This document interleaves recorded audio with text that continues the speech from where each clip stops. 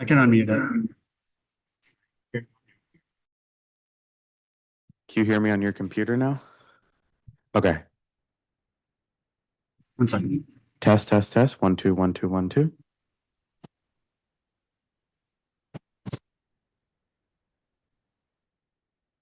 Test, test, test. 1, 2, 1, 2, 1, 2.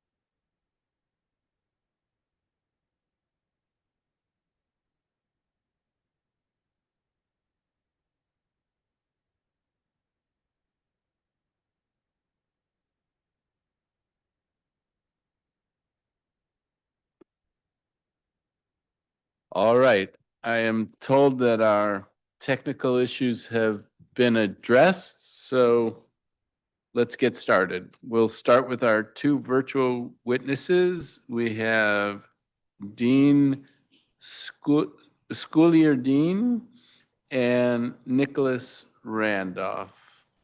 And are they on?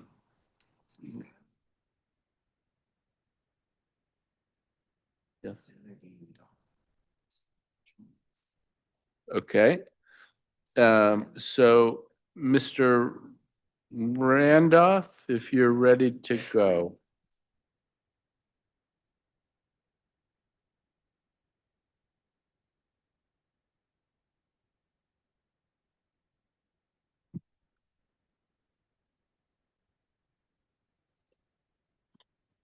Good morning. Can you hear me? Yes, but Hi. maybe perhaps a little louder. Okay. Sorry about that. Hi. Good morning. My name is Nicholas Randolph. I'm a United States Marine Corps veteran. I just recently had some troubles in life to where the Humane Society actually had to help me out. I have a service dog, and there was really nothing I could turn to in DC to actually come through and help me out in my situation. I was living in my car, and we was literally about to get this blizzard. And then, like I said, the Humane Society put me in a hotel because there was nothing else that I could really reach for. My car went down, and like it literally was in like the nick of time. There's not too much for me to say, but a thank you to them, because if not of that, you never know what could have happened in this past month for me.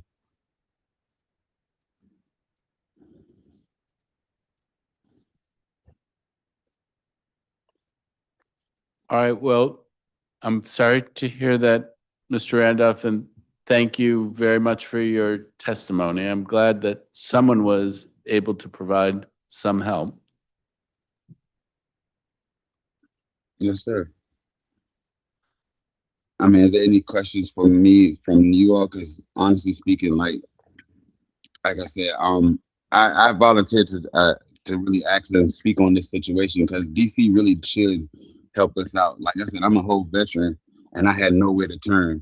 Like I have a service dog, and it took literally them to be wanting to literally make sure my dog was okay to get me in a hotel, and that that's kind of weird, to be honest. Yes, I am sorry to hear it. I think maybe the best thing would be if you could reach out to our team, either Dan Pesson or Ella Roth, and then we can try to help you on your individual matter, but thank you for bringing it to our attention. And please Okay. do follow up and reach out to them. I will. Thank you. Thank you.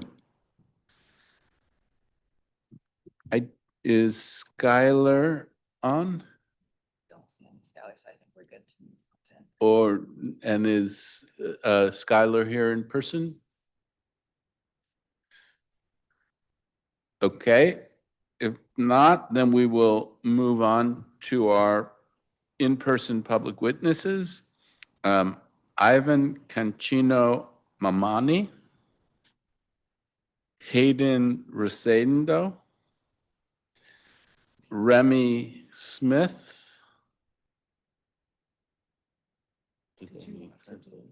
Yes, so I think you wanted to do panels of two. Okay, well, we're gonna do three for now. Okay. And we will. Thank you.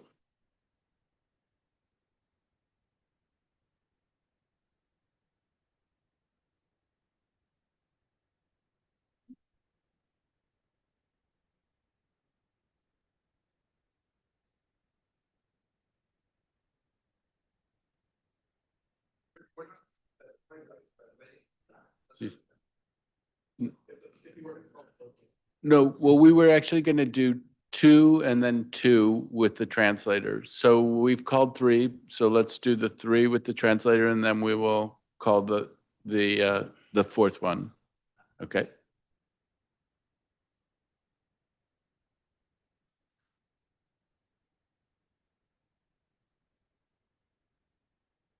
All right. Thank you very much.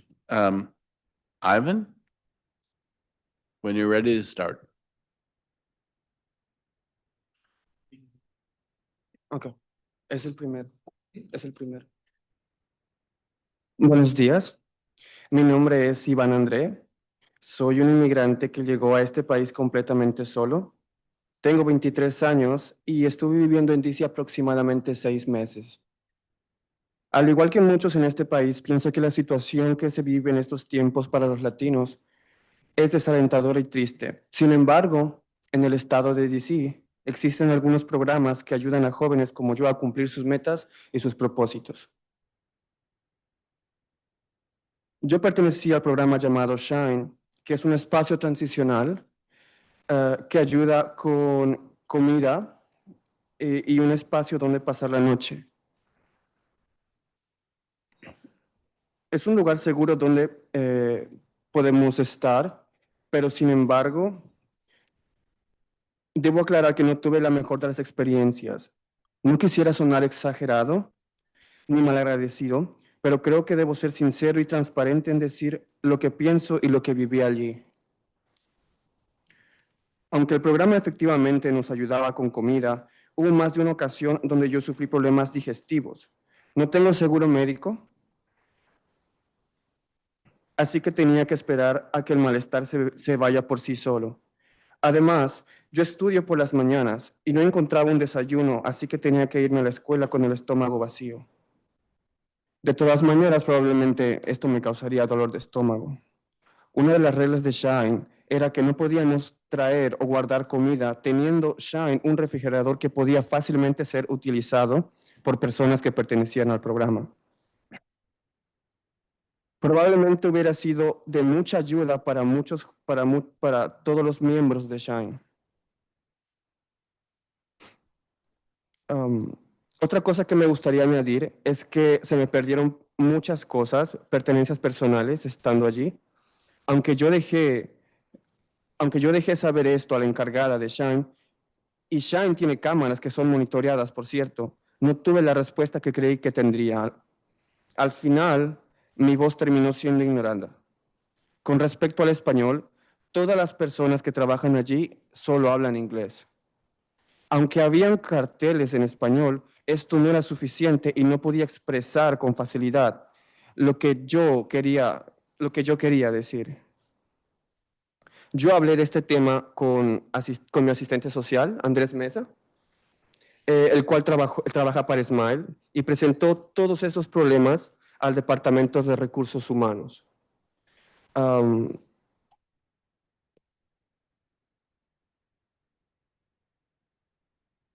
I can summarize it real quick in English if it's okay. Yes. Okay. So he just said his name is Ivan Andre. He's 23 years old. He's been in this country for a couple of years alone, but he's been in DC for 6 months. He lived in a high barrier shelter called Shine, which provides meals and a place to sleep, but they don't offer a place to store food or to cook. So he oftentimes would go to school or would have to go to work hungry due to food inconsistency. So he wasn't allowed to access the fridge there. No resident is allowed to use it, but they provide meals on a irregular basis. He also lost a lot of belongings and he felt like his concerns were ignored. And of course, due to language barriers, he was unable to receive assistance in his native language, and which he feels was ineffective and leaves a lot of residents with inadequate care. He also raised a lot of concerns to me, which I eventually raised to DHS. But these, of course, felt brushed off and unaddressed in his opinion. And the things that he would want to advocate and express that in terms of changes, he would want reliable access to quality food and ability to store food, more staff who speak Spanish or can use language access, and then clear procedures to protect personal belongings and ensure that staff is being held accountable when concerns are being brought up. Thank you very much. Hayden?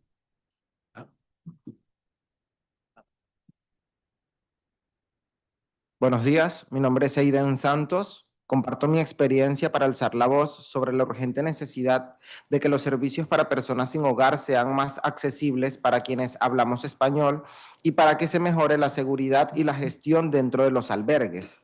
Como hispanohablante, he enfrentado barreras significativas al intentar acceder a los servicios. Muchos albergues y programas de apoyo no cuentan con personal bilingüe documentado, traducidos ni información clara en español. Esto hace que sea extremadamente difícil entender las reglas, acceder a los recursos, pedir ayuda o defender tus propios derechos. Cuando ya te encuentras en una situación vulnerable, no poder comunicarte con claridad aumenta el miedo, el aislamiento y el riesgo. Además, la gestión y la seguridad en los albergues necesitan mejoras urgentes Personalmente fui agredido tanto en un albergue LGTB como en un albergue no LGTB. En ambos casos hubo fallas en la supervisión, en la respuesta y en la rendición de cuentas. Denunciar a los incidentes no resultó en acciones significativas ni en protección. Nadie que busque seguridad debería experimentar violencia en los mismos lugares donde están destinados a proteger. Los albergues deben implementar protocolos de seguridad más sólidos, contar con personal mejor capacitado, aplicar un enfoque informado por el trauma y establecer sistemas claros de denuncias que realmente protejan a los residentes. También debe haber consecuencias reales para conductas inseguras y una supervisión más estricta para garantizar que los albergues cumplan con los estándares adecuados.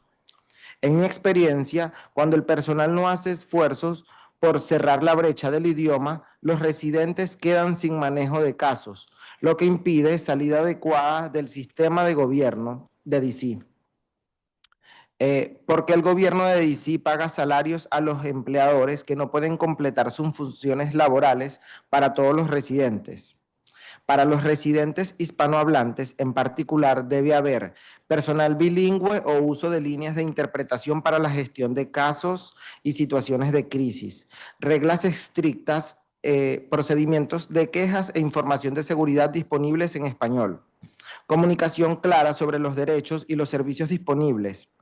Los servicios para personas sin hogar deben ser espacios de seguridad digna y apoyo. En este momento, demasiadas personas, especialmente quienes hablamos en español, permanecen en situación de vulnerabilidad. Estoy solicitando cambios reales en accesibilidad, gestión y seguridad para que nadie más tenga que pasar por lo que yo viví. Sin más nada que acotar, tengo que agradecer a todo el personal por la oportunidad que me brindan y las oportunidades que le pueden brindar a las personas hispanohablantes en situación de calle. Thank you so much. Thank you. He said his name is Hayden Santos. He wanted to share his experience. A little slower. Oh, yes. He wanted to share, and if you want, I can translate it to English. I can translate it like verbatim. I think it worked what you did last time, but you Okay, can go ahead. just slower, okay. So he wanted to share his personal experience when he was experiencing homelessness. He tried 2 adult shelters, one LGBT, one non-LGBT, in which both he was physically attacked. He had struggled to report this to supervising staff due to language barriers, and he felt that there wasn't proper training and trauma-informed approaches in this case when he was trying to notify about unsafe standards in shelter. He has noticed this language gap across services and DHS funded programs. And then he wanted to ask, why does DC government pay salaries to employers that can't complete their job role for all residents? He feels that due to language gaps, case management is not achieved, which ultimately leads to improper exits or a lack of exits from social service systems. So what he's requesting is bilingual staff or use of interpretation line, written rules, complaint procedures, and documents available in native languages, so in his case, Spanish, and then clear communication about the individual's rights and available services, so other individuals do not have to repeat the same experience he's had.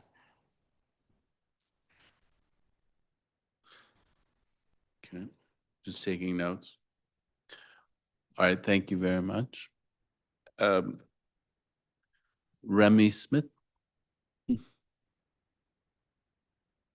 Hello, my name is Remy Smith. I'm currently 18 years old, and about 4 months ago, I started experiencing homelessness. I was in a situation where I had to run away from my house, and so over the next few months, I had to contact DHS and a bunch of social services so I can maybe get housing and get somewhere to stay for the future.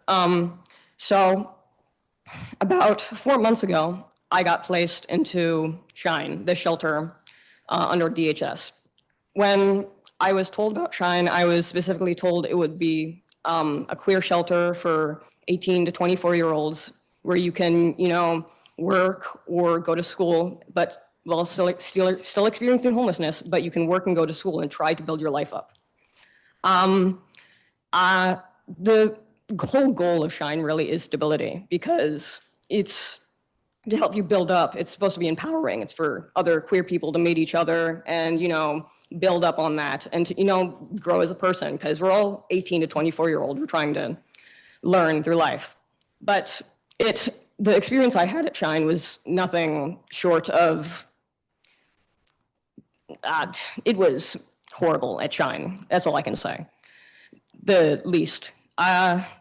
My first month at Shine, I remember I had been personally sexually harassed by somebody, another person in the shelter, and I reported it to one of the case managers after a week or two, and it was a few weeks of silence, and then it was decided that I would be suspended for reporting sexual harassment. I was told by my case manager that this was actually suggested by DHS, and so I would be spending the next 2 weeks the next 2 weeks suspended because I reported sexual harassment. Because of this, it made my mental health decline, and I had to be placed into a psych ward. And I was only there for a few days, but it still really set me back in terms of progress. It was a struggle because you're homeless, you're mentally ill, and also you're dealing with all of this sexual harassment and trauma, and you just get suspended, apparently. Sorry. In the next 2 or 3 months, it wasn't any better. There were multiple times I witnessed verbal and physical fights between people in the building. And when these were reported to staff, it was met with, hush, shh, don't say anything. No. I remember at the last month I was at Shine before I left, I had been placed into a room that doesn't validate me. I'm a trans man, and they knew this. They knew this when I came to the shelter. It's a queer shelter. They're supposed to, provide for us. My last month at the shelter, they decided to place me in a room strictly full of women, despite telling them that I wasn't comfortable with that.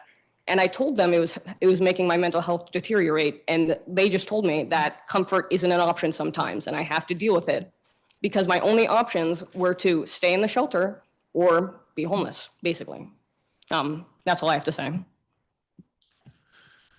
All right, thank you very much. Thank you to all of the witnesses. I'm very sorry to hear about all of these different stories. I mean, I take away one of the issues that was raised is access to food and the ability to cook for yourself, protection for belongings, language access issues across the board, and then this your experience, which is distinctive, and I'm very sorry to hear about it. I do think it could be, and we'll have more witnesses from this organization, that you should reach out after the oversight process is completed and before the budget process starts, so we can take more time on these things. But we have 120 witnesses, so I need to keep it moving.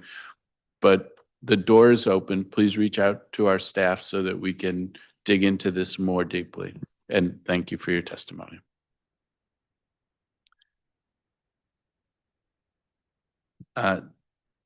So I think for these witnesses, if you can get up, and then we will have one other witness join who will require translation. Daniela Morales Blanco.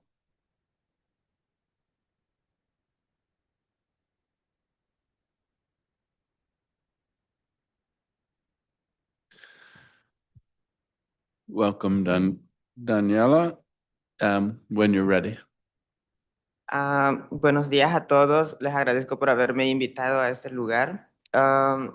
Me llamo Daniela Blanco Morales y realmente quiero hablar un poco sobre mi experiencia en los programas de vivienda acá. Desde que yo salí del closet como una persona transexual, he enfrentado muchas barreras, se me han cerrado muchas puertas, no he podido conseguir un trabajo estable. Realmente quisiera hablar de mi experiencia en el caso de... Yo he vivido en un programa de vivienda para personas LGBT y a veces siento de que en esos programas no tienen personas calificadas para apoyar a las personas de la comunidad, en el sentido que hay muchas personas que no son ni siquiera de la comunidad y forman parte del staff o del programa y se encuentran choques de pensamientos y momentos incómodos cuando se trata de buscar ayuda emocional.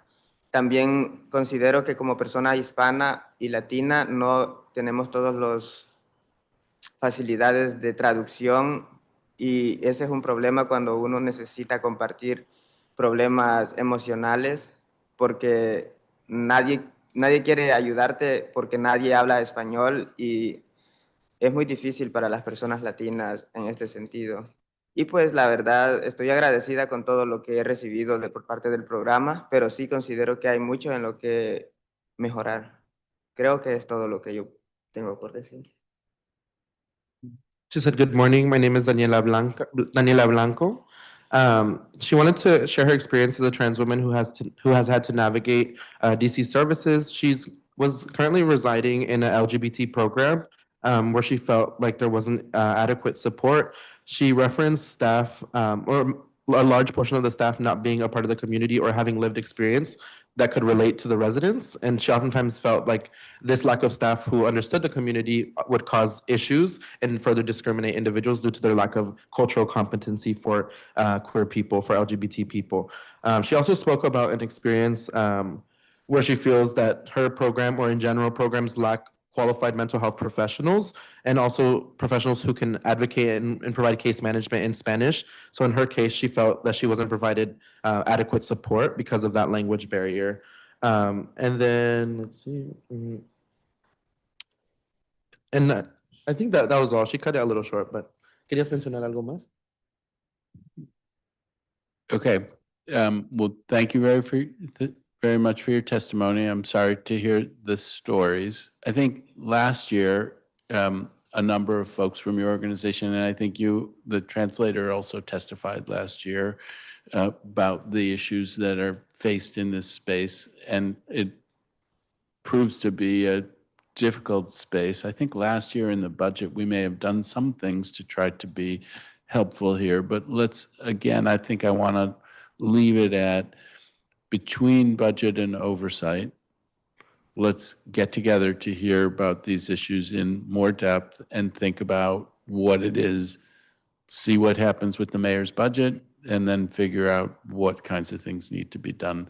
But thank you to you for coming forward with your testimony, and thank you to the other witnesses who've come forward with their testimony to talk about their personal and difficult experiences. Thank you very much.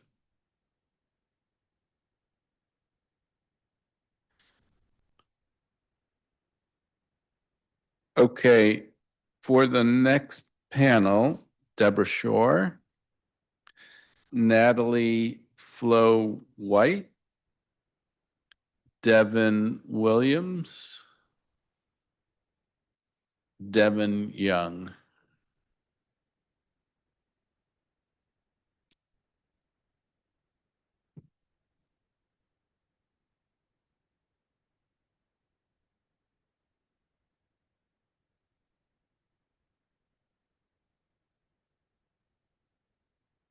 All right, thank you. When you're ready, Deborah. Thank you, Chairman Fruman, for the opportunity to testify today. I am the founder and executive director of Sasha Bruce Youth Work, which has over 50 years of experience and many programs that support youth and families. The teens and young adults in our city that are unhoused are our primary focus, but we also offer community programs as a means of stabilizing young people and families. Sasha Bruce has deep and abiding relationships with youth and families in DC. There are a number of issues that are important today about our youth homelessness service system, and I know that other colleagues will be covering many of them. I want to focus my attention here today on our drop-in center. I am here asking the council for support to continue our services, which have been foundational to young people in our city and cannot simply be replaced. We have operated our center on Barracks Road for 12 years under a contract with DHS. An RFP was let, and DHS awarded this contract to another provider. I disagree deeply with the merits behind this decision and take issue with the decision-making process. A debrief with DHS did not make the decision any clearer, and different reasons have been provided to us and to others. One point on this is there was no value given to experience in the youth community of DC. We have been completely unsuccessful at getting any new consideration. So I'm not here trying to litigate this decision again.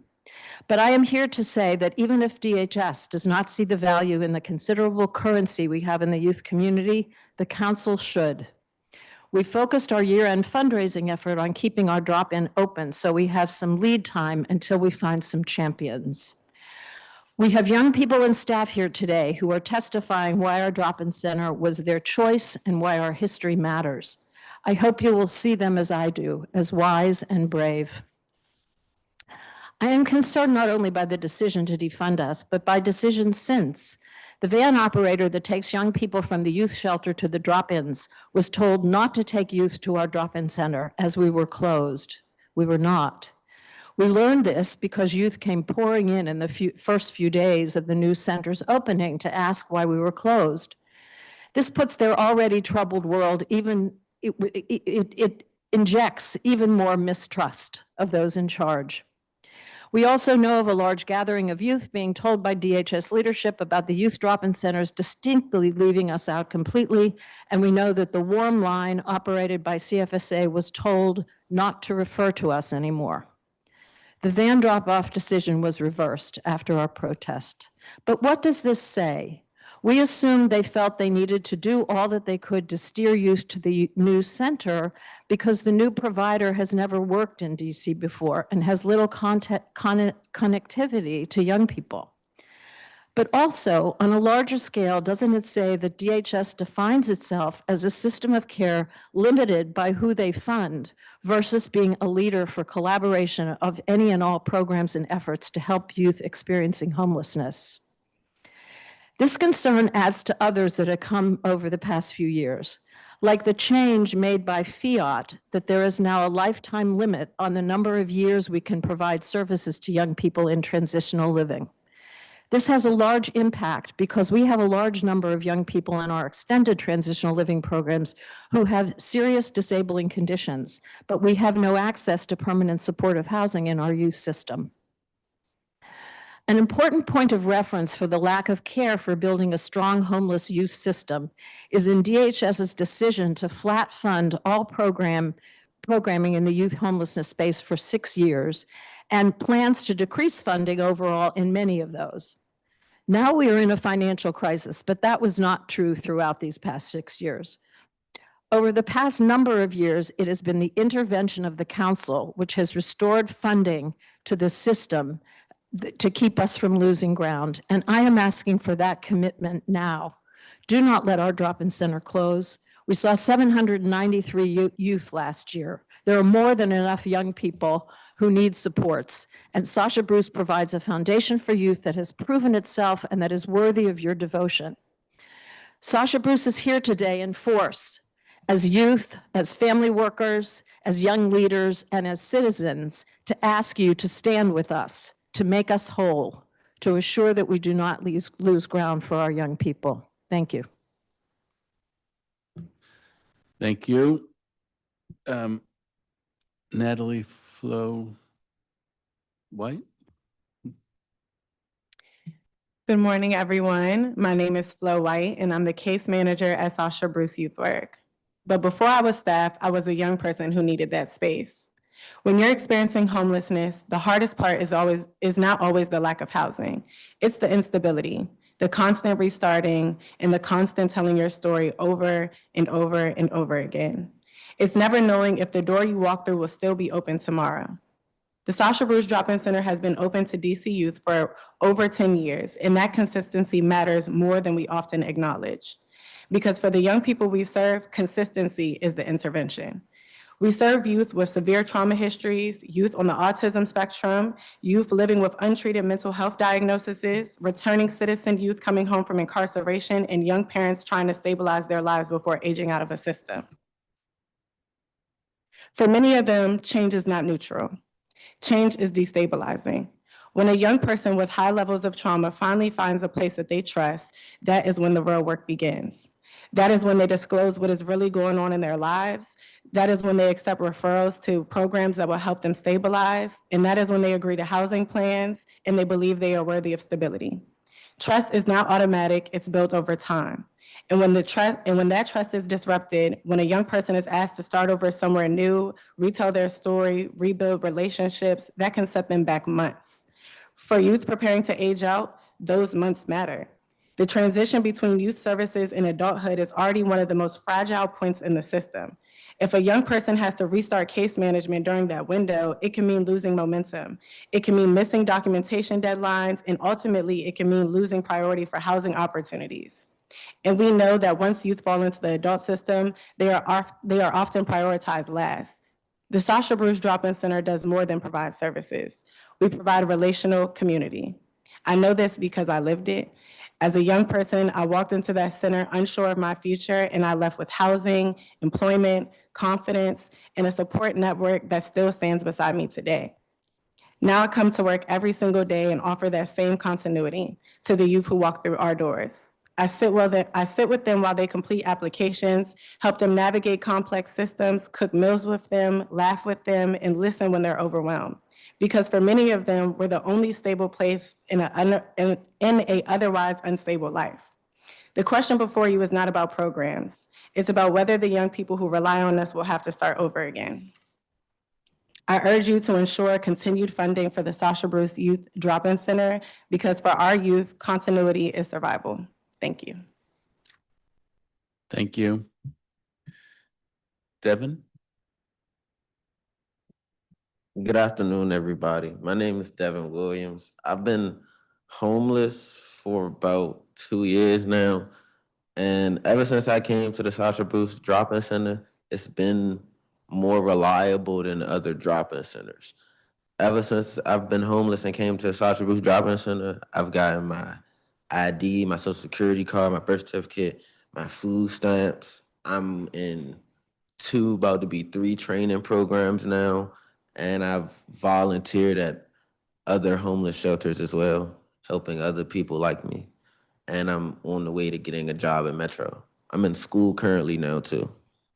All of this was not happening a year ago before I had help. Everything that's been going on with youth nowadays, it's good to have more drop-in centers like this to where it's actually people that have been in our scenario before, that is actually went through this and knows how it feels. Sometimes it's people that comes in a drop-in center that may not have had nothing to eat for 2 or 3 days. And sometimes people will be scared to ask, and sometimes people might mess it up now and then, but when they come back, they eventually get it right. I don't think that it was right that a drop-in center that has never had any experience in this area before got funding for something that I don't think that they have the experience dealing with. Me personally, I think that if we could all kind of get together and actually like meet with the people that are going through these experiences, you all will see that we actually need programs like this. I know people older than me that have went through the programs, and now some of them are running their own businesses. We talk daily about the situations that we go through, and we just think that if we have a little bit more credibility on other people's end, we could get a lot of things figured out. That's all. Thank you. Thank you very much. Devin? Yeah, good morning, Councilman. My name is Devon Young.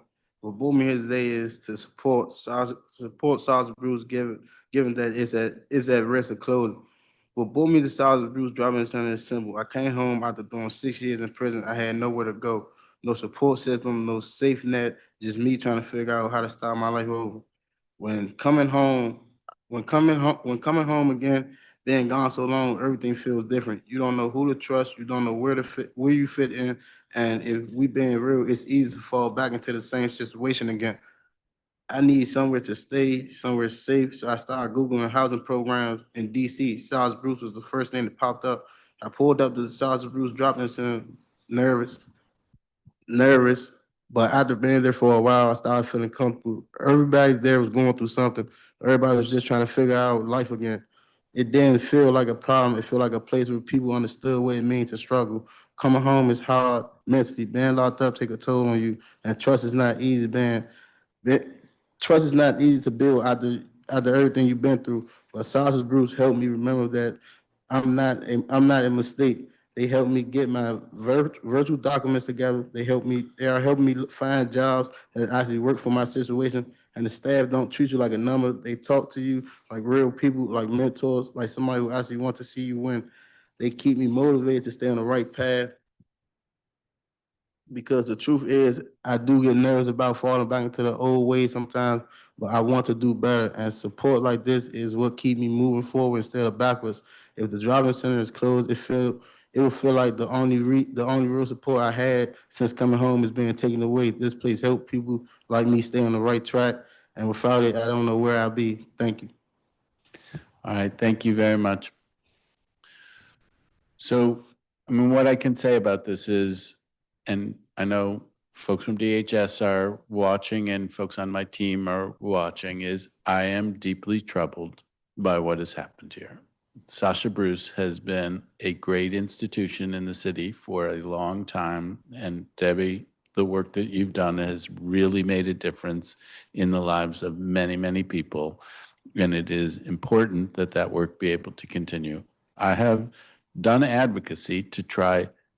The contract decision is not going to be reversed, but is there a way to keep you alive with bridge funding so that we can continue to serve, you can continue to serve the people who you've been serving with continuity? That is a very important point, is a thing that I will continue to advocate for. right now, I'm advocating for it to be done immediately. My team is watching. We're working on our budget letter.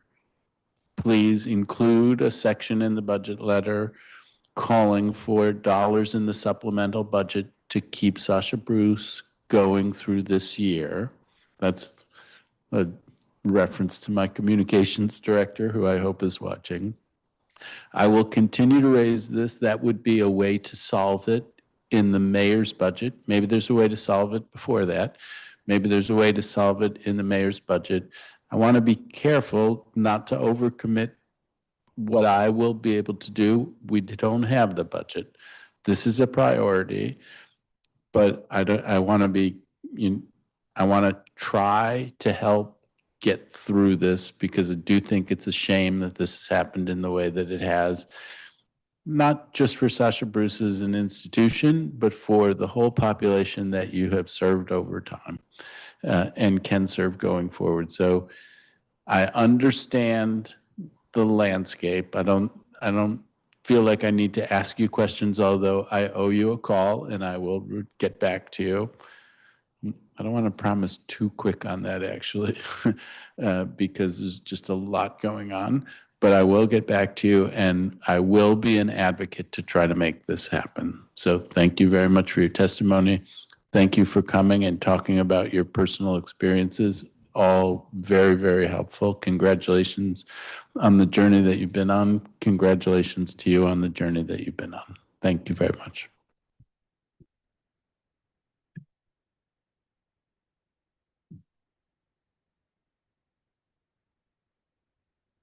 Okay.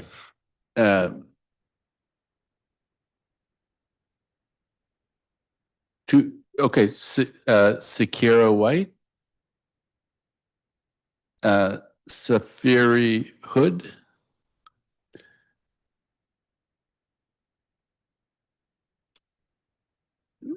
and then Betty Gentle.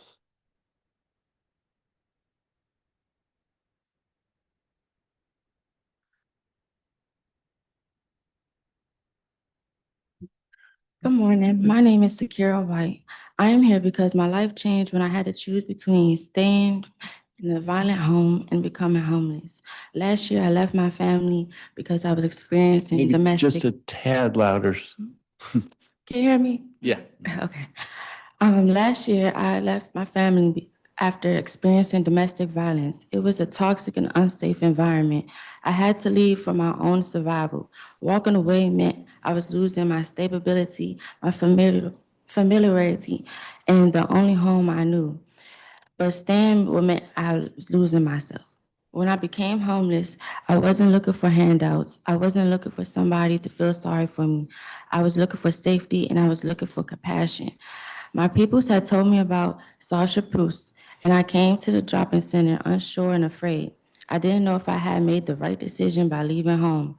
I didn't know what my future would look like. All I knew was I needed somewhere to feel like I was safe and not in danger. When I first arrived, I was hesitant and guarded, but over time I began to open up because the staff made it possible. They didn't treat me like I was a problem to manage. They didn't treat me like I was just a person on the street. They made me feel worth it.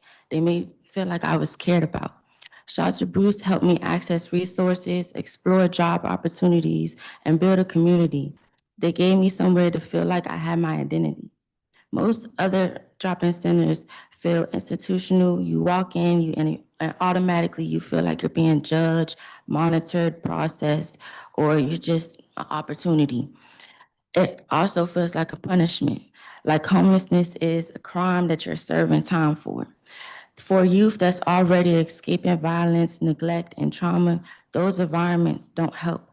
They re-traumatize. Sasha Bruce is different. It feels human. It feels safe. It feels like somewhere you can finally exhale. For many of us, Sasha Bruce is the first place where you are not treated like a number, a case file, or a liability. It's a place where people learn our names, hear our stories, and respond with care instead of control. Losing Sasha Bruce will not just be shutting down a building, it will mean sending the youth back to the systems and the holes they were trying to escape from. It's dehumanizing. It means telling the youth go back to fleeing into the violence and the places they came from. It will mean removing one of the few places that understands the homelessness, and homelessness is not a failure, it's an often result of survival. Sasha Bruce has been part of this community for years. We know them and they know us. Change is of course necessary in the city, but removing something that works, removing something that heals, removing something that gives life is not progress, it's harm. I ask you to protect this place because for many of us, it's not just a home or not just a drop-in center, but it's our safety. It's our only go-to. It's the difference between surviving and giving up. Thank you. Thank you. Safiri? Safaris, apologies.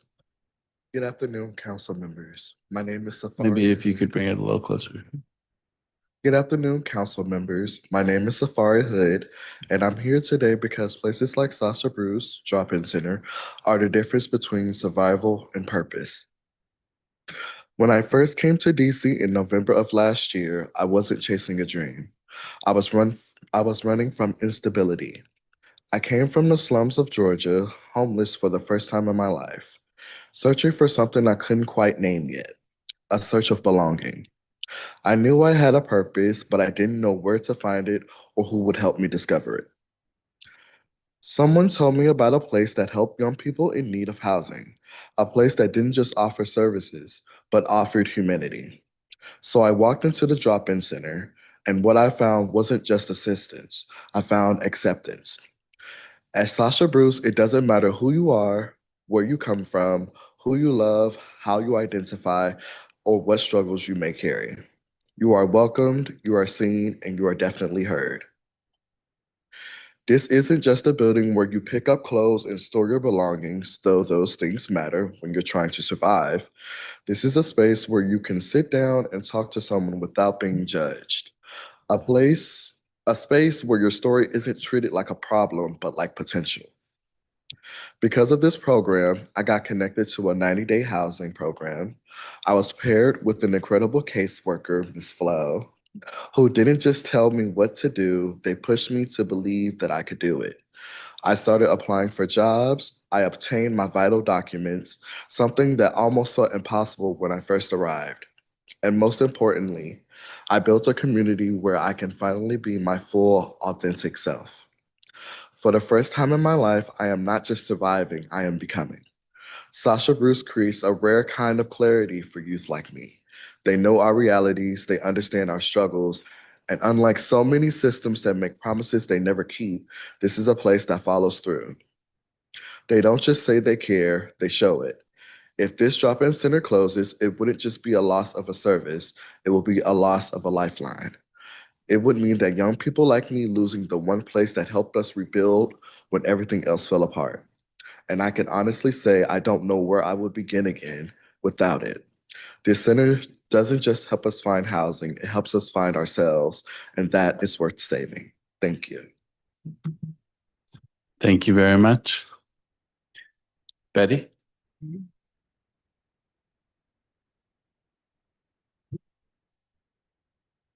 Greetings, Chairman Freeman and members of the committee. Thank you for the opportunity to testify today. My name is Betty General, and I serve as a Senior Director of Advocacy and Public Policy at Sum Incorporated, a nonprofit organization committed to breaking cycles of homelessness and poverty by providing material aid, supportive services, and pathways to stability and economic mobility. We value our partnership with DHS and remain committed to the shared goal of making homelessness rare, brief, and non-recurring. Achieving that vision requires policy choices that protect and strengthen the safety net, particularly as poverty and housing instability rise. Today, I will focus on three key areas: support for families, older adult homelessness, and food security. I also urge DHS to restore partnerships with community providers that previously enabled us to complete ID vouchers for unhoused residents. The current process imposes significant barriers to obtaining essential identification. First, protect children from deeper poverty. We thank the committee for policy implementation of the mayor's proposed FY 2610 of changes. Eliminating the annual COLA and reinstating more punitive sanctions and arbitrary time limits would push approximately 13,000 children deeper into poverty. Child poverty in the district has already risen sharply, reaching 28% in 2024, while nearly 46% of Black children in DC are living in poverty, reflecting longstanding racial inequities rooted in systemic barriers to employment, wages, housing, and wealth building opportunities. At a time when pandemic era supports that strengthen families' financial stability have expired, when families are staying in shelter longer due to the pause on FRSP and changes to how they exit shelter, and when permanent housing options have not expanded to meet growing need or replace reduced programs, cutting cash assistance moves us in the wrong direction. TANF reform should be evidence-based and centered on family stability, not punitive policies that push children and families deeper into hardship. We urge the committee to reject policies that undermine children's well-being and rise in poverty. Second, center older adults and create parity across the homeless continuum. While the district has invested heavily in ending family homelessness, though some of those investments now appear to be rolling back, far less progress has been made for single adults. The imbalance disproportionately harms older adults who make up a growing share of single adults experiencing homelessness. Adults aged 55 and older accounted for 34% of all adults in the most recent point in time count, up from 29% in 2024. Of those, 1,246 were unaccompanied. Because most seniors experiencing homelessness are single adults, they face longer wait times and fewer pathways to permanent housing. The FY26 budget funded 0 new PSH vouchers for single adults, lacking prolonged homelessness for older adults with fixed incomes, chronic health conditions, or mobility limitations. Shelter capacity that meets accessibility and medical needs also remain limited. Older adults need age-appropriate non-congregate shelter with medical supports. While the district has expanded non-congregate options, there are currently only 2 sites, both referral only.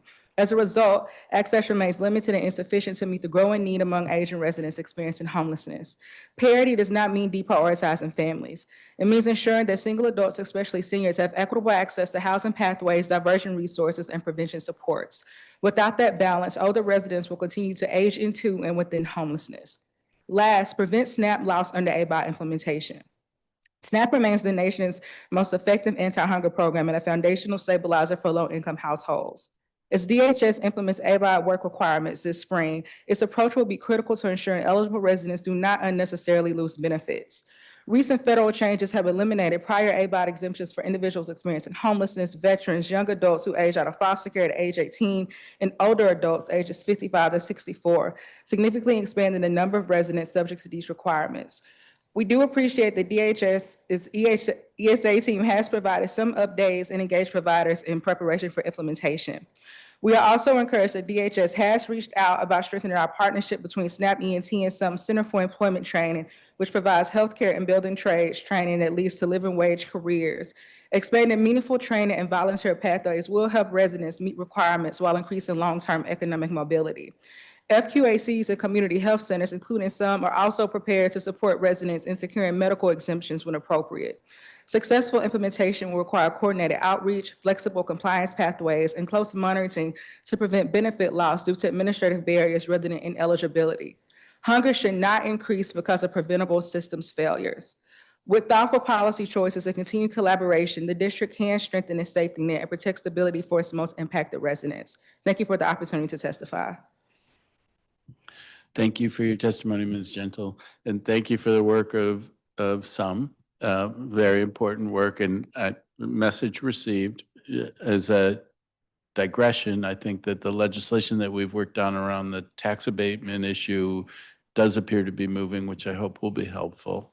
So we'll see. Hopefully, we can get that over the finish line. But thank you for your testimony. Thank you. And to the folks from Sasha Bruce, thank you for coming forward and telling your stories. Obviously, a really important institution that's made a real difference in people's lives, and it's helpful to hear folks describe the impact that it's had. So thank you for coming and testifying.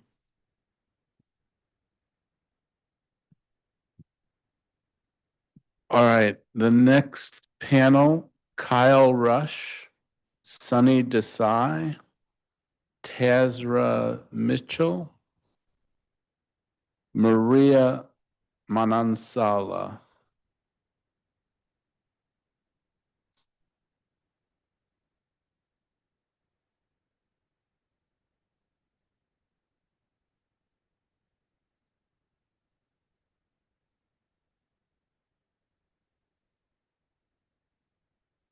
Okay, Kyle, when you are ready. Thank you, Councilman Furman, for the opportunity to testify. My name is Kyle Rush, and I am a staff attorney at Legal Counsel for the Elderly. LCE defends, protects, and empowers DC residents age 60 and over. Our tenant advocacy and support practice, TAS, prevents the eviction of the district's lower-income seniors and secures affordable, habitable, and accessible rental opportunities. DHS recently modified the ERAP application process. On the extremely cold and dreary morning of November 20th, 2025, residents were forced to line up for an opportunity to apply for benefits. LCE attorneys and support staff were present from when the people started standing in line until DHS ultimately turned people away. This DHS process was a complete nightmare. While I cannot go into detail on all the atrocities that took place that day, I will attempt to paint as best a picture as I can. Hundreds of people stood for hours on end in a line that went from the front doors of the building, through the parking lot, down the street, and around the corner. We observed multiple occurrences that were extremely problematic. DHS forced people with mobility concerns to wait without cover or access to proper facilities for their medical needs. Some people left the event stating that rental assistance was not worth putting their health at risk. DHS did not initially provide access to restrooms. Children younger than 5 years old had to urinate in public flower beds. Even after members of the DC Council arrived in person for news events, DHS's disastrous conditions continued to persist. As chaotic lines ran down both accessible ramps, stairs became the only means for people to exit the building. Our team witnessed bystanders carrying multiple individuals with disabilities down the stairs, including those in wheelchairs. DHS's logistical failures ensured the day was unproductive for everyone. I want to share with you a few stories of what took place at that egregious event. Mr. M is a Spanish-speaking 60-year-old client from Ward 4. Prior to the ERAP event, DHS told people who did not speak English to call in for an appointment, as interpreters would not be provided in person. Mr. M began calling in at 9 a.m. as instructed, but he could not make it through. Shortly thereafter, phone lines were jammed. At that point, it was too late for Mr. M to attend in person, even if interpreters had been available. Mr. M was deprived of ERAP simply because he's a Spanish speaker. Miss P is a 70-year-old client from Ward 3. Miss P struggles with multiple physical disabilities, one of which requires her to walk with 2 canes and causes uncontrollable shaking in her limbs. DHS required Miss P to continue standing for multiple hours in line.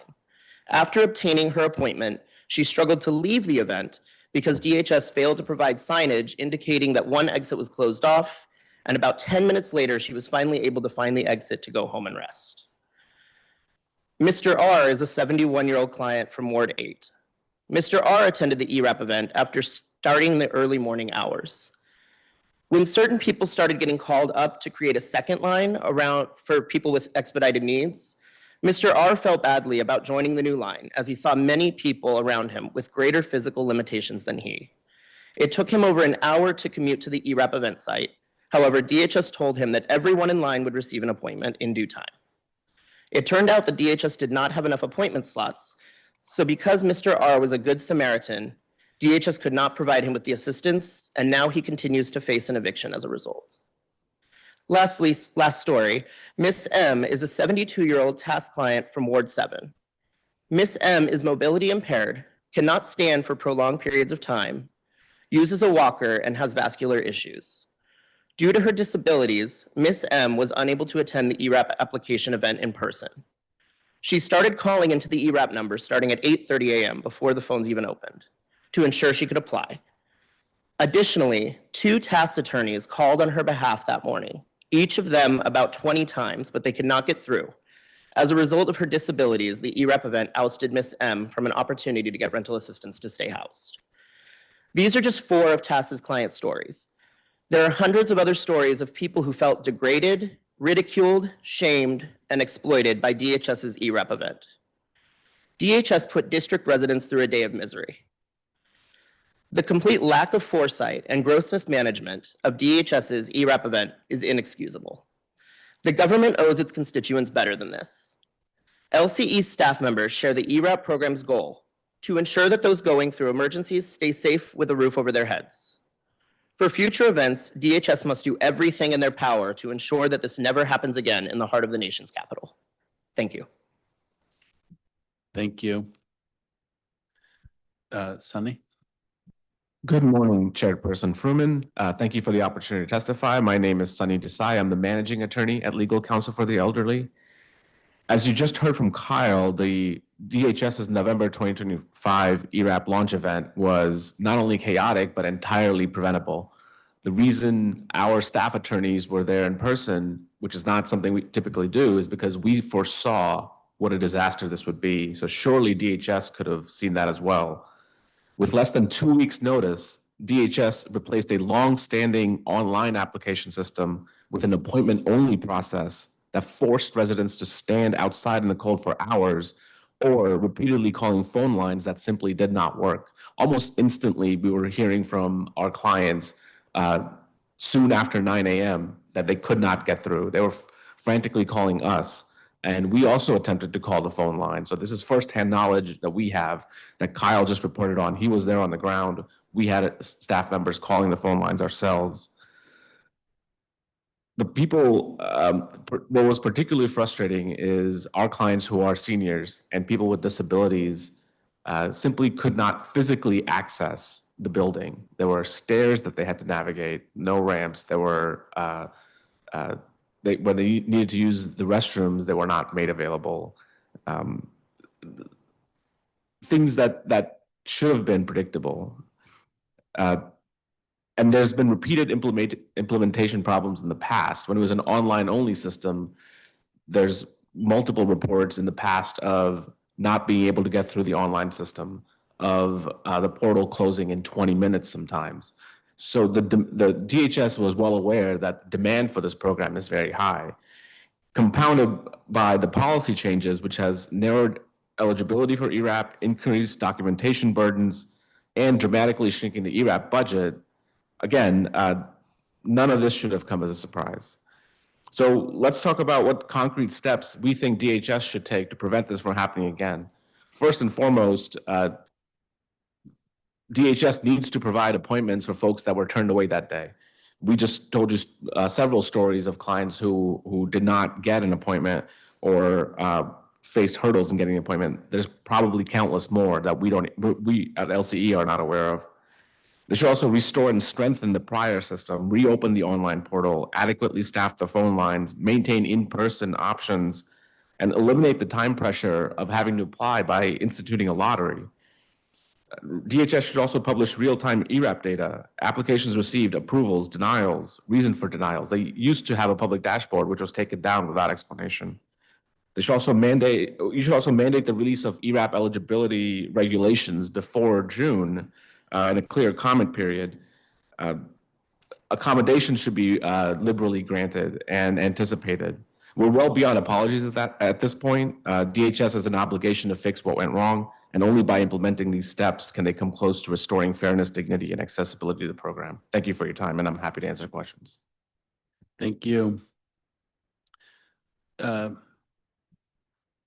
guess, Tasra? Okay, great. Maria? Good morning, Chairperson Fruman. Thank you for the opportunity to testify. My name is Maria Manansala. I'm a policy fellow at the DC Fiscal Policy Institute, and I also co-chair the TANF is Still a Lifeline Coalition.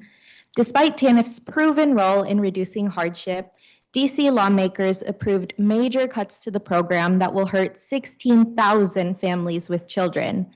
These changes include eliminating TANF's cost of living adjustment, reinstating the 60-month time limit, and increasing sanctions for not meeting work requirements. My testimony will highlight actions the committee and DHS can take to reduce harm and strengthen the TANF program on top of reversing the cuts. To begin, I would first like to express my appreciation to DHS for convening the TANF working group and for inviting DCFPI to participate. While we greatly value the opportunity, we do have some concerns with its scope. Rather than using this forum to fully examine all 3 approved TANF changes, DHS has narrowed the focus of the working group to develop a hardship exemption policy that would allow some households to continue receiving benefits beyond the 60 months. This approach treats the time limit as a foregone conclusion and excludes meaningful discussion of sanctions and COLAs.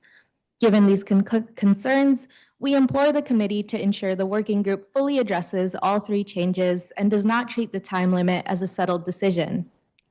Next, I would like to shift to discussing the TANF Employment and Education Program, also known as TEP. DCFPI commends DHS for its ongoing efforts to improve TEP, but evidence suggests that TEP is still not functioning effectively in terms of helping parents secure employment. In fiscal year 2025, TEP had an average of just 10 job placements for every 1,000 work-eligible TANF participants. DHS attributes these poor outcomes to several systemic factors, including reduced local hiring, reduced case management due to budget constraints, and widespread staff turnover following a new TEP contract. Meanwhile, findings from DCFPI's focus groups with TANF participants point to additional shortcomings. Firstly, focus group participants highlighted the mismatch between TEP's job placements and their career goals. Because TEP vendors connect participants to jobs based on existing skills and work histories, focus group participants without higher education described being steered into low-wage work that does not align with their interests. While this approach may enable participants to find jobs more quickly, in their cases, it has not led to lasting self-sufficiency. Secondly, focus group participants did not think TEP offered a clear pathway to employment. Even after taking classes to build their skills and certifications, they still had to navigate the job application process, which was often unsuccessful, and they still had to overcome barriers to work like securing childcare and transportation. Ultimately, DCFPI urges the committee to closely scrutinize TEP, including working with DHS to assess vendor performance, improve data collection on participant work outcomes and barriers, and evaluate changes from the program's relaunch in October 2024. Moving on, I would like to further elaborate on barriers to employment. Although DHS offers resources intended to address certain obstacles, far too little families are actually accessing these supports. For instance, in DCFPI's focus groups, we heard that some families don't have a childcare voucher. We also learned that many participants with health conditions are not aware of POWER, which exempts TANF recipients with disabilities from work requirements. In fact, only 143 of the 16,000 families receiving TANF are currently enrolled in POWER. All in all, these findings suggest that families are actively slipping through the cracks. We urge the committee to work with DHS to implement clear, more formalized processes for identifying needs and connecting families to resources they're eligible to receive. DHS must also meaningfully invest in training for caseworkers, including trauma-informed training, to improve service delivery. Ultimately, I would like to end my testimony by clarifying that these reforms may improve the TANF program, but they are not a substitute for reversing the TANF cuts. DHS can and should improve employment services and address barriers to work, but those efforts will not work if a family is going from $800 a month to merely $150. Thank you for the opportunity to testify. Thank you for your testimony. Tazra? Oop, the button. To testify. My name is Tazra Mitchell, and I'm the Chief Policy and Strategy Officer at the DC Fiscal Policy Institute. My testimony focuses on the widespread harm that the One Big Beautiful Bill Act, or OBA, will have on SNAP and the actions that DC can take to reduce this harm. SNAP serves as the nation's first line of defense against hunger and is crucial to district economic well-being, but its reach is shrinking drastically under OBA, which made the largest cut to SNAP in history and will increase poverty and hunger and increase racial disparities, particularly among children. Approximately 17,000 DC residents are now at risk of losing some of their food assistance due to OBA's significant expansion of the SNAP time limit for adults, including some with children in the household and other vulnerable populations such as people experiencing homelessness. OBA also ends SNAP for certain immigrants and passes the buck to DC lawmakers by shifting substantial new costs to us, among making other changes. The quality of DHS's implementation of OBA cuts will affect how deep the damage goes. For example, how DHS ensures that no residents lose benefits for which they remain eligible due to complexity navigating red tape will determine whether more or fewer district residents can put food on the table. and their ability to improve its SNAP error rate, which stands at 19.8%, amidst their alongside their intensive implementation workload, could save or cost DC millions administratively under the new rules. DCFPI commends DHS for working vigorously to limit harm and avoid bureaucratic bottlenecks, particularly under tight time constraints, as was very evident in the oversight responses that they provided. Yet a lot remains unclear, such as when the clock on countable months will actually begin for adults subject to the time limit, and how they will screen for immigration status changes, such as when when a person goes from being a refugee to a permanent resident, a legal permanent resident. And public benefit advocates have also reported some hiccups with DHS's first letter to SNAP households on the time limit, but I know that they're collaborating to make improvements. DCFPI urges the committee to take 3 actions. 1, set a goal that no family or individual will lose access to SNAP unnecessarily and as a result fall deeper into poverty due to flawed implementation. 2nd, prepare for the shared costs that OBA will require DC to absorb, which could be $19 million higher in this upcoming budget cycle and another $50 million by 2030. And lastly, continue working with DHS and the advocacy community to provide regular opportunities to share implementation updates, identify and address any challenges, and track outcomes on the harm that these federal changes will leave and have on DC residents. Transparency and clarity will be crucial to success. And I will just lastly note that these SNAP changes are coming at a time when we're facing likely the largest cut to DC's local safety net in a generation, making implementation more urgent to be effective at limiting harm. Thank you for the opportunity to testify. Thank you. Kyle, Sunny, I think last year we put some money in the budget to add capacity at the Legal Counsel for the Elderly, and I hope I'm seeing the manifestation of that at the table now. That would Absolutely. And yeah, thank you for that. We try to help our clients perhaps need more in-depth assistance than some others, because with seniors, often with disabilities. And this is sort of a manifestation of that. Many of our clients were in line that day. That's why Kyle was there. There were 3 other folks from Legal Counsel for the Elderly there as well to walk them through the process. But we ended up helping a lot more people than just our clients. No, I hear you, and really important work. I mean, obviously, the understatement, not DHS's finest day. I think DHS would be among the first to acknowledge that.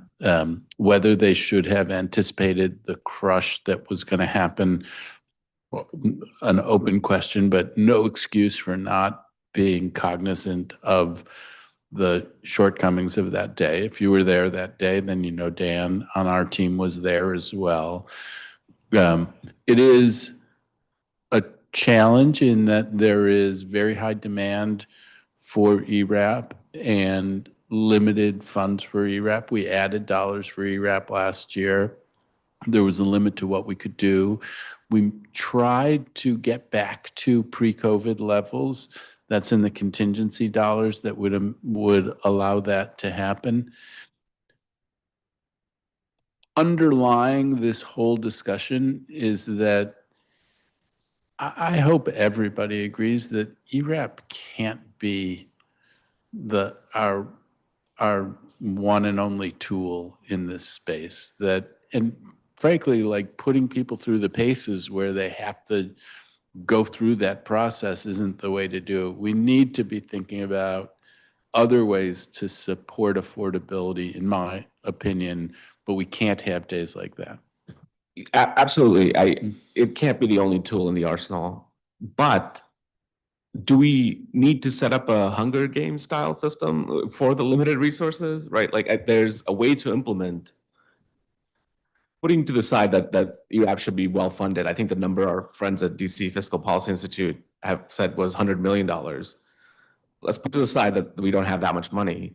If their resources are limited, why can't we set up a fairer system where everyone gets access to it? Why does it have to be the first person past the post gets the best access? The person that's able to stand in line for 8 hours gets access. The person who doesn't speak Spanish, who can't leave their home, can't get access, right? No, hear you. And I think nobody wants a day like that again. So figuring out how we get it better, I think DHS is a partner in thinking about how do we get it better. But reminding us of that day, super important. Maria, thank you for your work on the TANF working group.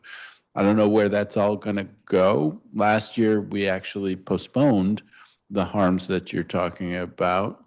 What we'll be able to do through this working group process, I think, remains an open question. I thought the first meeting actually was quite good.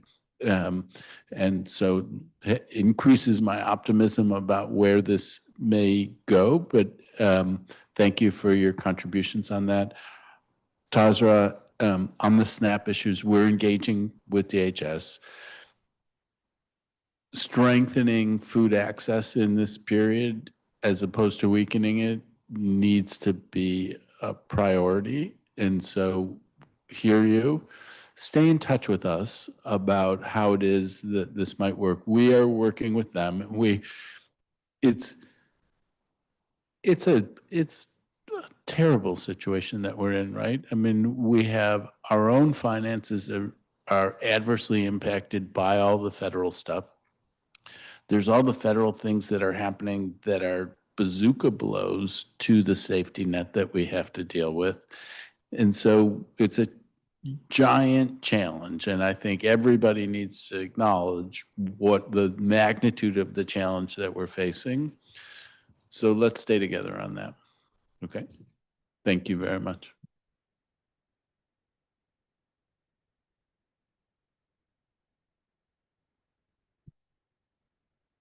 Michael Cohn, Molly Katchen, Charles Williams,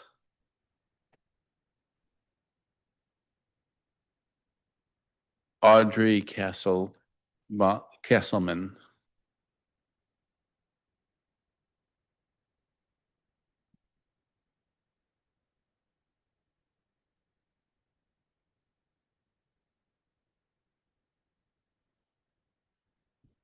Okay.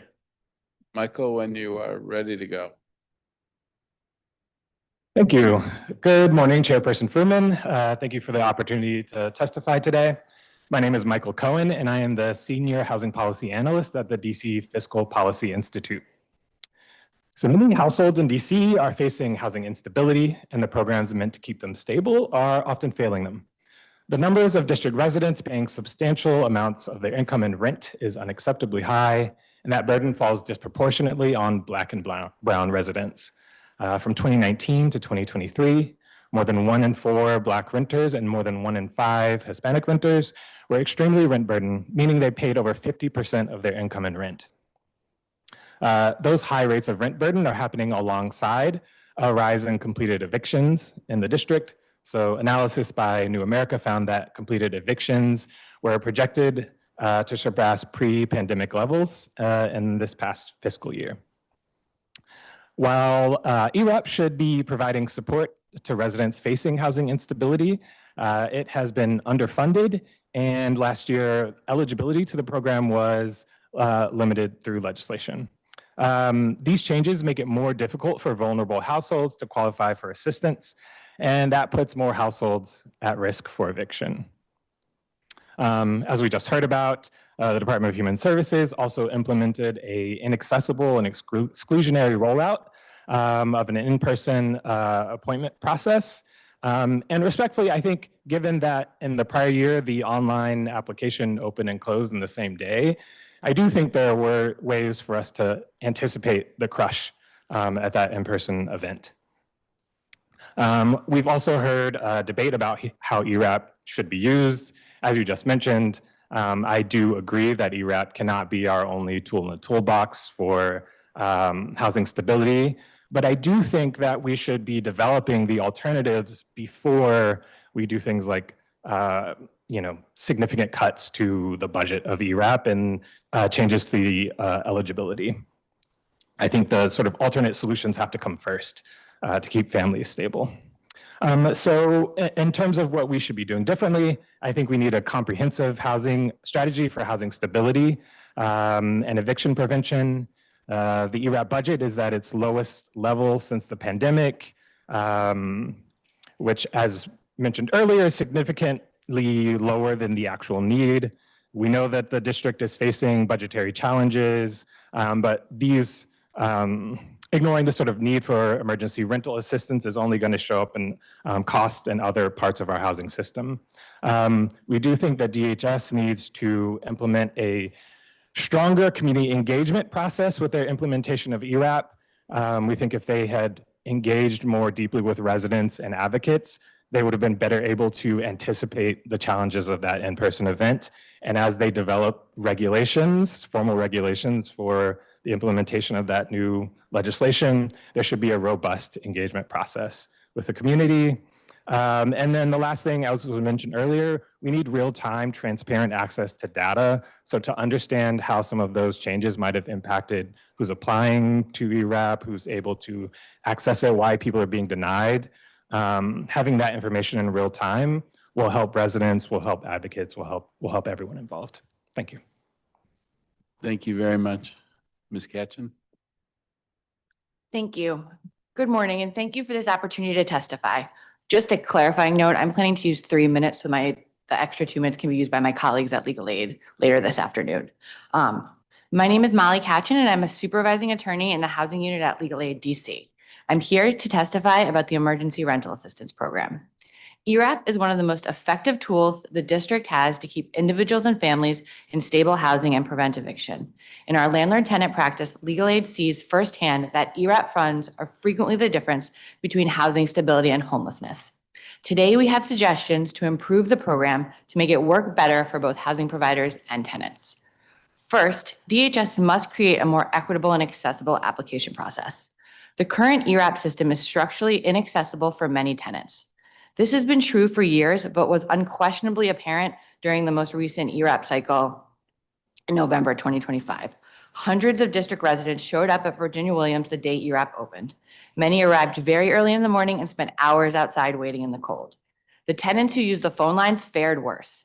The ERAP lines went down and few tenants were able to get through due to high call volume. Many of the tenants who used the phone lines did so because they were unable to go in person due to physical disabilities or other limitations that prevented them from standing in line for hours.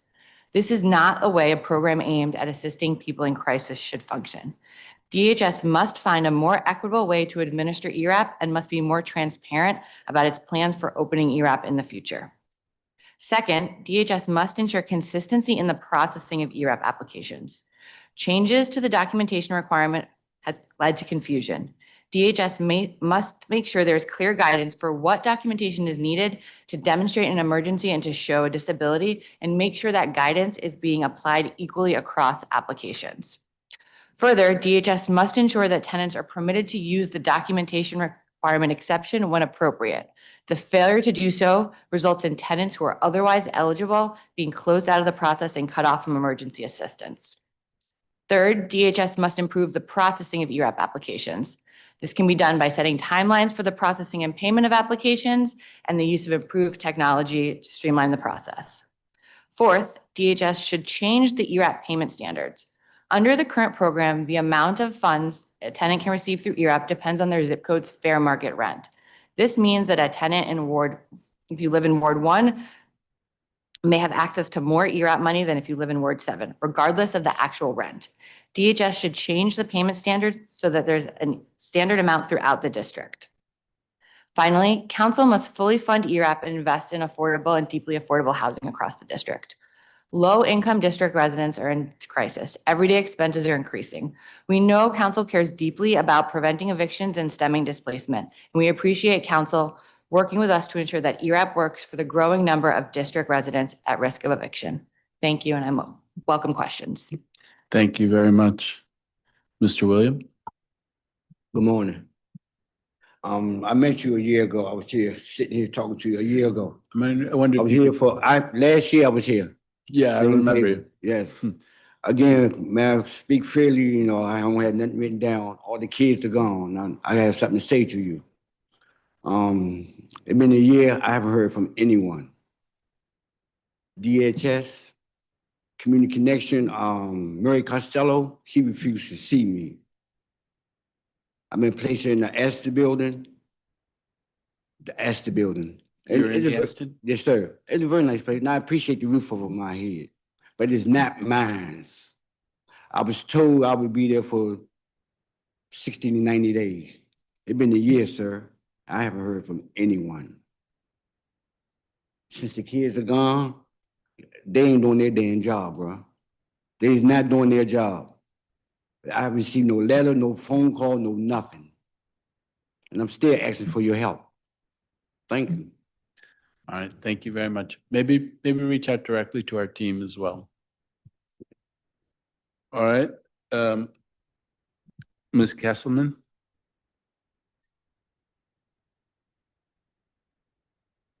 You want to push the button?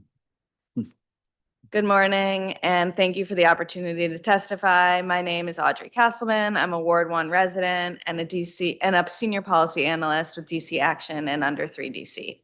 Under 3 DC works to build a racially just early childhood system and ensure every infant and toddler in the district has a strong start. Thank you, Councilmember Fruman, for your continued leadership in protecting early childhood funding. As the family-facing agency for the Child Care Subsidy Program, DHS plays a central role in helping families access and maintain their subsidies. This program is a lifeline for over 7,300 children in a city where infant care costs more than $26,000 per year. For a family earning 300% of the federal poverty level, private pay childcare tuition consumes about 32% of their income. For families earning less, childcare expenses can take 50 to 100%. An unrealistic share of a household budget, forcing impossible trade-offs with housing, food, healthcare, and other necessities.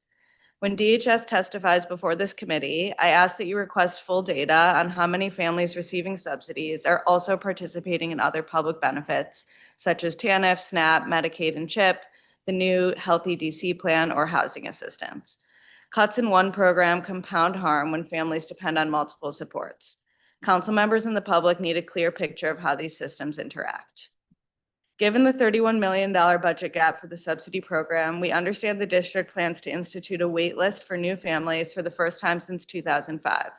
This is deeply concerning. Childcare needs are immediate, and delayed or halted subsidies force children into unstable or unsafe care and parents to reduce work hours or leave the workforce altogether, affecting both family stability and our broader economy. If a waitlist becomes unavoidable, DHS must prepare now to minimize harm to families and ensure providers can maintain enrollment. In December 2025, Under 3 sent OSSI and DHS a memo outlining recommendations to manage a waitlist. The priority must be transparency and clear communication. A waitlist cannot become a black hole where families wait indefinitely for approvals without updates. A poorly implemented waitlist would also destabilize childcare providers. Vacancies mean lost revenue, layoffs, reduced hours, and classroom closures, shrinking supply and leaving children without high-quality care. DHS and OSSI should publish regular public status reports and hold ongoing meetings with providers, families, and advocates to share information and gather feedback. No decisions about a waitlist or how it's implemented should be made without consulting on-the-ground stakeholders. At a time when families are facing shrinking supports, strong child-focused leadership matters. We urge DHS to partner with OSSI and those directly affected to protect access to subsidies, improve implementation, and ensure every eligible family can access stable, affordable, high-quality childcare. Thank you. Okay, thank you very much. Thank you to all of you for your testimony. I mean, obviously, ERAP, very important that we get this improved. And so hear you and thank you for the very specific suggestions about things that should be done. Mr. Williams, reach out. Hopefully something can be done to address your issues. And the child care subsidy, a very, very important thing that all the pieces, sort of as you suggested, all the pieces have to fit together. And one of the big things that we all talk about and that I talk about a lot is connecting folks to work, which is the goal to get folks to where full independence. And yet, if there isn't the child care subsidy, if there isn't child care, then it's not going to happen for lots of people who want to be connected to work and to achieve independence. So I hear you. Again, thank you all for your testimony.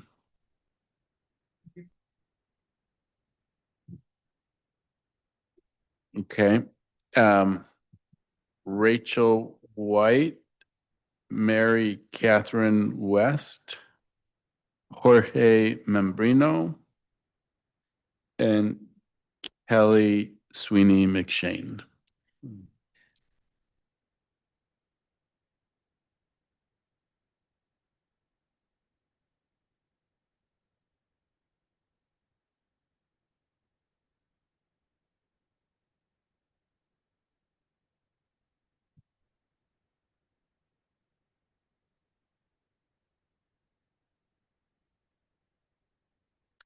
Okay. Rachel. Yes, good morning, Chair Fruman and members of the committee. My name is Rachel White, and I serve as the Deputy Director of Youth Advocacy at DC Action. I want to focus on the structural design of the youth homelessness system and the need for a dedicated, data-driven youth strategy. Homework DC was adopted in 2015 as the district's overarching homelessness plan, historically focused on families and single adults. In 2017, the district adopted Solid Foundations as a separate youth plan specifically to young people because youth homelessness deserves and requires a developmentally distinct approach. Solid Foundations expired in 2022 and has not been formally evaluated or renewed. The district is now updating Homework DC, and DC Action is a part of those conversations, and we understand that young people will be included in Homework DC. This is important, but I do want to point out that youth inclusion within a broader plan is not sufficient unless it includes the full specificity, modeling, measurable benchmarks, and recurring evaluation that a dedicated youth strategy requires. If Homework DC can provide that level of detail and accountability for young people, that is appropriate. But if not, the district must adopt a renewed, dedicated youth homelessness plan. Second is system design. According to DHS performance oversight responses, 1,668 youth were experiencing homelessness were served in the youth system. At the same time, 479 youth ages 18 to 24 were served in the adult system. This means that roughly 22% of youth interacting with DHS homelessness services were served in the adult system. We do not definitively know why. We have not conducted a youth-informed system flow analysis to determine whether these young adults entered directly, timed out of youth programs, or encountered eligibility barriers. But understanding the flow into the adult system is only one part of the analysis. We must also examine outcomes within the youth system itself. How long do youth actually require to achieve durable housing retention? What are the recidivism rates after young people exit? How do outcomes vary by program type? And does our current bed mix align with the distribution of youth, their need, and the acuity of their needs? Without a comprehensive youth bed type and outcomes assessment, decisions around like tightening time limits, risk decisions being made without understanding whether duration aligns with outcome data. Slot turnover is not synonymous with permanence. And finally, structural reform depends on operational stability. The council approved funding last year for Damien Ministries to provide workforce support to transgender and gender nonconforming youth experiencing homelessness. The grant has still not been executed, and those young people who were receiving services have not received them since May. And other providers in the youth homelessness continuum continue to report month-long delays in payments. So when contracts and first payments are delayed, hiring stalls, case management suffers, and housing placement slow. If the district is adjusting housing policy and raising performance expectations, the administrative foundation must also be stable as well. Youth homelessness requires intentional system architecture grounded in evaluation, measurable outcomes, and alignment between need and housing supply. This is the moment to ensure youth have a dedicated strategic framework, whether embedded in Homework DC or renewed separately. That provides the rigor the issue demands. Thank you so much. Thank you. Mhm. Mary Catherine?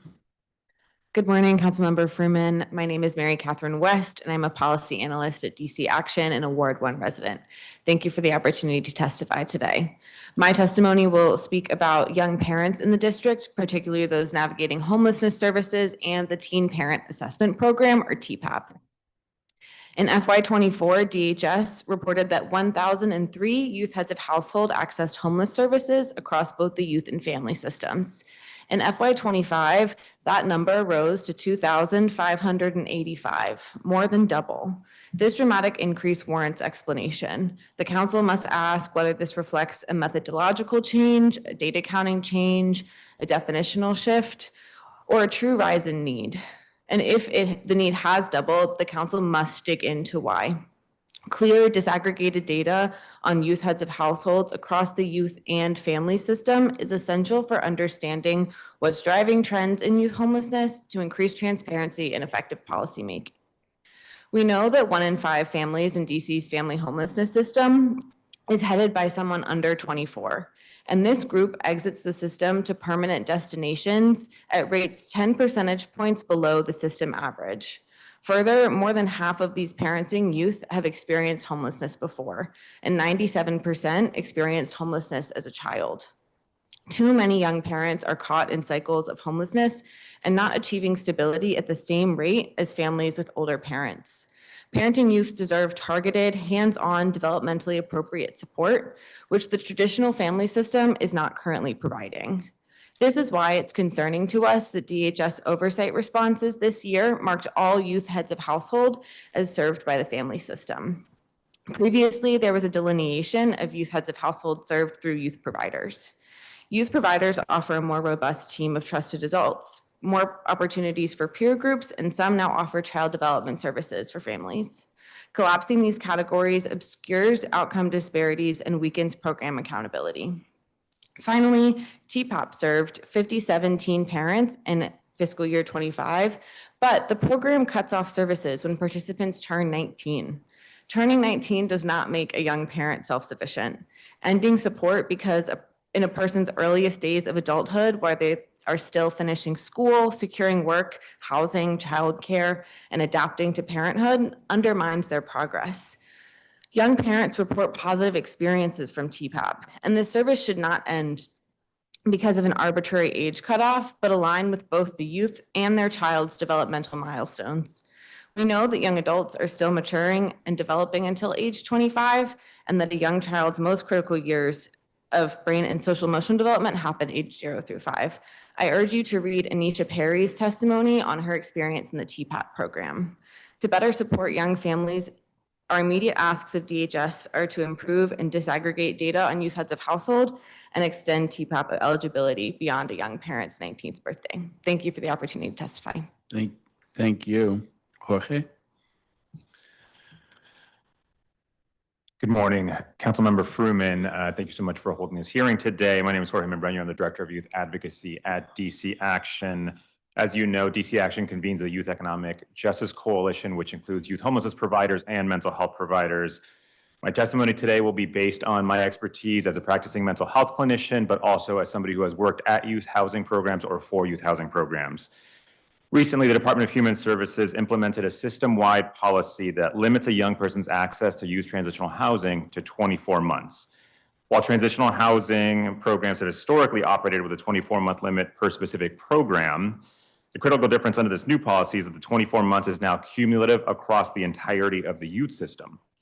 So under the previous approach, if a young person completed a program and later re-experienced homelessness, they could re-enter the youth system and access transitional housing again.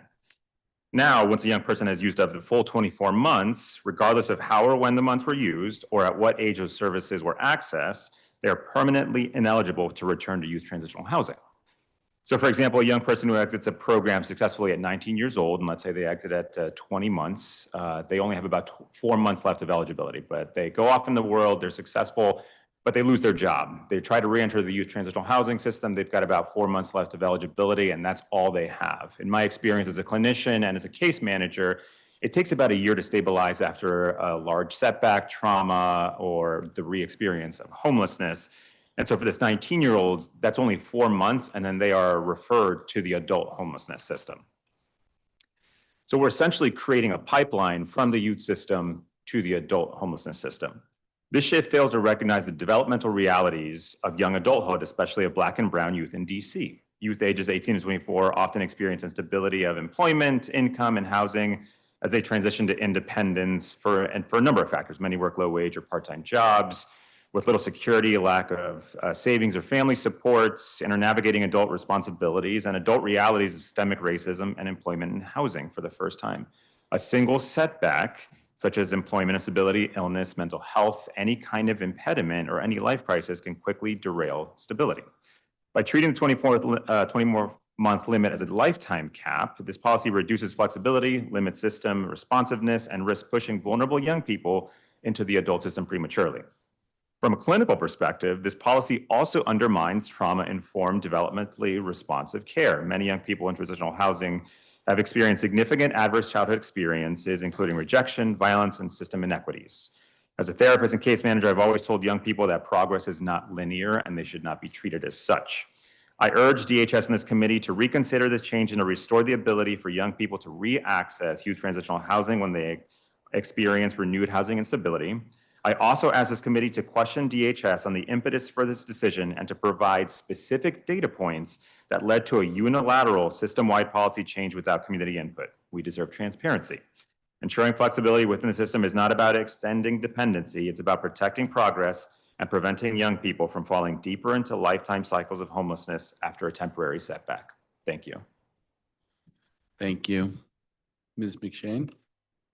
Good morning. My name is Kelly Sweeney McShane. I'm CEO of Community of Hope. I'm also the co-chair of the Strategic Planning Committee for the Interagency Council on Homelessness. I want to start by thanking DHS for its continued commitment to communication and collaboration with service providers. For several years now, Director Rachel Pierre and her leadership team have met quarterly with CEOs to address key business issues and problem solve together in the area of homelessness. Director Pierre and her entire leadership team also fully participated in a day-long in-person convening on February 6th, organized by the strategic planning of the ICH. At that convening, 51 people, including people with lived experience, service providers, advocates, government representatives, many thanks to Daniel Passan from your staff for attending for the full day, met to identify the top 3 to 5 priorities to be in Homeward DC 3.0. It was definitely an ambitious goal, but at the end of the day, we came up with 5 priorities that I want to articulate and that we're going to hopefully be hearing more about and vetting in the upcoming months. First, and very importantly, expand diverse housing pathways out of homelessness. Everything from permanent supportive housing, rapid rehousing, and shared housing as a model that came up particularly around youth, and other possibilities like DC Flex. Second, maintain a year-round crisis response system with baseline services. Third, improve coordination with mainstream agencies, and some that were particularly named include the Department of Behavioral Health, Department of Employment Services, and the DC Housing Authority. Fourth, maintain permanent supporting for all those who are currently in it and receiving those services. And then fifth, strengthen prevention and diversion services. The next step over the next few months is to prioritize the objectives for FY27 by population within these 5 goals. So for example, for youth, for men, for women, for singles, for families, and then document that, hopefully a draft in June of a new Homeward DC 3.0 plan. It's a very ambitious timeline. There's a lot of people, including many in the room today and on my panel today, working on that process. We're trying to be inclusive, but also keep it moving because we also know this is a time where a lot of hard decisions are going to be made. This is a time when we really need to align as a community on the priorities for a city and make sure that we are using resources efficiently and effectively. I'm going to switch hats a little bit. These priorities really address my growing concern about changes in the family system and the growing number of families in shelters. And those numbers, I think, are documented in some of the DHS pre-hearing responses. Community of Hope operates 2 short-term family housing shelters as well as an overflow family shelter.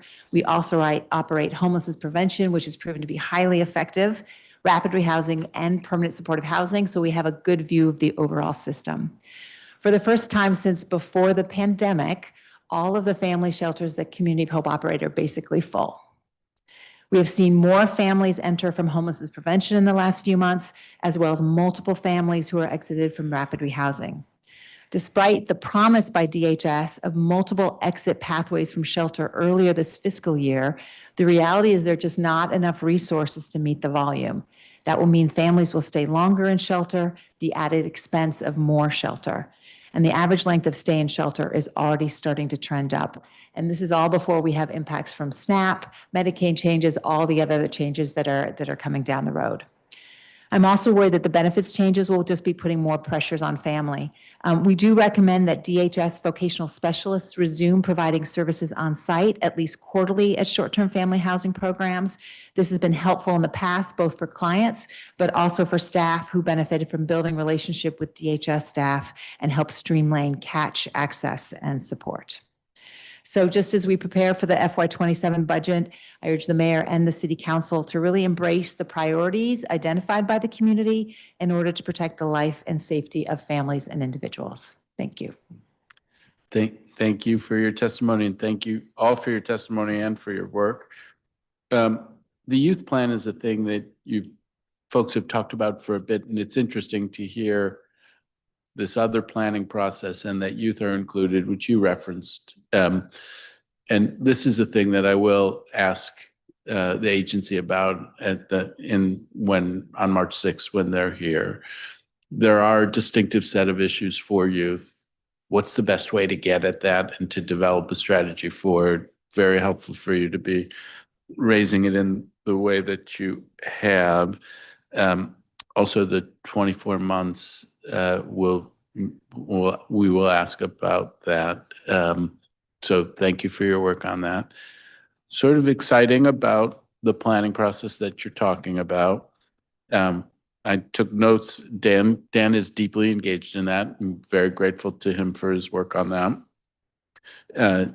They do sound like 5 good priorities. So if that becomes pillars for the plan, and I'm struck by diverse paths, which I think is an important thing for us. There's not, just like ERAB's not the one solution, none of our tools are the one solution. So looking at how we diversify our paths, I think is a very important element. We are watching capacity very closely. And so I hear you, and we will ask about it and stay on it, but thank you for raising it and giving us the specific example of the places that we see it because we're watching it week to week, what's happening, and worried about when is it that we are hit full capacity and what is it that we do? Is it new places open? Do we have better exit paths? So troubled by it and on it, but thank you for raising it, and thank you to all of you for your testimony.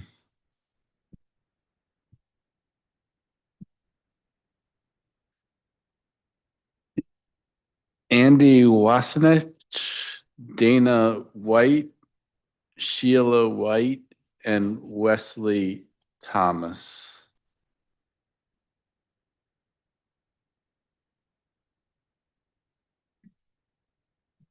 Oh, and she's not gonna. Okay. Okay. Yeah.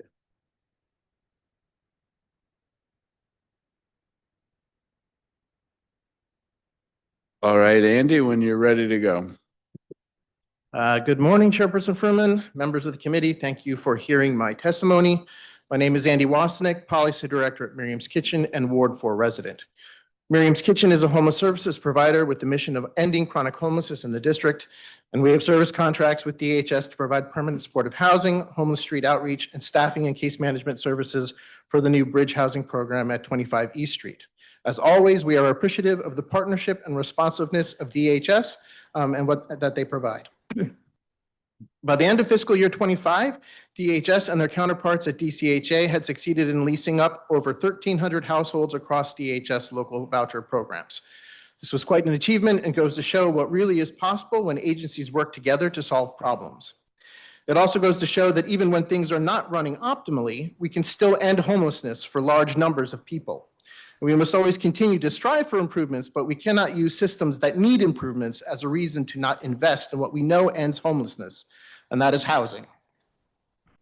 As the committee is aware, there are no new scatter site voucher resources for single adults in this current fiscal year. For anyone who is currently unhoused or staying in our low barrier shelters who is chronically homeless, there are very few options. To make matters worse, there are additional budget pressures that prevent the reallocation of resources when someone dies or exits the program, so there are no turnover resources available either. Furthermore, providers are being encouraged to exit unhoused clients who are matched to vouchers that are not in regular contact or who are non-compliant. However, in some cases, the non-compliant client is very much in contact with an outreach case manager or a drop-in center. And not all PSH providers do an equally good job of meeting their clients in the community. And so we encourage DHS to ensure that all due diligence is done and HMIS is checked to see if an individual is touching in somewhere consistently before someone matched to a voucher is exited. Some of what I just described can be attributed to what we perceive as a continued unevenness in the monitoring of the program. Providers report starkly different experiences based on who their monitor is as it relates to the ease or lack thereof to resolve a variety of issues, which often directly affects client outcomes. In other cases, some providers do well meeting unhoused clients in the field, while others require clients to come to their offices without providing transportation assistance. On a different subject, Miriam's Kitchen encourages the committee to urge DHS for greater budget transparency, particularly as it pertains to specific programs. For example, Homeless Street Outreach, since the advent of the Coordinated Street Outreach Network program, the exact dollar amount allocated for the program has been hard to determine as it has fallen under a general continuum of care fund. We request that Outreach have its own program line in the fiscal year 27 budget. Similarly, we feel greater clarity on the amount of money allocated to the bridge housing programs, both the Aston and the East Street, is needed as well. And finally, we would also like to know what the cost of the proof of residency form program is, and we support those testifying on that matter today. Miriam's Kitchen and many of our sister provider agencies are keen to learn what DHS's plans are and other city agencies are as it pertains to ensuring that our unsheltered neighbors have access to safe spaces to sleep and be during the day, as well as storage and other basic necessities as we get ever closer to the America 250 celebration festivities. What we learned this past summer during the federal surge is that we do not necessarily know what will happen or when. And while it's good that we still have some time, we cannot assume that federal authorities will wait to the last minute to act. They may also take no action, but we should be prepared nonetheless. The sooner the better. There are several faith communities, especially in Ward 2, who are willing and eager to be of assistance if necessary, and we encourage DHS to avail themselves of that help. And Miriam's Kitchen can assist with facilitating those connections. Thank you for your time and attention. Thank you. Dana? Councilmember Fruman and members of the Committee on Human Services, thanks again for your attention to community concerns about agency performance, as well as for your interest in opportunities for improved agency efficiency and better outcomes. I'm Advocacy Director at Miriam's Kitchen, where we convene the Way Home campaign. I'm also chair of the Housing Security Issue Group with Fair Budget Coalition and a Ward 6 resident in Capitol Hill. As you know, last year, the Way Home campaign met with every council member's office, as well as with key stakeholders at DHS and the Housing Authority to troubleshoot barriers that are both financial and about process. We knew that coming into this fiscal year, our unhoused neighbors with the most need would face the mayor's devastating failure to expand permanent supportive housing vouchers for individuals, non-congregate bridge shelter operating far below capacity, continued closures of encampments without a stable housing solution for those displaced, and the threats of ICE and National Guard occupation. In recent years, our local homelessness crisis has not been confronted with the urgency or efficiency required to meet the moment or to put us on a path that is aligned with the Bowser administration's stated values and their strategic plan. We have repeatedly failed to course correct, but again, we are at a pivotal moment. As my colleague has mentioned, the federal government plans to commemorate America 250 this year, and we anticipate that there will be a serious impact on people experiencing homelessness here in the district. The Trump administration has been really clear about not wanting to see our unhoused residents, but despite recommendations and inquiry from local experts and advocates, the mayor's office and DHS have not been clear about the agency's plan for taking care of our own right now or at that time. We've already observed an intentional reduction in the visibility of homelessness that predates Trump's election, but has also escalated during his period of federal overreach. But there hasn't been a significant reduction in homelessness itself. Providers and community partners are strategizing. We're always strategizing, and we stand ready to support the agency to ensure safety and continuity of outreach. However, to the detriment of our neighbors living outside, we are often left out of the loop. As you know, DHS provides life-saving programs that are gravely underfunded. And while there's room for improvement across the board, it doesn't justify underfunding the agency. We believe that council should be doing anything that you can to make sure that programs like permanent supportive housing and outreach are brought to scale. We are seeing less investments in these programs than ever before at a time when they're most needed. And so we will be knocking at your door during budget advocacy this season again, encouraging or urging those investments for fiscal year 27. But we're also asking for you to do what's in your power to facilitate proactivity, transparency, and collaboration with community stakeholders. The district is under occupation. Our most vulnerable neighbors are being targeted. And now is the time to demonstrate that we are equipped through a coordinated and united effort. Miriam's Kitchen, the Way Home campaign, and our many partners across the district are looking forward to working with you, the committee, the larger council, and the agency to do what's best for the district. Thank you. Thank you.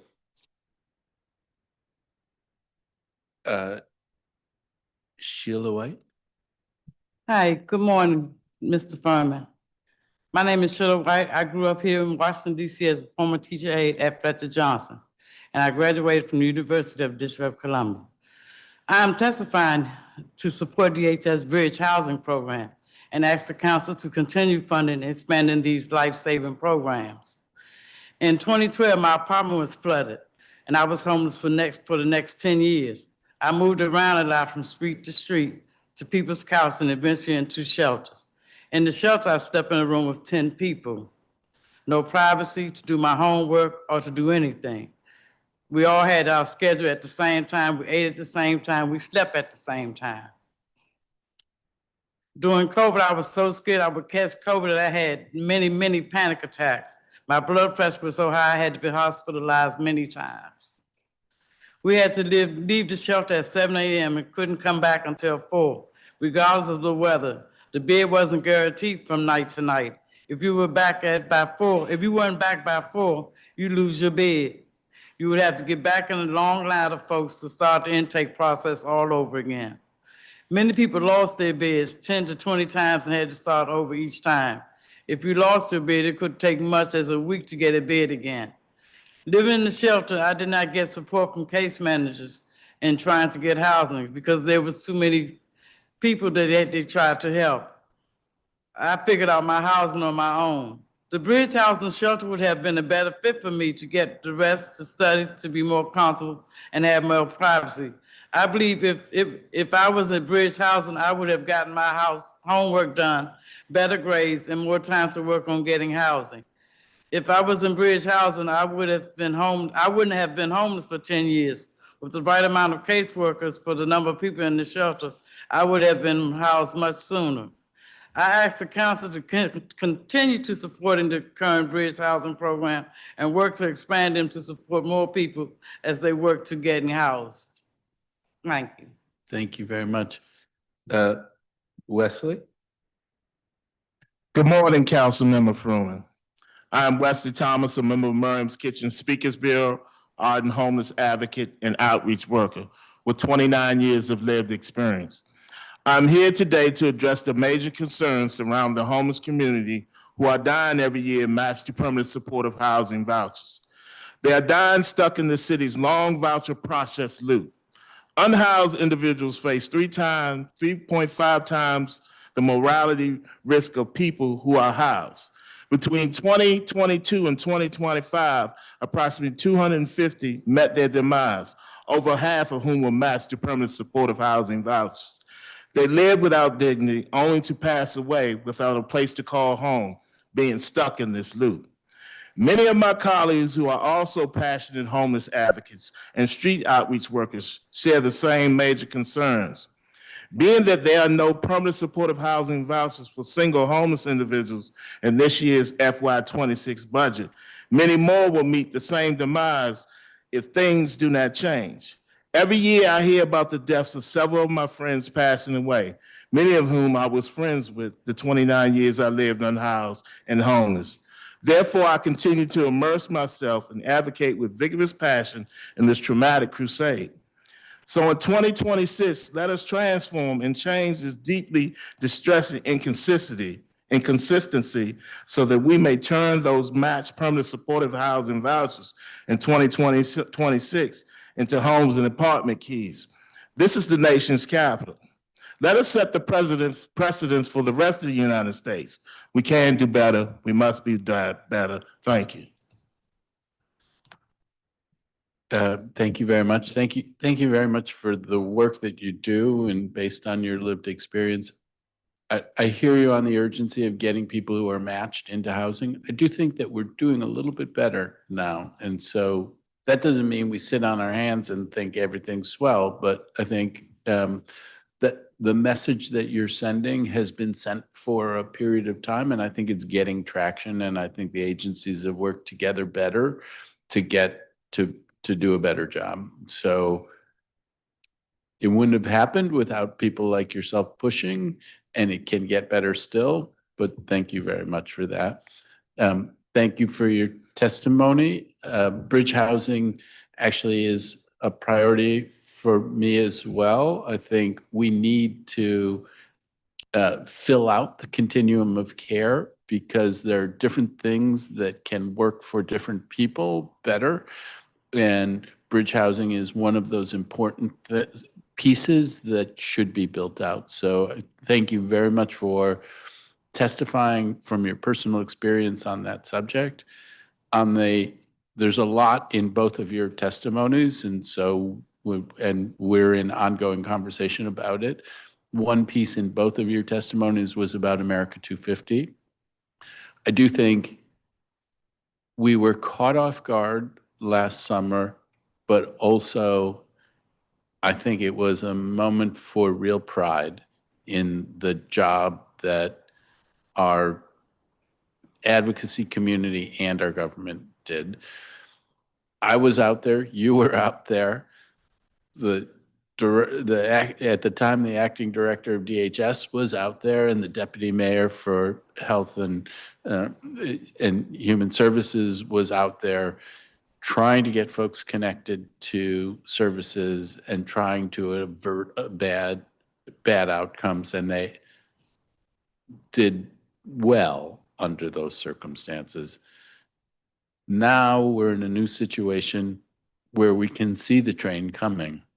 Maybe the train won't come, but if it comes, nobody can say they were surprised. And I do raise this and will raise this at the hearing on March 6th. I do think the agency is thinking about what it is that they could do in different circumstances, but I also think that it is important that they wrap in the advocacy community. As you know, I sent a letter to that effect. It doesn't have to be a working group, but somehow making sure that people understand what they're thinking about, how they want to approach this, and how they can leverage resources in the community, I think is an important thing. And thank you for raising it. So thank you again for your testimonies.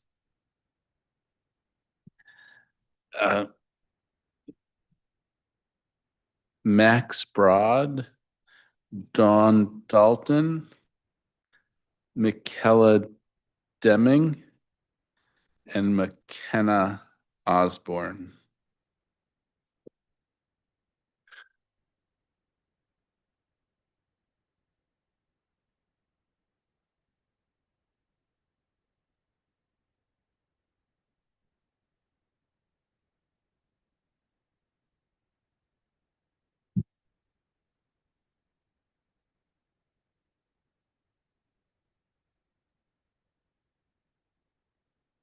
Okay. Mr. Broad, when you're ready. Hello, Councilmember Fruman and committee staff. Good to be with you here today. I'm here to testify about two things.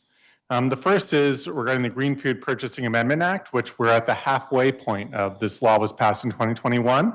and it's DC's law to reduce the carbon footprint of the food that we buy. And I have an important finding. Food-related emissions in DC are not decreasing. In fact, they're on the rise. So this bill, as I mentioned, passed in 2021, sets a schedule for DC to reduce food-related emissions 25% by the year 2030. This is an important climate measure, as over 1/3 of the total climate pollutants in the world come from food and agriculture. As a means of assisting DC and institutions implementing this bill, including the Department of Human Services, I created a simple rubric, which I attached to my written testimony. That's what I'm trying to say. To show who is leading and where the opportunities are. The rubric measures 4 categories, which DHS received points in 2 of the 4 categories for providing data and a bonus point for attending a community of practice meeting with other agencies working on this. That's 4 points in total that they received, which is honestly at the bottom of the pack, with the high score an agency received being 13 points. So one of the main barriers here was that DHS was one of the only agencies not to receive full points for reporting their procurement data. This comes from a challenge in a unique position they have in having multiple food vending outlets, which makes it hard to report data and include DOE boilerplate language in contracts as they're building out the contracts, including the right language from DOE with their food vendors. But it's been 5 years since the law was passed, and many agencies are making noteworthy strides, which I have included here for the record. DCPS, DPR, Asian Community Living, Department of Corrections, DYRS, they're all working on this bill and are moving forward. Of course, I'm here to do more than assess. I'm here to assist. But to do so, I need to know what challenges and conditions the agency faces. If the agency would like support, I'd be happy to discuss and help engineer tailored recommendations with their food service staff. Small changes can make a big difference. I'd also like to invite the committee and the agency to the release webinar in March for when we publish the final report on DC agency's progress with green food. And to our public servants at the Department of Human Services, I thank you for your attention to these issues and shifting food procurement to better the people you serve and the district's sustainability goals.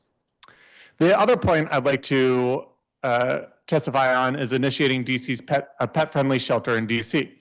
DC Voters for Animals, our mission is to lift up the policies and politicians doing the most for animals in our community. As the One Health methodology points out, our care for animals is so often intertwined for care for ourselves.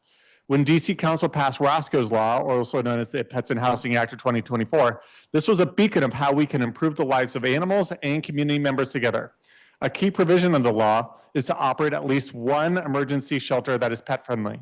Implementing this measure will keep families together and prevent animals from being surrendered. It will be an important step forward on making DC a city where a person no longer needs to choose between housing and keeping their beloved animal companion. As a founding member of the People and Paws Coalition for Affordable Housing, we strongly support Department of Human Services moving forward with a pet-friendly shelter. Thank you for your time. Thank you very much. Dawn? Thank you, Chairperson Fruman, members of the committee and staff for the opportunity to testify. My name is Dawn Dalton. I am the Executive Director for the DC Coalition Against Domestic Violence. DCC ADV is the federally recognized statewide coalition of domestic violence service providers in the District of Columbia and includes domestic violence specific housing providers, counseling and case management services, legal services, and culturally specific organizations serving Latinx, Asian and Pacific Islander, African immigrant, teens and youth, and survivors who are deaf and deafblind. Domestic violence continues to be a significant safety and public health concern for DC residents of all ages. In the district, 47% of women and 43% of men have experienced violence perpetrated by an intimate partner. DC's dedicated service providers serve upwards of 1,000 victims of domestic violence on any given day across all 8 wards of the district. It is of paramount importance that we lift up a reality that DHS continues to ignore. Per the district's own data collected through the annual point-in-time count, domestic violence is a leading driver of homelessness. The truth, shown year over year, demands for increased and dedicated funding that allows for domestic violence services that center survivor safety and confidentiality. Survivors are already in the homeless service system, so it begs the question, why aren't we meeting them with the services they need and deserve? This being said, we are grateful for the relationship we have with the DHS staff who are administrating the current domestic violence related grants and appreciate how communicative they have been with DCCADV and DHS domestic violence grantees. We will continue to build that relationship and work together towards the betterment of survivors in the district. However, we will note that DHS grant reporting conditions, together with persistent lags in getting awarded grant funds out to providers, it is causing significant harm to program providers and ultimately to survivors. Our member programs are already struggling to meet the needs of the survivors they serve. Waiting for months to be reimbursed from DHS with the added uncertainty in funding in this time is causing them to fall further behind. We are grateful for your efforts, Chairman Fruman, to address these lags in funding reimbursement in the FY26 Budget Support Act. However, the issue remains unresolved and threatens our member programs' ability to provide the life-saving services that they do.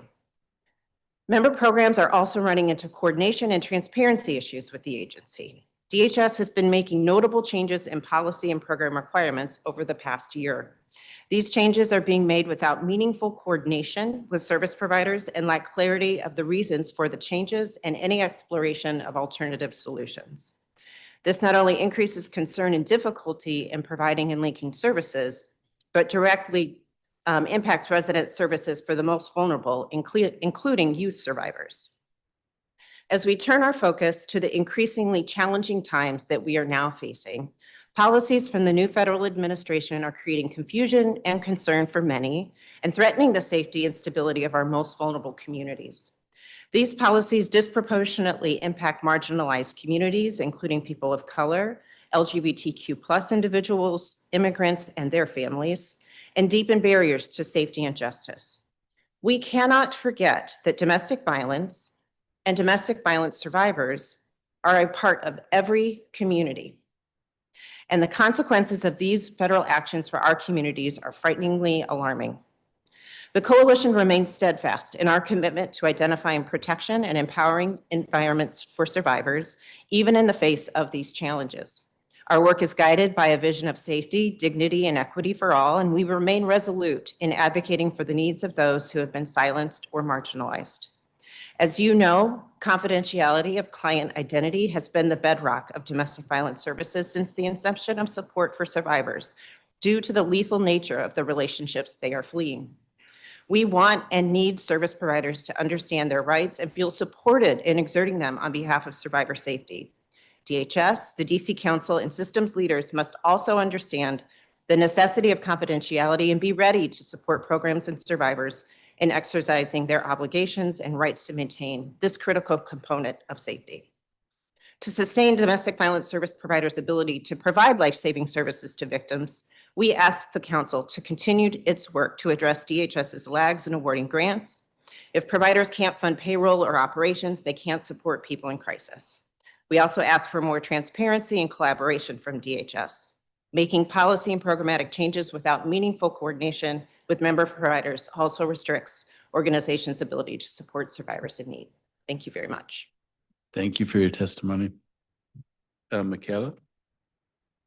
Thank you, Chair Fruman and staff, for the opportunity to testify. My name is Michaela Deming. I'm the Policy Director for the DC Coalition Against Domestic Violence.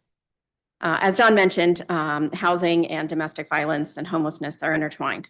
Housing is the #1 unmet need for survivors of domestic violence here in DC.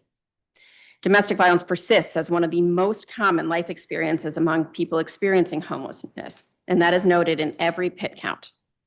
Just in the past year, 48% of homeless adults and families, 41% of unaccompanied homeless women, 46% of homeless transgender individuals, 40% of homeless youth all report experiencing domestic violence, and 77% of those report that domestic violence directly related to their homelessness. Despite the PIT count data illuminating this link every year, the DHS budget does not adequately fund or support the basic needs of survivors. Only 7% of emergency and temporary housing units are designated for domestic violence survivors, and only 1 in 4 domestic violence survivors and their families experiencing homelessness has access to a domestic violence specific unit. To be clear, many, if not most, survivors of domestic violence who are homeless and fortunate enough to receive housing units are in the non-domestic violence specific housing continuum, meaning their housing is not designed to provide safety, support, and healing. That means any cuts to homeless services result in a direct impact on survivors as well. Dedication to addressing domestic violence as a leading cause of homelessness requires the allocation of funding commensurate with the identified level of need. Despite this leading cause for homelessness, domestic violence receives less than 1% of the DHS Family Services budget. I also wanted to note a few things. In the responses to the committee's pre-hearing questions, there is some information about training. And we wanted to note that while our 40-hour domestic violence advocate core competency training is open and available, currently only staff working at those domestic violence service specific providers are required to attend. Other staff in homeless services receive a domestic violence 101 training or a trauma-informed care training, and those trainings have been cut back significantly. 2 other issues I'd like to raise. Proof of residency IDs have become further restricted. As you can imagine, domestic violence survivors too often do not have access to their vital documents and are therefore being restricted in their ability to meaningfully receive services in the district. And we ask that proof of residency IDs be made more available. Also, the TANF Power Program limits support for domestic violence survivors who opt for that program, and we welcome opportunities to improve that Power Program and maximize TANF benefits for our most vulnerable neighbors. Together, we're facing hard decisions about our vital programming and housing availability. Cuts to human services endanger the lives of survivors, and we stand in solidarity with the Fair Budget Coalition and the Victim Assistance Network and the Platform for More Racially Equitable and Economically Just DC. Thank you for the opportunity to testify. Thank you. Ms. Osborne? Good morning, Councilmember Fruman, members of the committee. My name is McKenna Osborne. I'm a senior policy attorney at Children's Law Center and a tenant in the district. I'm testifying today on behalf of Children's Law Center. Thank you for this opportunity to comment on the performance of the Department of Human Services. You've heard from previous witnesses about planned or possible cuts to numerous programs and benefits administered by DHS, from TANF to SNAP to child care subsidies. And I want to reiterate that these programs are intersectional and their cuts are largely impacting the same group of DC families, including Children's Law Center's clients. Amidst limited opportunities for good, steady employment and wages that are far too low to support market rent and the high cost of living, these families utilize DHS programs to build a foundation from which they can provide stability and opportunity for their children. But today, that foundation is increasingly fragile. Cuts are compounding and families are being pushed further into crisis. While the district cannot control federal decisions, it can control how effectively it administers local programs and how intentionally it aligns them. Performance oversight is an opportunity for this committee to ensure DHS has a holistic strategy to maximize efficiencies across programs and mitigate harms to DC families amidst unprecedented challenges. That will require transparency from DHS, comprehensive data about who is served, how programs interact, what outcomes are achieved, and where local dollars are being spent. In my written testimony, I detail 3 areas of DHS's work where thoughtful, effective implementation and spending will be especially critical this year: rental assistance, TANF, and health insurance coverage. Today, I will focus particularly on DHS's rental assistance programs for families experiencing or at risk of homelessness. These programs include temporary subsidies via rapid rehousing, DC Flex, and Career Map, long-term subsidies via PSH and TAH vouchers, and one-time emergency assistance via ERAP.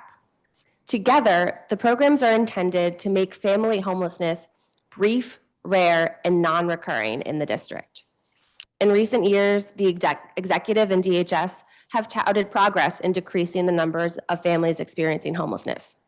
However, from Children's Law Center's perspective, the metrics used to claim this progress provide an incomplete picture. They overemphasize point-in-time shelter counts while obscuring the growing number of families whose housing stability is so precarious that they are consistently living on the brink. One rapid rehousing exit, 1 year of missing out on ERAP, and one cut to TANF away from homelessness. To truly make family homelessness in DC rare and non-recurring, we cannot just connect families to a temporary diversion or reprieve from shelter. DHS must prioritize investing its limited resources into programs that will connect families to lasting housing stability within the realities of a district-wide shortage of deeply affordable housing.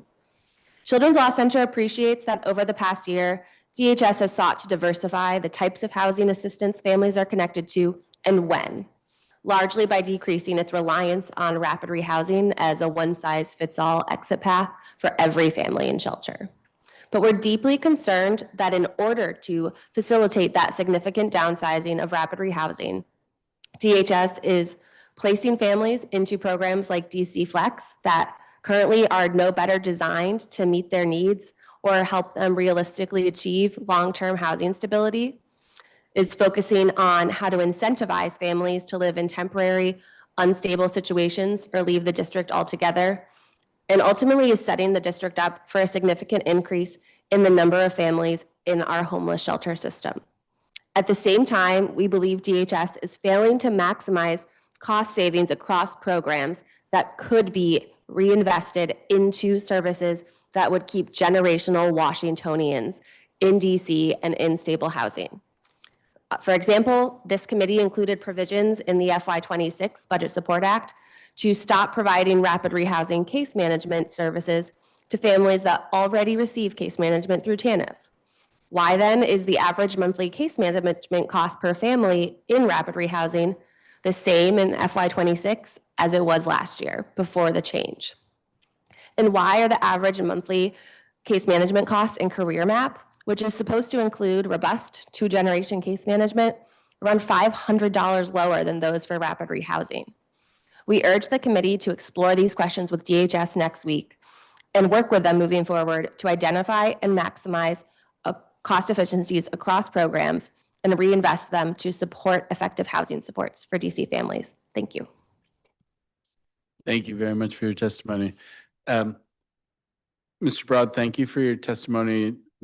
Green food and food procurement. This is an increasing area of interest for us. And so I had not focused on it for DHS, but we will based on the points that you made, but even more generally, how it is that we can be doing better in that space, super important. So thank you for that testimony.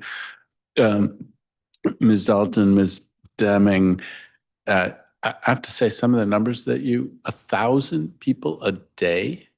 So that took me by surprise. Maybe it shouldn't have. And the numbers in the pit count and which aware of, but good to be reminded of. I think that we have tried to be supportive in this space and fully get the nexus between domestic violence and other issues. So thank you for your work. Thank you for your testimony.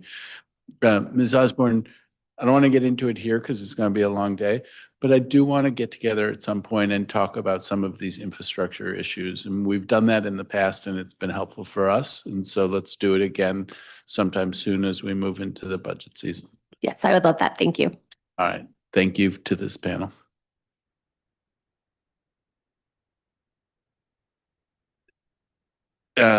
Ms. Maggie Snow, Cesar Toledo, Maurice Williams, and Abby Sypek.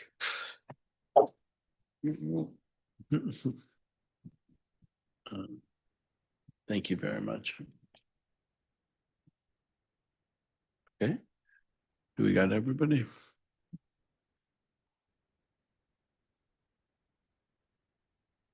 Yeah, sorry about that.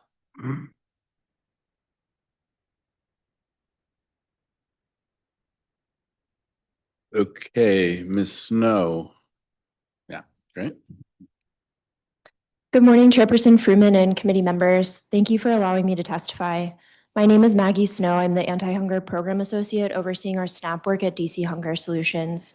We're grateful to work closely with DHS and specifically thank Brian Campbell, Tara Comstock-Green, Angela Hemsley, Danielle Oliver, and Nikia Taylor for their support.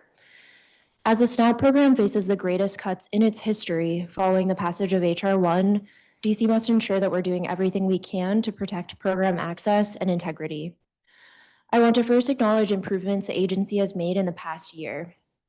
In October 2025, DHS introduced the Ask the Director portal, which allows residents, family members, and advocates to submit escalations directly to the agency. With the previous spreadsheet system, we often waited longer than a month to receive a response, and we now receive responses within 3 to 5 business days. We must often submit 2 to 3 tickets to get an issue fully resolved, but the system is still a major improvement.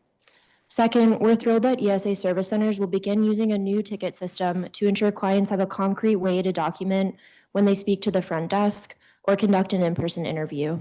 Their receipts will include the names of specific verifications submitted. We urge the agency to introduce a similar receipt system for the Dropbox. Another major strength is the response of the Division of Innovation and Change Management team, specifically Tara Comstock-Green, Brenna Lingereddy, and Bargov Reddy. Whether they're responding to minor tech glitches or larger concerns, the DICM team continues to respond in an efficient and client-centered way.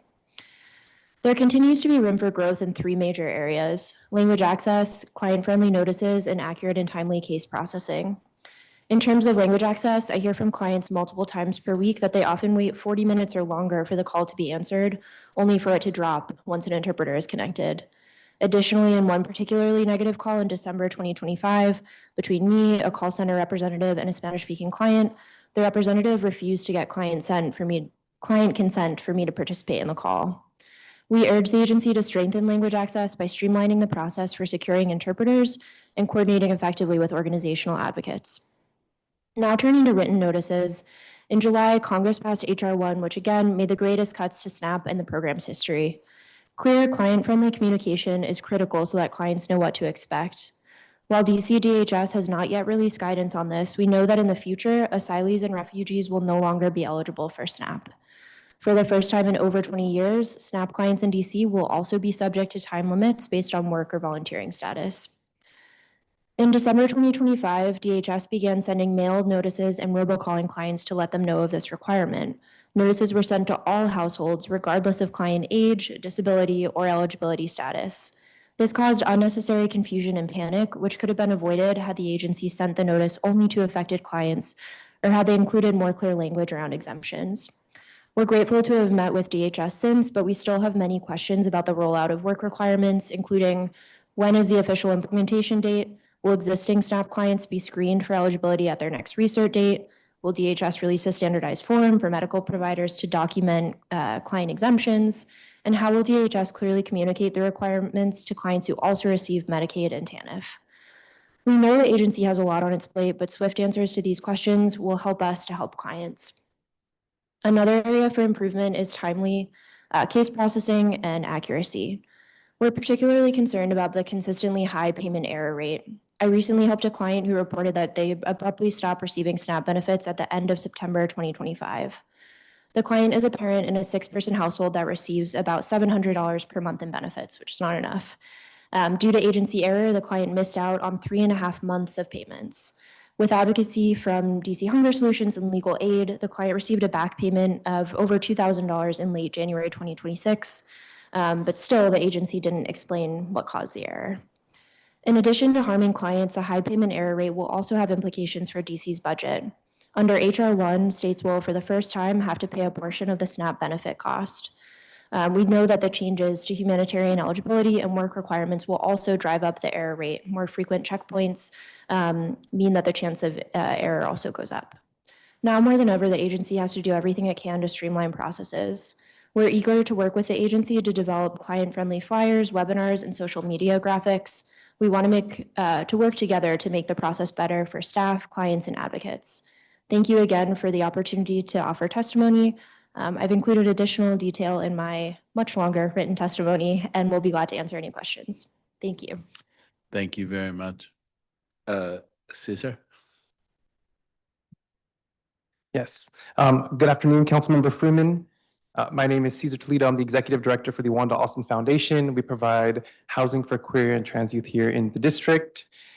Today, LGBTQ young people remain disproportionately impacted by homelessness in our city. About 40% of all homeless youth identify as LGBTQ+, and in last year's PIT count, homeless people from this community saw a 9% increase.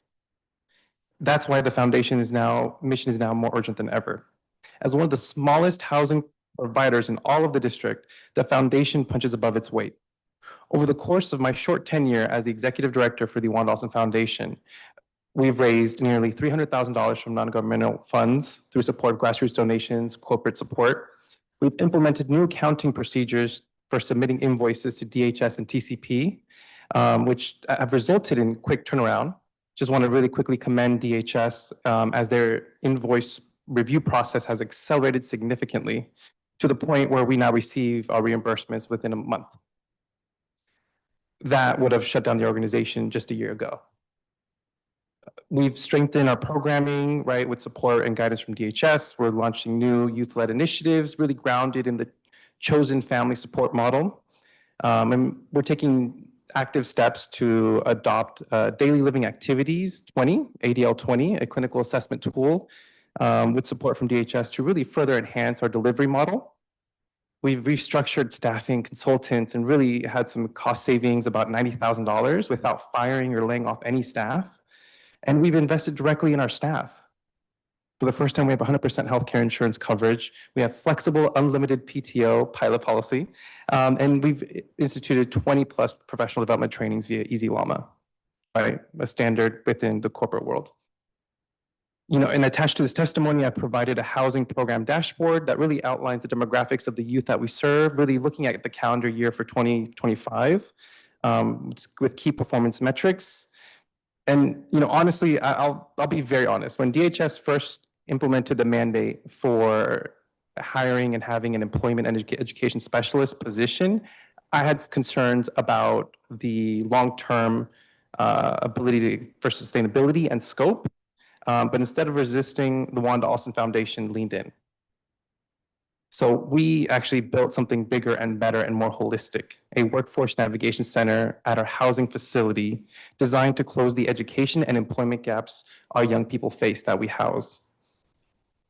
Thanks to seed money investment from the Monumental Sports and Entertainment Foundation through the Washington Capitals Pride Night, you know, we are actually launching that workforce initiative tomorrow.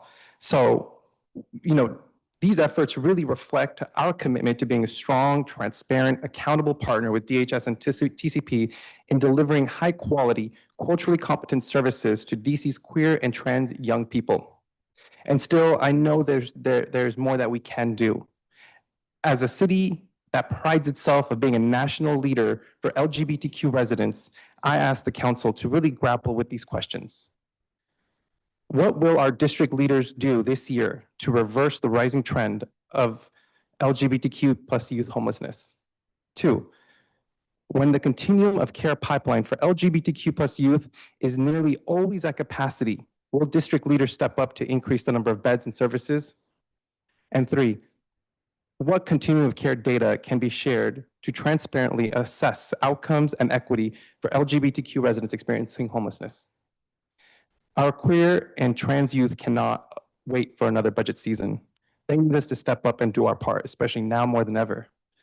Thank you for your time and for your allyship. Thank you for your testimony. Maurice Williams? Yes. Good afternoon, Mr. Furberman. My name is Maurice Williams. I'm speaking on my behalf, not just on my behalf, but I'm sorry. I'm speaking on behalf of not just myself, but everyone who has experienced bullying, being bullied and intimidated and assaulted while in the shelter. And when I report this to DHS, they do a poor job of investigating the issue because the staff at the shelter covers up these issues and hide the guests who commits such actions. by those guests coordinating their reports and trying to remove the reporting individual without it ever being resolved. I have been assaulted several times, and the most concerning one was on May 17th, 2025, which is my birthday, where I was sleeping in the bed at Adams Place, and a client punches me in the back of the head in front of security while I slept. And his name was Terrence Johnson. Security walked him out of the building. They did not detain or arrest him. I reported this to DHS the same day, and I still haven't heard nothing back from that. A month later, a client accused me of beating him up after I came home from working a double shift and had me arrested without any proof, which led me sleeping outside for 3 weeks because he had a restraining order placed on me. And it kept me from coming back to the shelter. Strange, coming from a guy I don't even know. I ended up at 801 East, and I requested from DHS all the complaints. Formerly, I had filed for, I had informed them of in December, and they still haven't responded back to me. And also in mid-December, I was assaulted again by a client because he said I couldn't use the lights in the dorm room, and I didn't even throw a punch back. I just restrained him to keep him from continue punching me. And the next day I was terminated by DHS. Even after reviewing the video, I was made to look like it was a brawl, and had to wait 30 days for a hearing appeal, which no one showed up or represented the shelter who terminated me. I felt they targeted me and weaponized their ability to kick me out the shelter because guests and staff always bullying and intimidating other guests, not just me, and I write them up. They call my grievances complaining and snitching. Though upper management at 801 East has supported me in these matters, there are still other staff members and security officers who harass me and turn away and pretend like they don't see or hear what's going on or what's being said, which has forced me to audio record conversations to keep them from he saying, she saying, because they were straight out lie. Now they worried about me audio recording the conversations to keep me from protecting myself against their threats and their lies, telling me what they're gonna do to me if I continue to audio and record. Thank you for your testimony. Thank you. Abby Sipek. Thank you, Chairperson Fruman and committee staff for the opportunity to testify today. My name is Abby Sipek, and I'm a Ward 6 renter and Chief of Staff at Everyone Home DC. Every year, we work alongside hundreds of households to prevent and end homelessness through our homelessness prevention, street outreach, day center, and housing programs. We are grateful for DHS's ongoing partnership, their responsiveness, and commitment to collaboration. When the FY26 budget passed, we knew that this was going to be a difficult year for people who are in need of housing. There were no new investments in PSH for single adults and drastic reductions in housing pathways for families. And because we are not backfilling PSH slots, the program is shrinking through attrition. By not investing in housing resources, we are not standing still, we're losing ground. Without housing resources to help people exit homelessness, people are left in vulnerable situations, and outside of supporting people's basic needs and doing the best we can to keep them safe, there's very little else we can do. Our street outreach team is currently working with a man experiencing unsheltered homelessness who was initially assessed to need rapid rehousing. After over a year of waiting for a slot to open up, he is now still homeless, more vulnerable than when we first met him, and because of that, he now needs PSH. Another person working with our team really needs the flexibility of a scattered site PSH placement. Our team has tried to connect him to site-based units, but he's refused our offers because of their locations. He regularly reports that people are looking for him, that he's being watched, and is really cautious about where he goes. Thus, being able to select a unit in a neighborhood where he feels safe and comfortable is really important for him. This is exactly why scattered site PSH housing exists. I highlight these two examples because they represent the need for diverse housing pathways in our system. Our team has had success connecting folks to the Aston and 25 East Street, the district's non-congregate bridge housing sites. In our experience, bridge housing is a really desirable and effective intervention, which is why we think it's critical that we expand capacity at the Aston. I saw that this issue was raised by Councilmember Henderson during DMHHS's recent performance oversight hearing. Councilmember Henderson made the point that if we have people who need a place to sleep and we have places indoors, an arbitrary cap is not a good reason to continue operating with reduced capacity. This is especially important given the upcoming America 250 events and the likely heightened security and increased threats to our unhoused neighbors. These threats, coupled with the evergreen harms of unsheltered homelessness, make it unjustifiable not to increase capacity. I do want to note that to make bridge housing the most effective, we need housing available to help people exit the program. I have previously testified about the need for robust, fully funded homeless services system, meaning that in addition to diverse housing options, we need deep investments in upstream services, increased investments in the homelessness prevention program, or HPP, in FY26 has been really important for our system. We operate an HPP site, and these funds have allowed us to help people catch up on rental arrears, provide financial support to host families, and pay short-term rental assistance to help families lease up in units. We really appreciate the close coordination with DHS. They've created clear and direct pathways for us to make referrals to both DC Flex and ERAP. These tools have been critical in supporting the families coming to our program for help, especially those who have recently exited FRSP and are behind on their rent. Another piece of good news is that we're seeing families connected to PSH with the new FY26 resources. Our PSH program has been assigned 11 new families since October, and they're all now moving through the housing navigation process. Before closing, I want to raise an ongoing issue that we are having with large and inflated insurance rates required by the Office of Risk Management. Increasingly, insurance carriers are refusing to issue policies to providers at the levels required by the government, forcing organizations to either seek coverage from the more expensive excess market or be out of compliance with their contracts. I'll close by recognizing that what everyone in this room already knows, that life is incredibly challenging right now. The news is difficult to watch. Every news alert on your phone causes anxiety.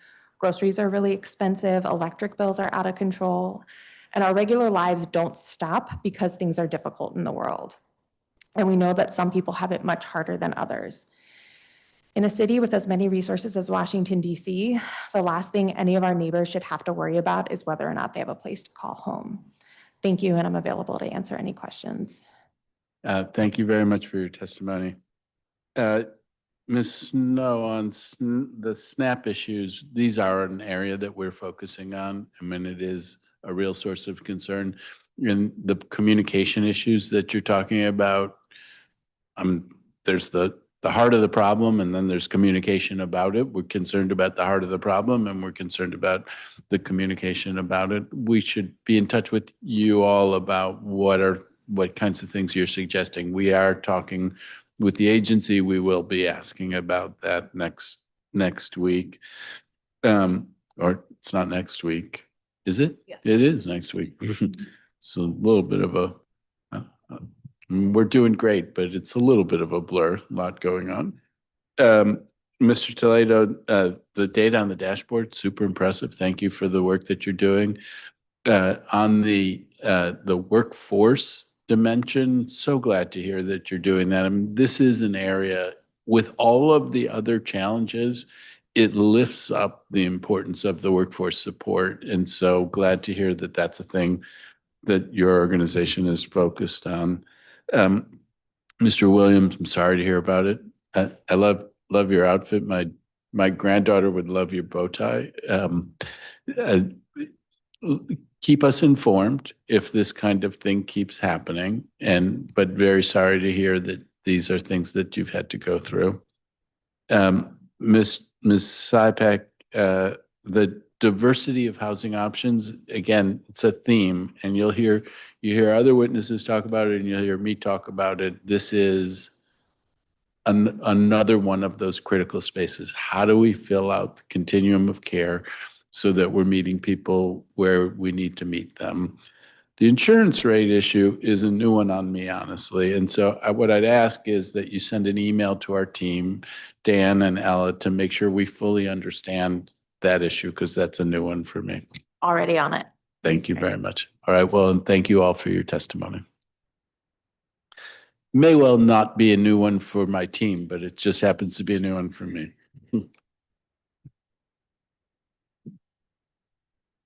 Okay, Jackie Wright,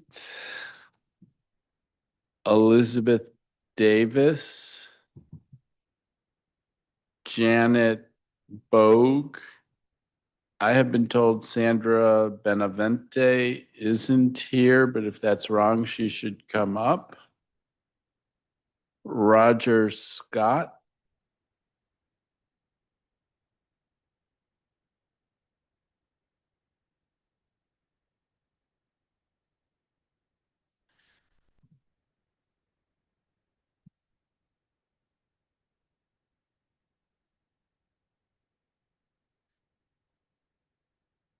Okay. Ms. Wright. I guess I have to say good afternoon now. Good afternoon. And thank you, Councilmember Fruman, for your time and for allowing me to testify today.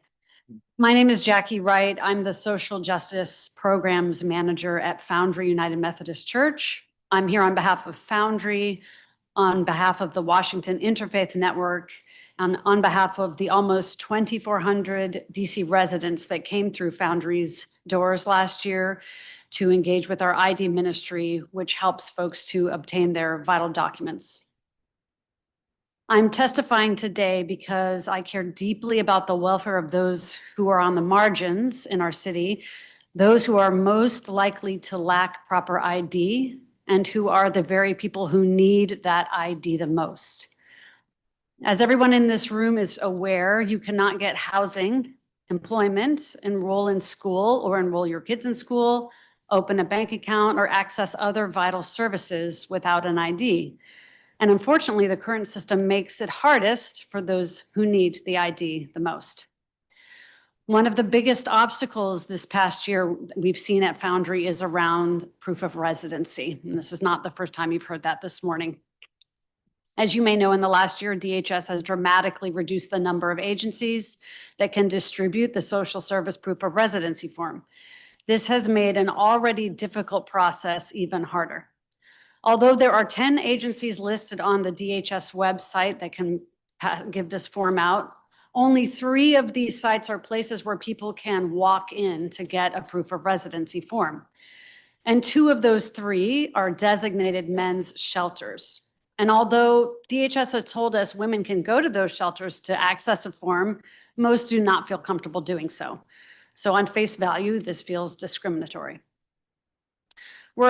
As it has been said in this room many times this morning, we're also very concerned about what we're hearing from the administration in terms of clearing the streets this coming June.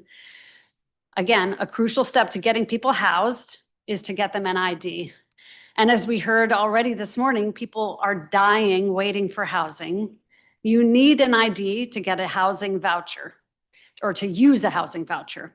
And the proof of residency form is required to get an ID. So many people are getting stuck in this loop. Again, we're making the process hardest for the people who need it the most. We know we don't want to be seen as having a homelessness problem, but we're also not helping people to get off the streets if we're making it so difficult for this proof of residency issue. So we're asking DHS and you all to consider a few things. Please consider expanding the list of agencies that can provide the form. If someone is already going to Catholic Charities or to some for case management, they shouldn't have to go to yet another agency to get that proof of residency form. It is already difficult enough for many folks who are struggling to get themselves to one provider, much less 2. Very reputable organizations such as some, Christ House, Georgetown Ministries, to name a few, used to be able to provide this form and no longer are able to. We also should consider printing this form on regular paper as opposed to the inefficient and costly triplicate form that is used now. I'm not sure why that has been an issue, but that we have heard many times that there's printing issues, the printer breaks, like let's print it on regular paper. We can still keep track of how many forms are being distributed. Lastly, using the social service proof of residency form means when you take it to the DMV, you get a free ID. Because of that, typically an individual can get only one every 8 years. If you're living on the streets or in a shelter, it is completely unrealistic that you will not end up needing a new ID during this 8-year time period. If the cost with the form is an issue, consider decoupling the cost from the proof of residency form. Not everybody who needs a proof of residency form needs a free ID. Foundry is just one of several organizations that are willing to cover the cost. I know that we all care about our neighbors experiencing hopelessness, and we want to help everyone in our city thrive. But without an ID, it's difficult to work, learn, get housing and healthcare. And without proof of residency, it's impossible to get an ID. I hope that we can work together to seek practical solutions to resolve this obstacle. Thank you. Thank you very much. Ms. Davis? Good afternoon, Chairman Fruman and members of the Committee of Human Services. My name is Elizabeth Davis, and I am the Senior Director of Government Relations of the District of Columbia Hospital Association. I appreciate the opportunity to present testimony at the Department of Human Services 2026 Performance Oversight Hearing.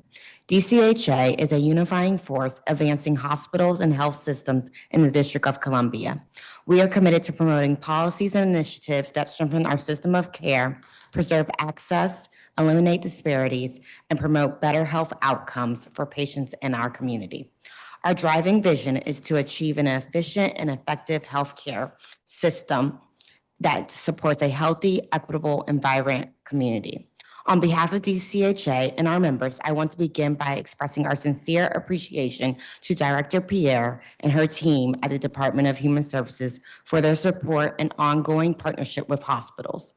Over the past year, we have worked closely with the department to embed hospital-sponsored Economic Security Administration employees at several of our member hospitals. Through this collaborative effort, hospitals would be able to integrate social support services directly into the healthcare setting. This would streamline the process for applications and enrollment for SNAP, TANF, Medicaid, and other public programs.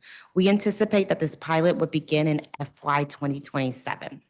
Additionally, we are working with the department to strengthen transportation to shelter care for individuals experiencing homelessness who are medically stable and ready for discharge. During the most recent snowstorm, we worked closely with the department to connect homeless individuals to shelter and identify areas where we need to examine processes to ensure we minimize transportation delays and get discharged patients to shelter. We want to give a special thank you to Andy Worrell for his support during the snow and ice event. Access to timely shelter placement and supportive services is critical not only to patient health outcomes, but also to ensure appropriate use of hospital resources.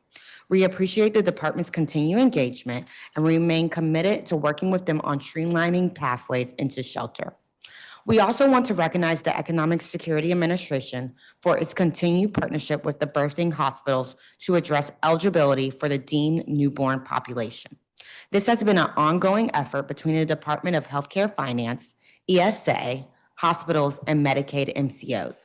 This collaboration has been essential to improvements that have been made in the process.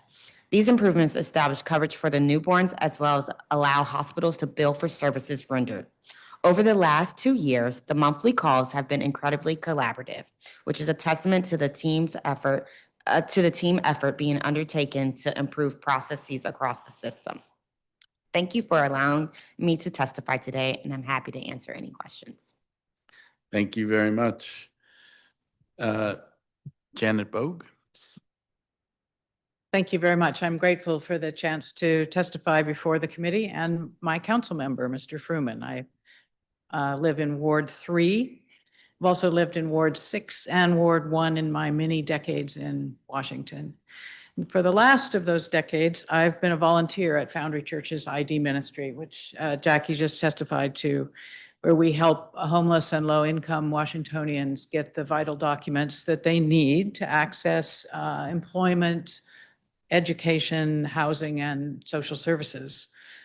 And for our guests, as Jackie said, the most difficult part of the process is often proving that they live in Washington. If you're on the street, if you're in a shelter, if you're couch surfing, as many people are among friends and family members, you don't have a Pepco bill, you don't have a Washington gas bill, you don't have a lease or any of the other acceptable proofs of residency. And those folks have to rely on DHS's proof of residency form.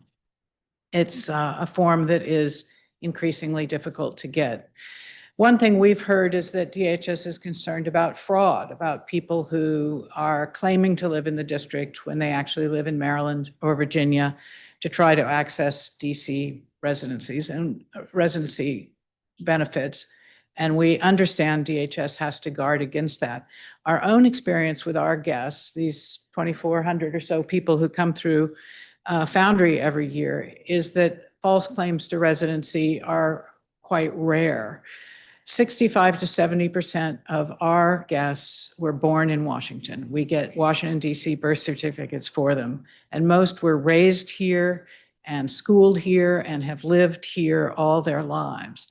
I recently interviewed a man who, by telephone, who is in SUM's treatment facility in West Virginia, addiction treatment facility in West Virginia. And I was helping him get his birth certificate. And it is the first time in his 30-some years that he has physically left the District of Columbia, was to go to West Virginia for treatment. He was raving about the mountains and the snow and the trees and how astounding it was. But when he comes back, he is going to have a very hard time proving that he is a DC resident, this man who has never until now left the city. He will need one of those DHS verification forms. No one ever challenges my DC residency. I was not born here or schooled here, but people like him who are real Washingtonians will need that form. And I often find, and I think Jackie will attest, that we find with our guests that they are so much of our city and their connections are here. Family members may be here, a church may be here, various connections that are so important to people who are unhoused. And also that they really are Washingtonians, and they will tell you who the commanders should draft in the next NFL draft. They're part of this city. They need those forms, and the road to those forms is rocky. They get turned away a lot, told that they can only get the form if they're staying in a particular shelter. And Jackie mentioned one of the problems. Imagine if you're a woman who's escaped domestic violence and you're told that to get a form, you have to go to an all-male shelter to get that. Or they're told the provider is out of forms, that they were only given so many and they're out.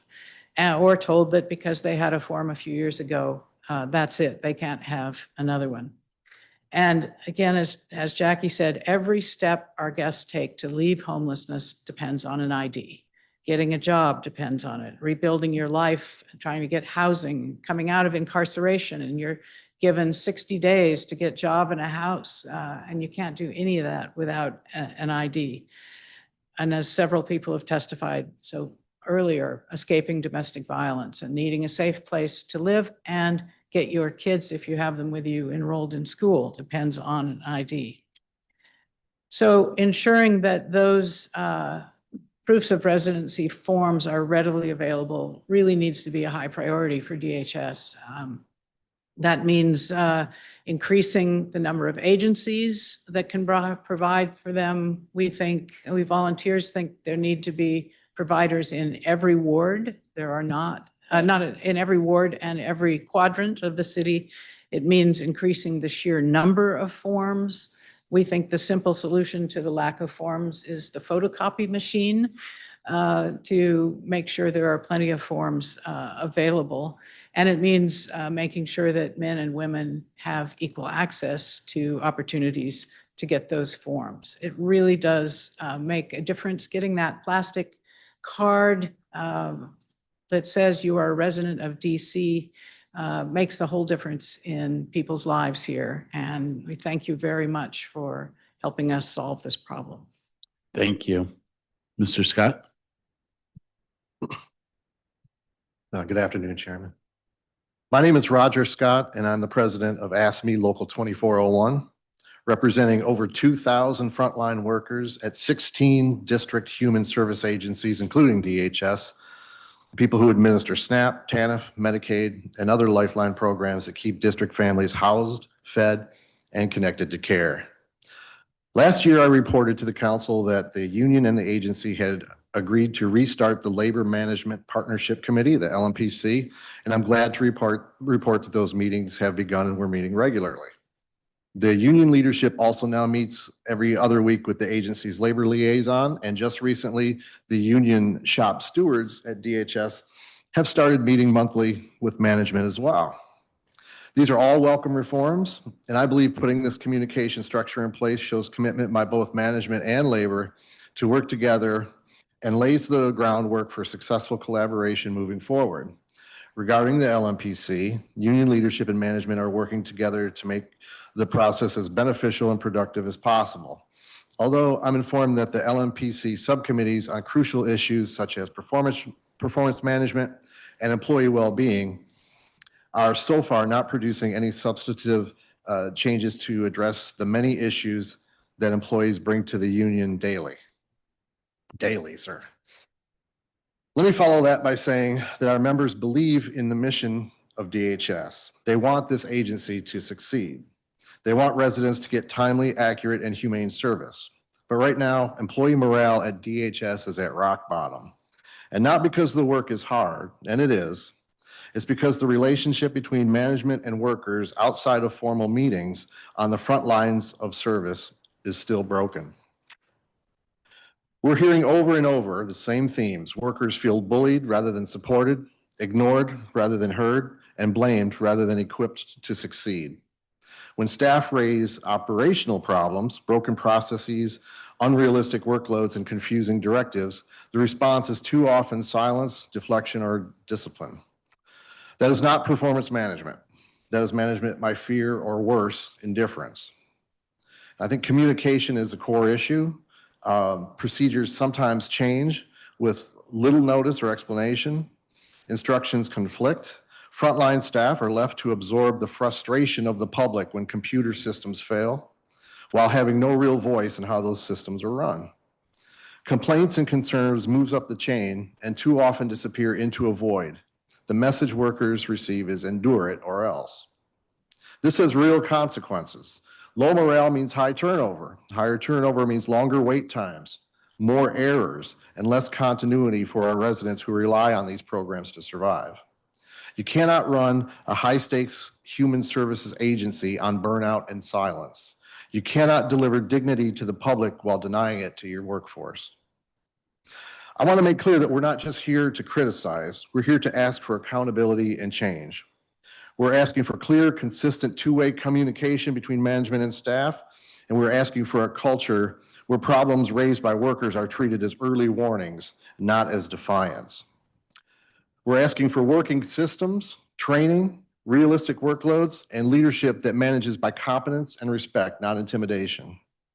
Most of all, we're asking you, the oversight body, to look not only at the metrics and dashboards, but at the human system underneath them. If the people doing the work, if people doing the work feel unheard, unsafe, and disposable, the public will feel it too. Our members want to be partners in fixing what's broken, and giving workers a seat at the table is a good start. But we need to see a concerted effort by all management from top to bottom to make these changes that are needed to start moving DHS from survival mode back to service. Thank you for your testimony. Ms. Wright, Ms.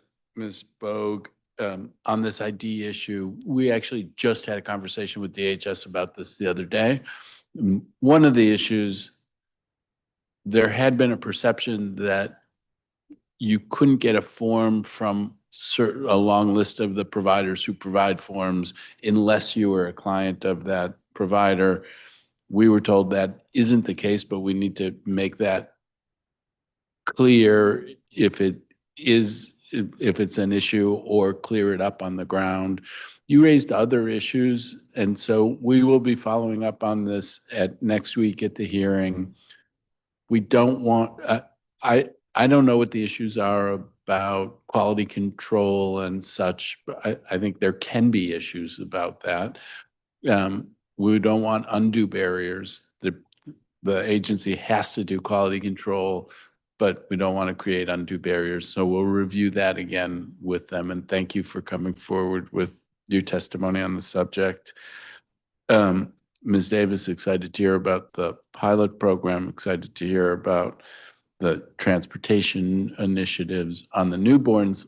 I'm not 100% sure, but I feel like that was something that we pushed last year to try to get folks automatically signed up for benefits. And so I'm glad to hear that that is going forward and that there's collaboration to try to make that a reality. I don't know that we did it. I doubt we did it alone, but I think that was a thing that we were focused on and worked with the agency and others to make happen. Mr. Scott, I mean, you started by talking about improved channels of communication, and I want to be hopeful about that. I think and part of your call is for better communication.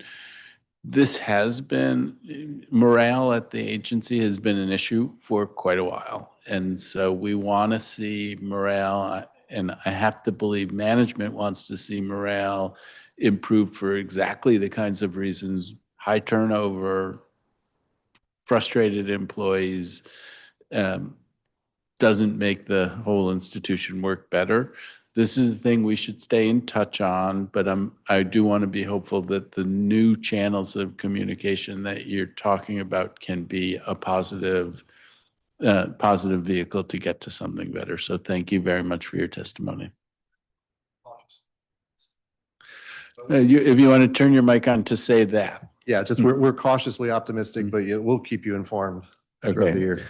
I like cautious optimism. Thank you very much. Okay.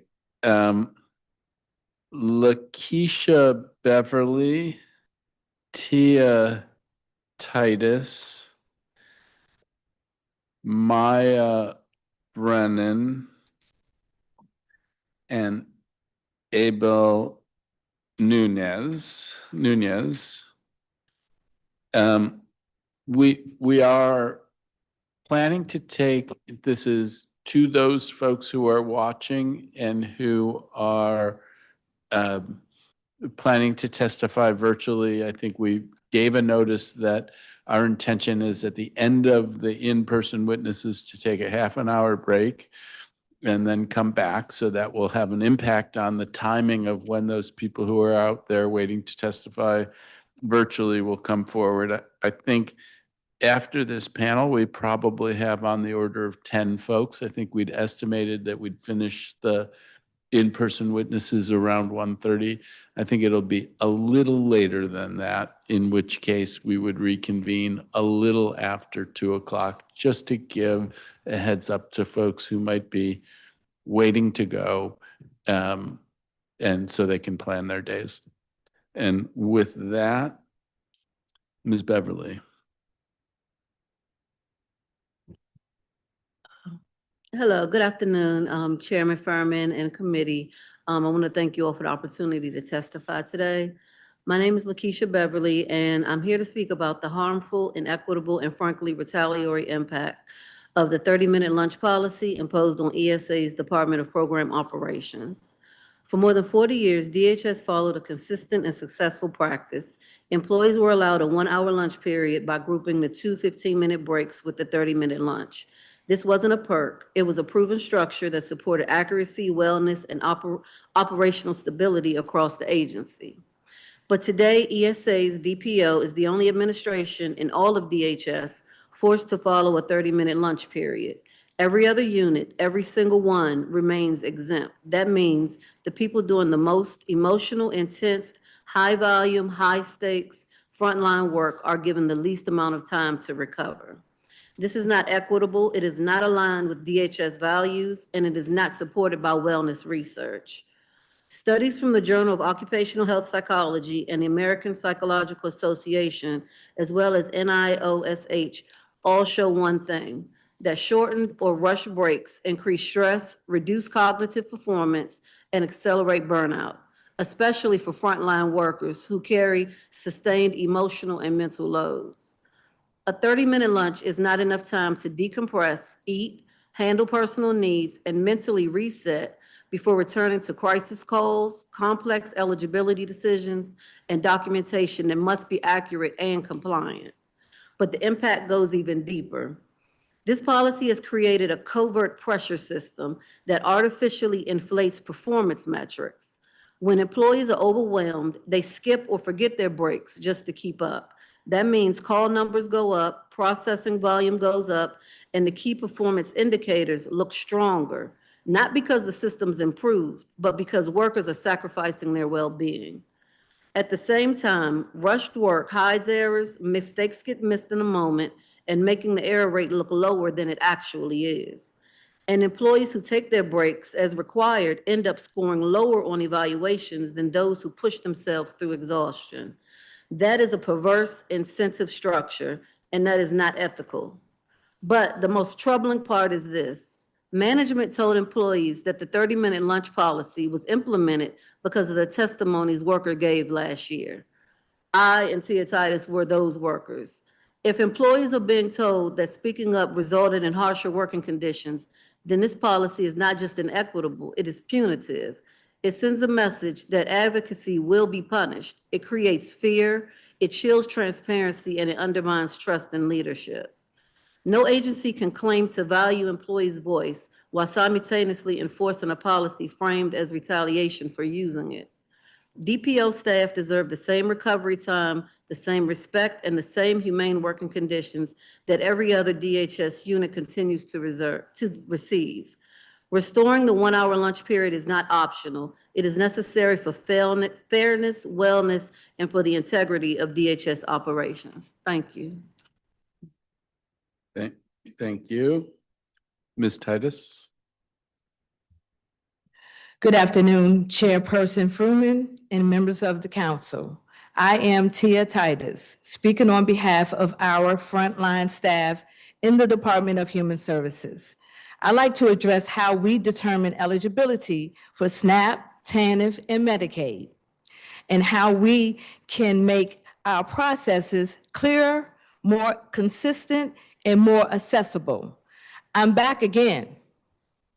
Nothing has changed since last year, except the degree of work is more difficult.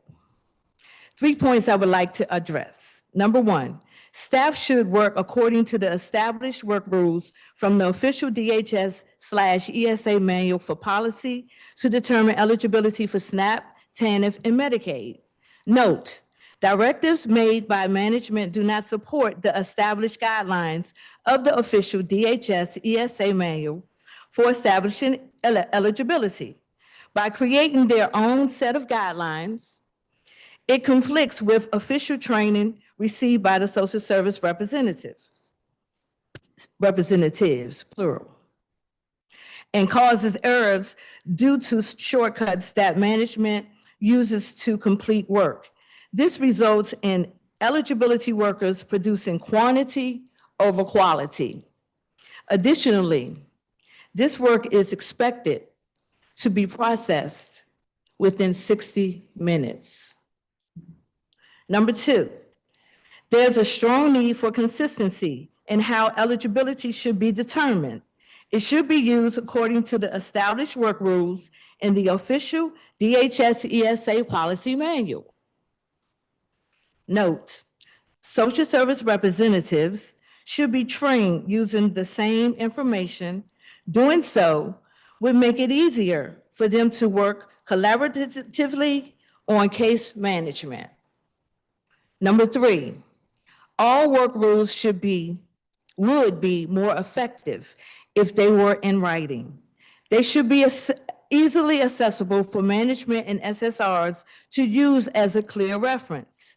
Note, interpretation affects how the eligibility process is perceived and delivered. If all work rules are written down, it provides workers and management with a shared platform for understanding and adherence. Three key points that require attention. Number one, we need to work according to the established work rules in the official DHS/ESA manual, policy manual. Two, there should be an established work rule used in continuity by workers and management to establish eligibility. Three, all work rules should be in writing. In my closing, this system have obstacles which hinders the deliverance of entitlements for the District of Columbia residents that request our assistance. Technical malfunctions occur daily to one or all of the computer systems. Standard operating procedures, which is SOPs, are hindering our efforts, resulting in unnecessary difficulties and ambiguous procedures for processing and determining eligibility. We must act now.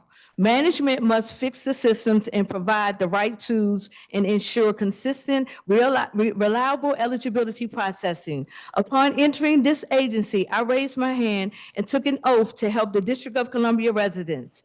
It's a disservice. We need to honor our oath to serve. Let's honor it with real, tangible improvements starting today. We need to seek a change for the better today. We need conformity. We need accurate computers. We need an official work rule. Management and staff, we need to do this together starting today. Thank you for allowing me to speak today about these concerns. Thank you for your testimony. Ms. Brennan?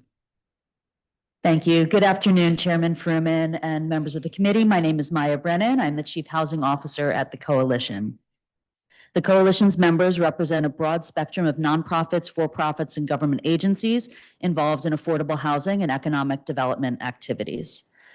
The Department of Human Services activities related to homeless services and economic security are of paramount importance for our members, especially our housing members.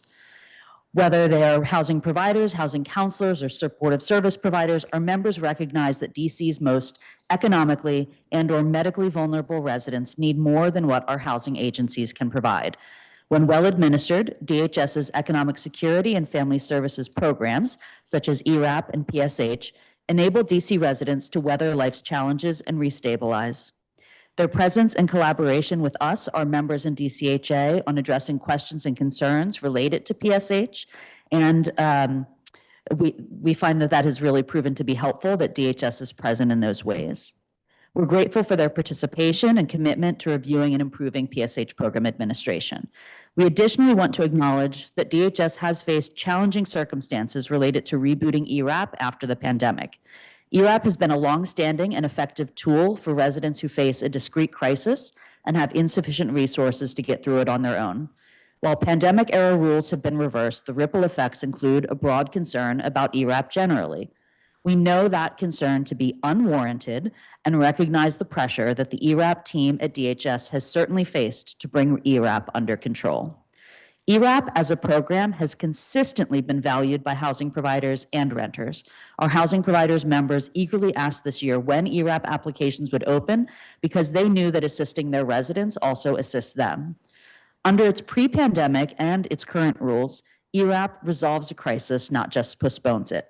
We have two concerns that we would like to elevate during oversight. The first is ERAP administration changes. Our members are concerned that recent changes to how ERAP is administered and implemented may be impeding its effectiveness. The pre-pandemic process worked. Rolling applications allowed renters to apply when they need help and allowed housing providers to get that rent sooner. The community-based organizations have helped make the funds last by making sure people applying are both able to afford their rent again and receive no more help than they actually need. We believe the ERAP system overcorrected after the pandemic era rules ended. We would like to see program administration and application processes return to these pre-pandemic norms. So please ask DHS about the potential for returning to rolling ERAP applications and any other administrative improvements they're considering for the remainder of the fiscal year and into the future. Second is PSH administration. So we're in the unique position of having a membership that includes both supportive service providers and housing providers with PSH tenants. There's two questions that have arisen through these conversations. First are concerns about the consistency and predictability of PSH program monitors. We're hearing that the results are not always coming back the same and folks are uncertain about why. Second, despite a lack of publicly available data, there is a perception that PSH residents are people with unresolved behavioral health problems rather than people with behavioral health problems who have supports that are enabling them to be productive members of communities. So anytime there is an issue in a multifamily building that might have PSH, there's suspicion that PSH is responsible, but we don't actually know through the data whether this is the case or not and how many are single tenants in PSH, not in PSH, or repeat problems of the same person who may need deeper supports. So we want to know how we could do good data collection in an aggregated way that enables privacy and better program administration. So knowing more would allow DHS service providers and other agencies to be able to be partners in solutions. So we would love to hear anything from DSH about PSH program monitor consistency, how the program monitors are trained and themselves managed, and whether DHS has any data or insights that might help determine how many of these suspected PSH client issues truly relate to PSH clients and any other matters like that that would help us actually put some facts into the suspicions. So the coalition is grateful for the work of DHS in assisting our neighbors through various challenges of life. And I'm also thankful to you for the opportunity to testify today. Thank you for your testimony. Mr. Nunez? Good afternoon, Chairman Fruman and staff. My name again is Abel Nunez. I am the Executive Director of the Central American Research Center, known as CARECEN. I'm here to testify regarding the Capacity Building, Legal Assistance, and Education Reporting Grant, known as the CLEAR Fund, managed by the Department of Human Services. CARECEN has served the district's immigrant community for 45 years, since 1981. Our mission has been to support DC residents as they build stable, integrated, and thriving lives in their new home, always grounded in dignity and solidarity. Our legal department provides pro bono and low bono immigration legal services that help individuals and families become more secure, stable, and civically engaged. We assist with citizenship applications and provide civic preparation classes. We partner with the Metropolitan Police Department to support victims of violent crimes. We educate the community about their rights, and we help families reunify through family-based immigration processes. Through the CLEAR Fund support from the Department of Human Services, CARECEN has been able to deepen this work. DHS funding has allowed us to offer high-quality legal services, provide educational presentations, and host community engagement events across all 8 wards. These services ensure that community members receive accurate, up-to-date information about the programs and protections available to them, while empowering them with legal knowledge that directly affects their daily lives. The individuals and families we serve are among the district's most vulnerable, but also among its most essential. They are workers who power our hospitality industry, the entrepreneurs who strengthen our small business economy, and the individuals who contribute to our construction, education, and healthcare sectors.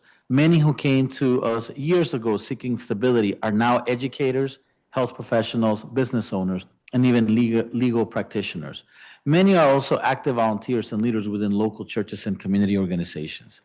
CLEAR Fund's support has enabled us to assist community members with nowhere else to turn, including recent client who survived multiple gunshot wounds during a robbery and require culturally competent legal support to stabilize his life. He is only one example of the countless of residents for whom these services are essential. This funding strengthens the entire district by providing vulnerable residents with trusted, affordable, and accessible legal services.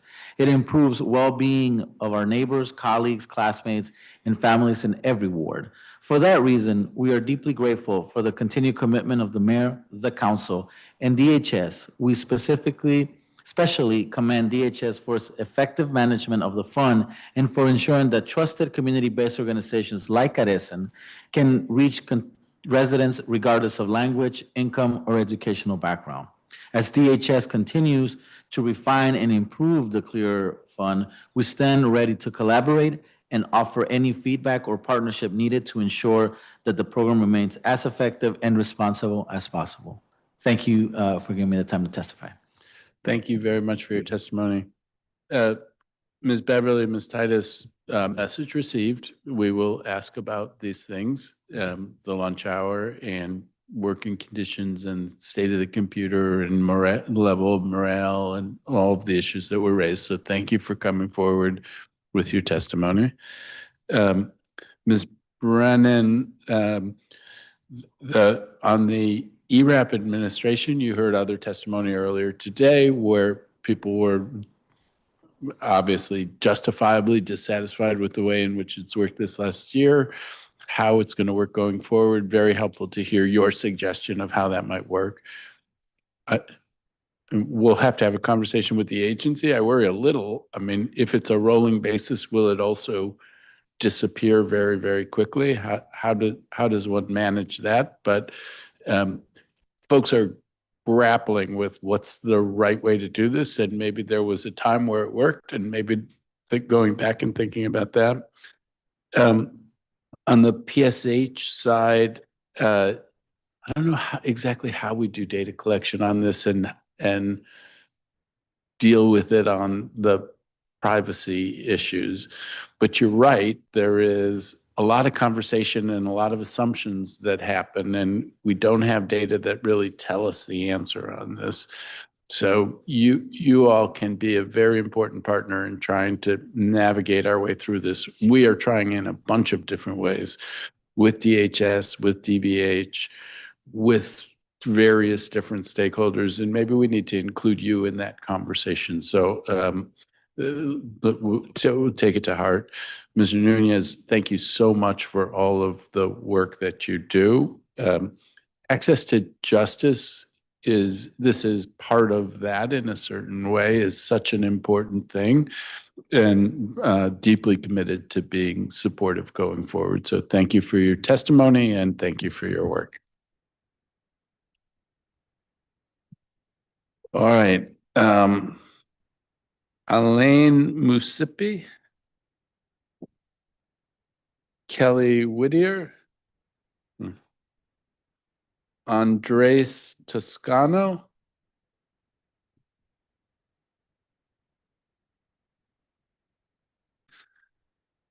Melvine Perkins,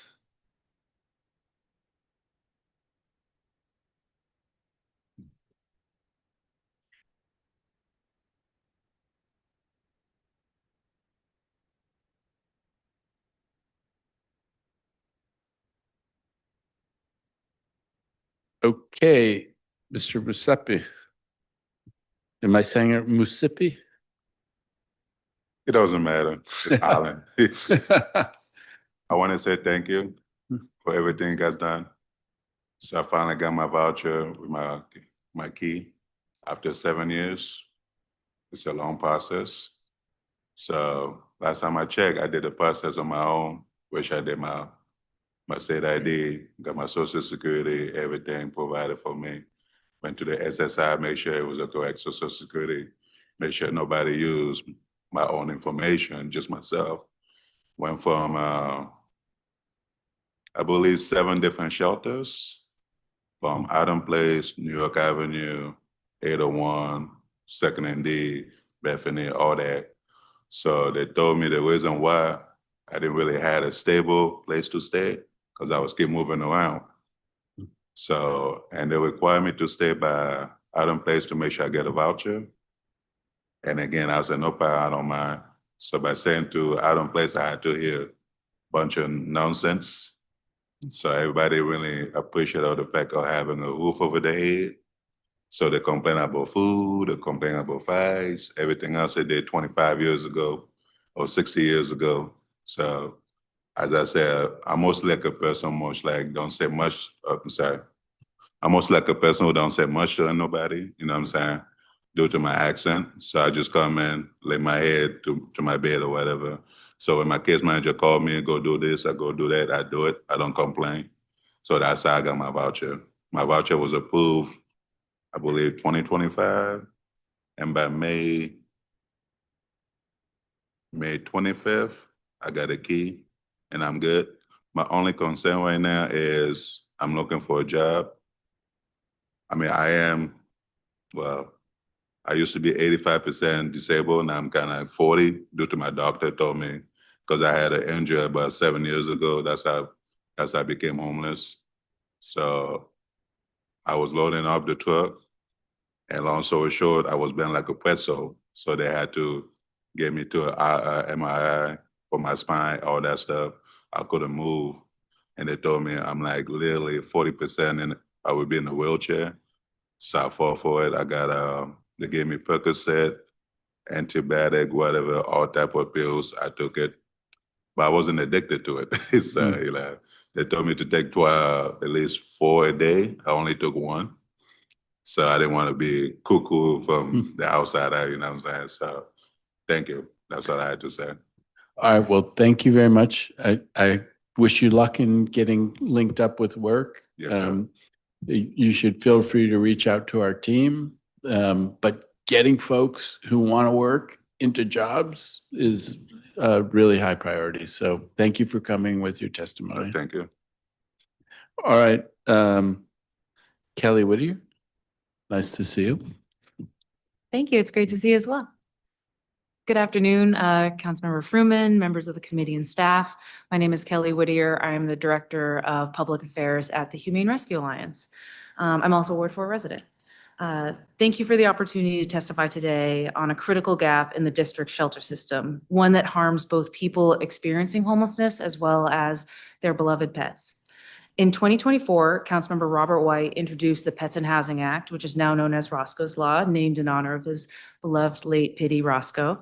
And with that legislation had, a really bold goal to address affordability, to end breed discrimination, and to open the district's first ever pet-friendly homeless shelter. The third pillar of that legislation is what I'm here to testify on today. For many residents experiencing homelessness, a companion animal is simply not a pet. They are family. They are often a person's primary source of comfort, stability, and unconditional support during some of the most traumatic periods of their lives. When someone feels rejected by family, isolated from community, and uncertain about their future, that bond can be life-saving. The human-animal bond provides emotional support, unconditional love, in moments of profound crisis for anybody, not just someone who is facing or is unhoused. Yet today, the district's lack of pet-friendly shelter options forces individuals into an impossible choice: either enter a shelter and surrender their pet or remain unsheltered in order to stay together. As we heard at the top of this hearing, a gentleman who's also a veteran who served his country opted to sleep in his car rather than surrender his animal so they could stay together. And this is a practical barrier to shelter for admittedly a smaller population, but one that can be addressed. It's a barrier that does not need to exist. Until Roscoe's Law is fully funded, Humane Rescue Alliance sought opportunities to fill that gap. Even though, we are not a homeless services provider, we're not an expert in this space, but we are an expert in animals, in animal welfare. So with the Animal Welfare Institute's incredible support, we were able to establish a bridge program which I manage, in which we are placing people who are unhoused with pets in hotel stays. This past winter, that program has been a critical lifeline for people during some severely dangerous weather that we've all experienced. Now it's warm, but the weather also changes so quickly. And this is not only just about providing that shelter during critical inclement weather incidents, it's also about providing participants with the ability to have their pet be in a safe place, which frees them up to go to appointments, counseling sessions, medical appointments. It's that security and freedom to be able to pursue those tracks that will help them transition into more permanent and safe solutions. That's some of the feedback that we've received from our participants, which is amazing. In addition to lodging, we've also provided critical supplies, veterinary care. We've done spay and neuters, vaccinations, and even just to, speak briefly on how vulnerable this community is when you have a pet and you're facing homelessness. One gentleman who is part of our program gave his pet to a trusted friend to care for while he entered DC's shelter system. He finally received his voucher, went to go pick up his pet, and found him in a pool of his own blood, beaten and severely harmed. Rushed him to an emergency veterinary hospital. The cost of that veterinary care was upwards of $7,000. Someone who had just received their voucher into housing was then facing a $7,000 emergency veterinary bill for a companion he had been with for 10 years. We were able to step in with a bridge fund to address those costs, so he wouldn't be knocked back in that way. But it's also just a great example of how vulnerable people and their pets are when they're not together. And so, you know, one of the things that when we look at how could we fully implement Roscoe's law in order to establish a pet-friendly shelter, pet-inclusive sheltering is not impractical when done thoughtfully, and it does not compromise safety for staff, other shelter residents, or the animals. There are a lot of different protocols that have been established in other jurisdictions that have successfully done this that we can look to for their expertise. And there are some non-congregate housing options in DC that could be excellent candidates for a retrofitting of a shelter to fill this gap. You know, this is not about turning shelters into kennels. It's about recognizing that for some residents, housing stability cannot begin if the human-animal bond is severed. The danger of doing nothing is that a subset of residents, admittedly small, will repeatedly be excluded from services because of this preventable barrier. You know, I worry about what will happen when my grant funding runs out. I worry what will happen in the future as we near the 250th anniversary of the country, and we may be facing additional encampment clearings. So I'm deeply proud of the advancements the district has made in animal welfare in passing one of the country's most ambitious and comprehensive, unanimously, by the way, laws to protect people and their pets. And closing this one gap can be a real critical way to both implement that law and provide a solution for people. No resident should have to choose between safe shelter and the companion who provides them comfort, dignity, and hope. And just a quick snapshot, I apologize, I know I'm over time. But the people that we've helped cross the gamut, it's men, women, non-binary residents, it's people across the age spectrum, it's dogs and cats, actually. We've had veterans, we've had former DC government workers, mothers and children have benefited from our program as well. So I think that this is not an insurmountable challenge. And we are here, Humane Rescue Alliance is here to support the council and DHS every step of the way in implementing Roscoe's law and hopefully closing this gap. Thank you. Thank you very much. Andres Toscano. Good afternoon, Councilmember Fruman, members of the committee and staff. My name is Andres Toscano. I manage the medical administrative team at Humane Rescue Alliance. And while I'm testifying today in my personal capacity, I would love to share some experiences I've had in my 3 years working for Humane Rescue Alliance, particularly the growing needs I've observed among DC residents with pets. I started as a customer care associate, and my role involved in taking and scheduling animal surrenders for DC residents. During my time in that role, I saw a wide range of reasons why owners were surrendering their pets. Anything from not being able to afford pet food to not having adequate time to dedicate to their pet. The reasons for surrenders primarily revolved around making decisions that were in the best interests of their animal's care. A small percentage of surrenders, however, were caused by owners facing housing hardships, including staying in shelters that didn't allow pets and attempting to leave domestic violence situations. The highlighted difference between the two aforementioned scenarios and the vast majority of surrenders was that pets themselves of residents facing homelessness were already receiving adequate care at the time of surrender. These are pets that were already loved, wanted, and cared for by their surrendering families, but circumstances outside of their control had led them to surrender as a last resort. This was not only heartbreaking for people forced to say goodbye to their pets, but also increased operational and capacity pressures within the animal shelter. For a shelter, calculating the average cost of housing an animal is somewhat of a moving target. Each animal may have different needs based on health, size, breed, and training. As you factor in resources required to care for a pet, the cost quickly starts to rise. This number could then exponentially increase with the length of stay increasing. The cost of facilities and staff aside, vaccines can range from $30 to $60 per shot. Spay and neuters can cost anywhere from $200 to $600, and feeding can cost about $50 to $80 monthly. That is at the baseline of good health without complications. Some costs are less tangible than others, such as the unintended effects of being housed in a shelter environment.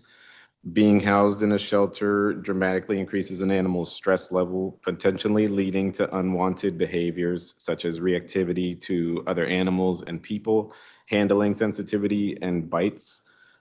This is what we call deteriorating in the shelter. It's one reason why our foster caregiver network is so important. Ideally, we want these animals to be in a home while they're waiting adoption. Deteriorating and separating, and the separation of loved pets from families experiencing homelessness is avoidable if DC's shelter system adjusts to include meaningful pet inclusive options.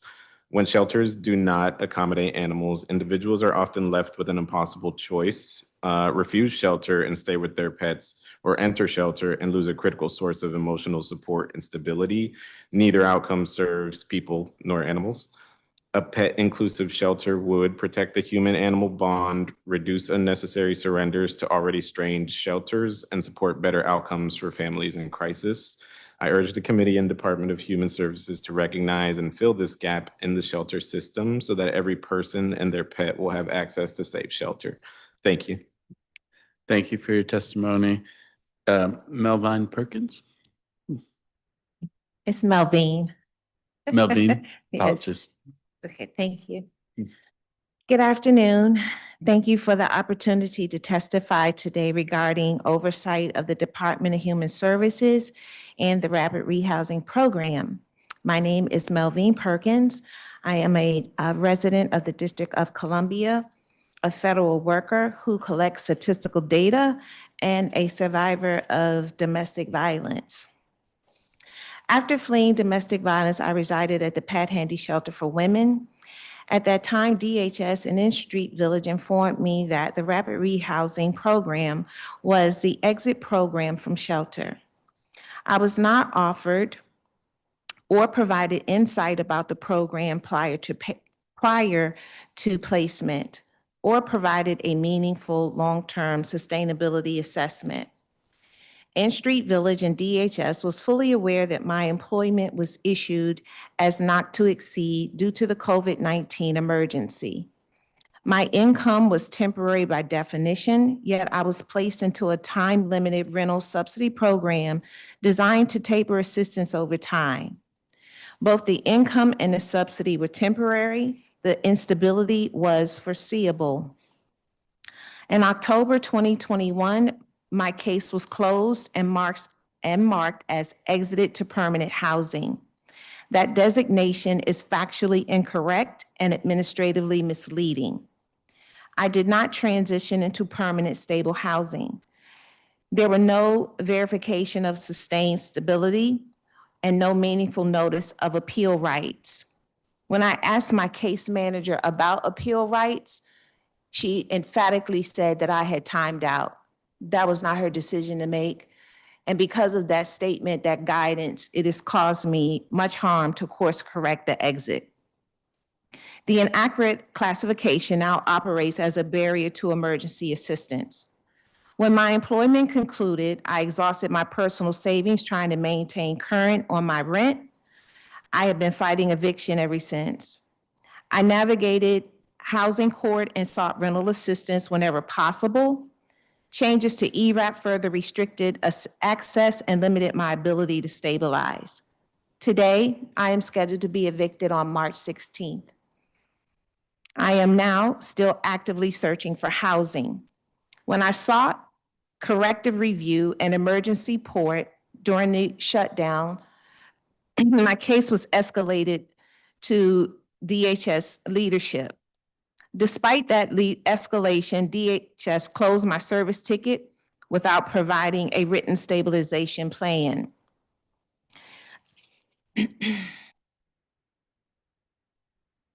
No written corrective determination, no documented stabilization strategy, no confirmed bridge program referral timeline, no coordinated plan to utilize my inclusionary zoning certificate on a non-lottery basis despite the urgency.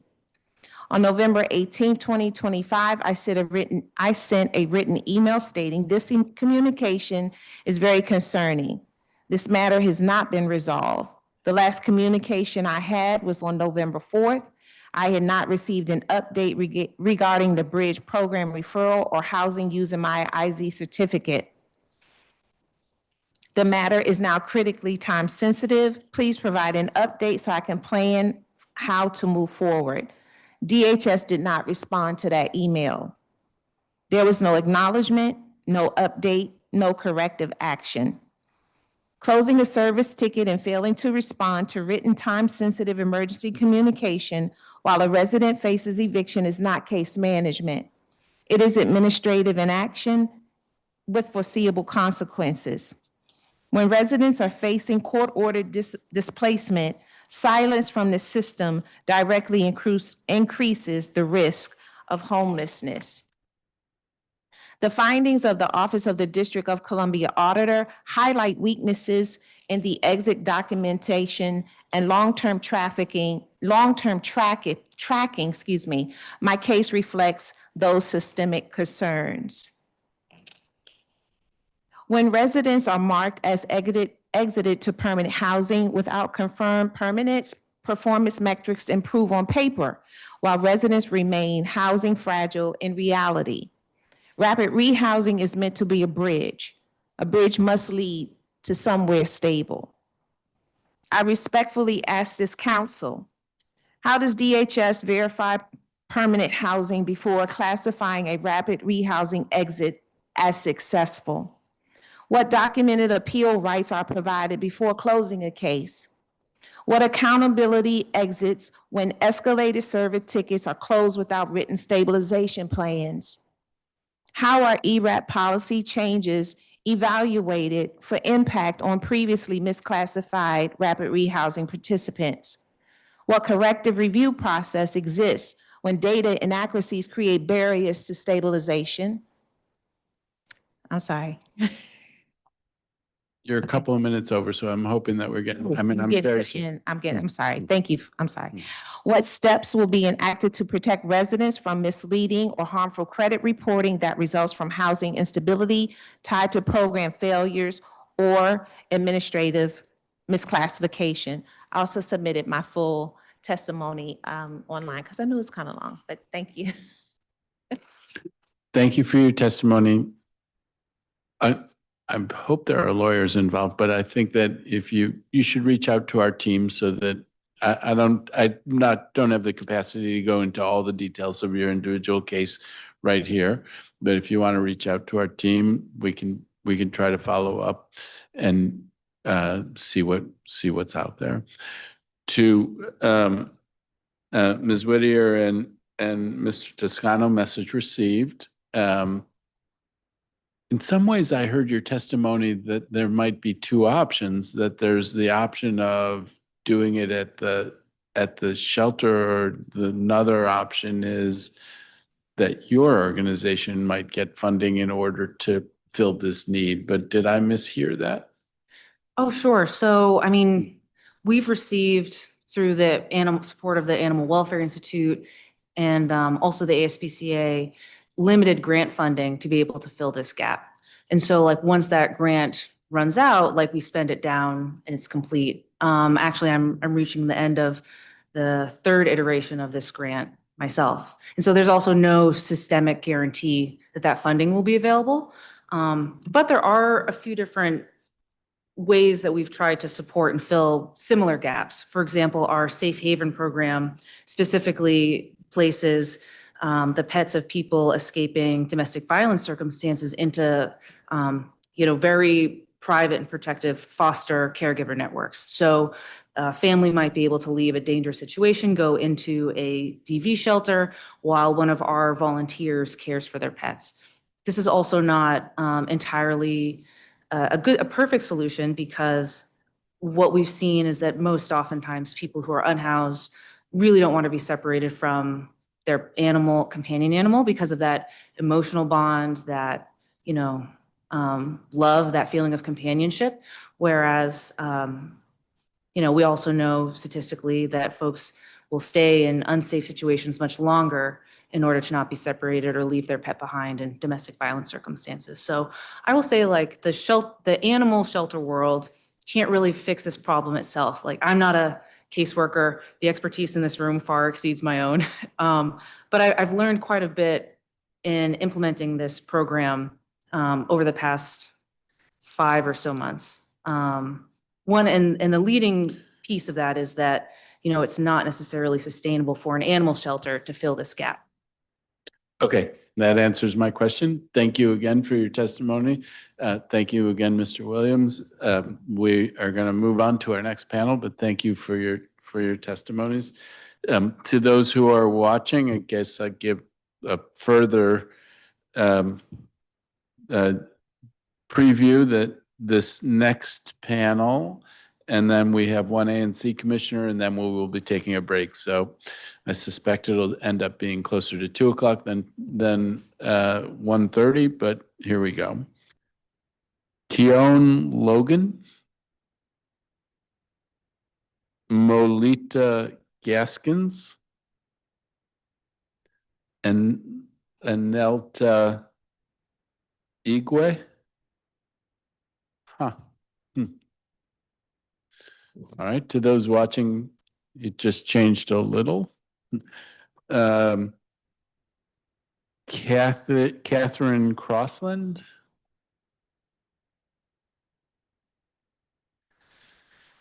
Is there anyone else here besides Trupti who has come to testify in person whose name has not been called? Okay, if you want to come to the table.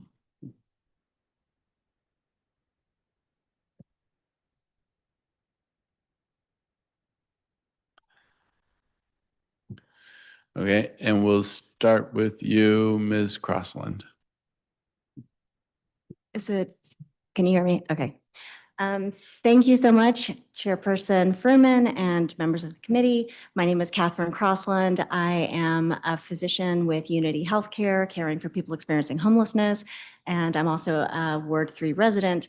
And in my role of Director of Homeless Outreach Development, I often am looking for gaps in care and ways in which we can improve care coordination and access to vital medical services.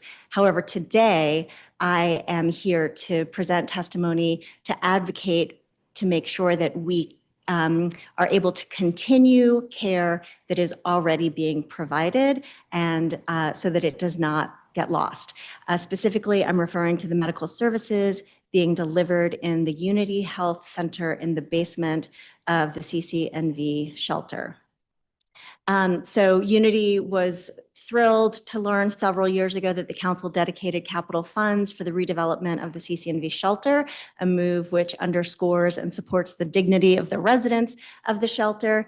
But with this redevelopment in mind, it's important to also consider funding and building a replacement for the current comprehensive medical clinic that operates in the basement of the CCNV shelter, which is really the linchpin of healthcare for the homeless in Washington, D.C.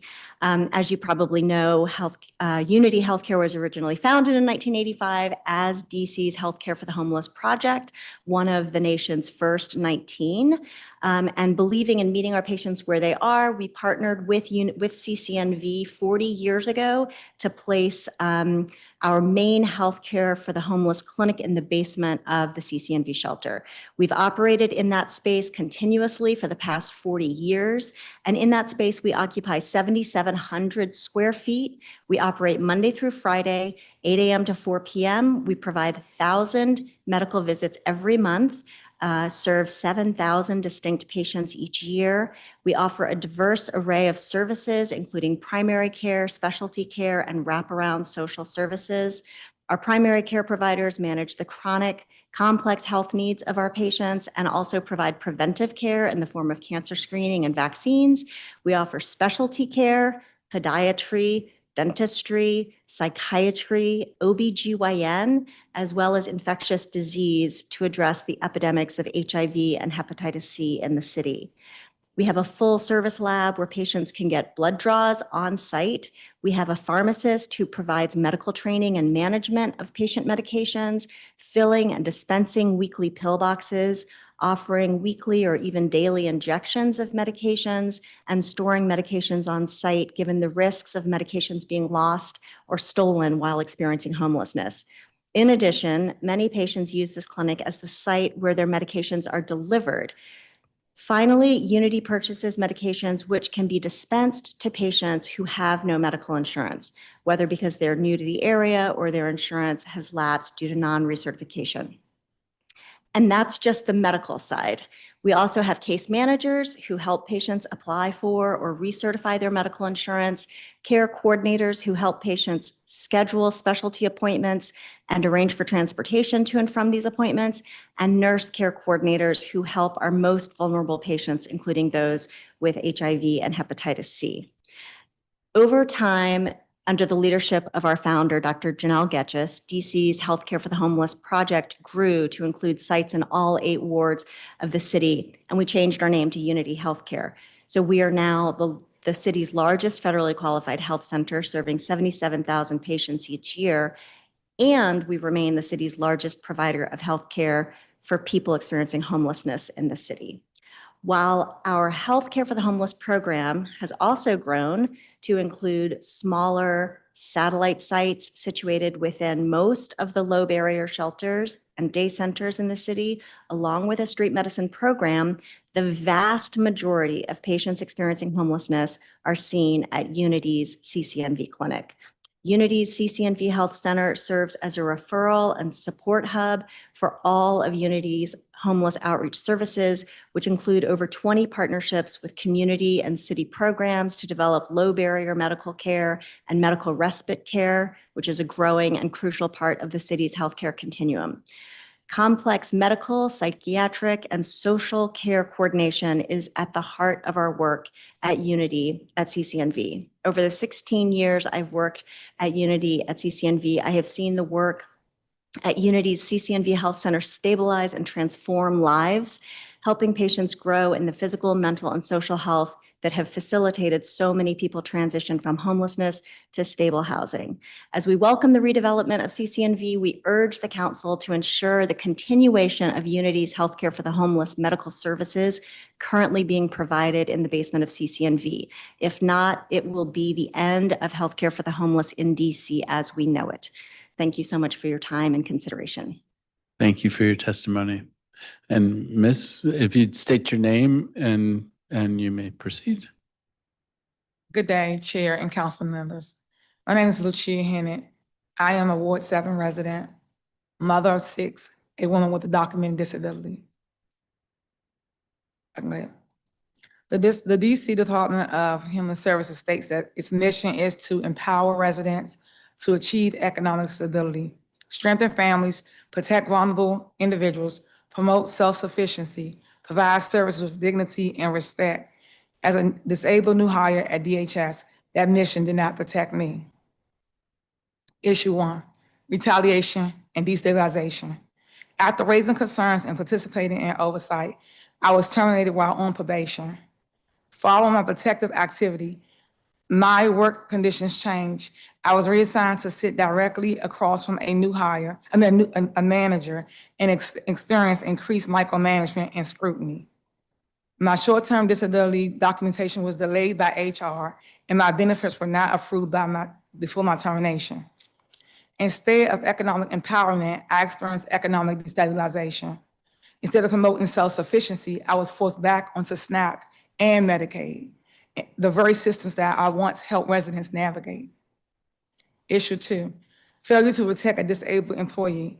DHS requires employees to master complex ESA policy, pass assessments, and perform at high levels. As a disabled employee with documented conditions, I was expected to succeed in a training environment that lacked clear structure, consistent house rules, and meaningful reasonable accommodations. Instead of protection, I experienced escalating scrutiny and eventual termination. Issue 3, impact on my family. Instead of strengthening my family, my children watched their mother lose employment, stability, and health while we were grieving the death of my son. I am also the caregiver of a son with diagnosed mental health conditions. One of my sons has been homeless for over 10 years. He completed a SLDAT assessment and has cycled in and out of a psychiatric hospitalization. He has not received permanent supportive housing. How do I advocate for my son when I'm fighting for my own livelihood after being destabilized for speaking up? Issue 4, lack of follow-up and accountability. I have testified before this committee previously, twice. I was informed that follow-up will occur. I sent correspondence, I made calls, I visited offices. To date, there's been no substantive resolution. This is not an isolated incident. This is a documented history of testimony regarding retaliation, delayed benefit processing, housing delays, and lack of accountability with DHS. These concerns continue to exist. So my question for you today, what protections exist for disabled probationary employees who raise concerns? What safeguards ensures whistleblowers are protected from retaliation? What accountability ensures disability documentation and benefits are processed timely? What oversight ensures residents assessed for permanent supportive housing are not left waiting indefinitely? How is DHS measuring whether its outcomes align with its mission? And my request, constituents' intervention with clear timelines, workforce placement support so I can stabilize and return to serving the community, measurable oversight reform that aligns DHS practices with its mission. Independent HR review for probationary employees who report discrimination, public tracking of disability accommodations and short-term disability processing timelines, formal internal whistleblower safeguards, public reporting of PSH wait times for individuals who completed SLDAT assessments. Oversight must move beyond hearing testimony and into measurable reform. I want to work. I am skilled. I help residents navigate with dignity. I'm asking the district to live up to its missions. Thank you. Thank you very much for your testimony, and very sorry to hear about the situation. Very sorry to hear about the loss of your son and your other son who's facing real challenges. I don't know if you have reached out to us particularly, but say again your name and we'll. My name is Lucia Henry. I've come to your office. I wrote emails. I talked to your staff, was hung up on, and there's been no solutions and no responses. Okay, I'll look into it. And Ms. Crossland, thank you very much for your testimony. I actually had not focused on this issue of what happens. And so very helpful to hear that. We'll follow up and ask about that at the upcoming hearing. And happy to give you a tour of the clinical space in the basement to give you a better sense of all that's going on down there. It's more than just a one-room clinic. It's a massive operation. No, It's really- 7,700 square feet. I think I'll take you up on that, but maybe not for a couple of weeks. Of course, at your convenience. Thank you. All right, and thank you very much for your testimony. Okay, we are now coming to our last in-person witness, and then we will take a break, probably by 10 to 5:22, and come back at 2:25. So for those waiting to testify virtually, we will gavel back in at 2:25. And start with the first virtual witness then. So I see Takia Aiken, Lynn Amano, Thuria Zaki, Ashley Willis, Shannon Matthews, Ashley Stevenson, We'll be calling you to begin testimony at 2:25. And now we are joined by Drupti Patel, who is a veteran testifier here at the council. And Ms. Patel, when you're ready to start.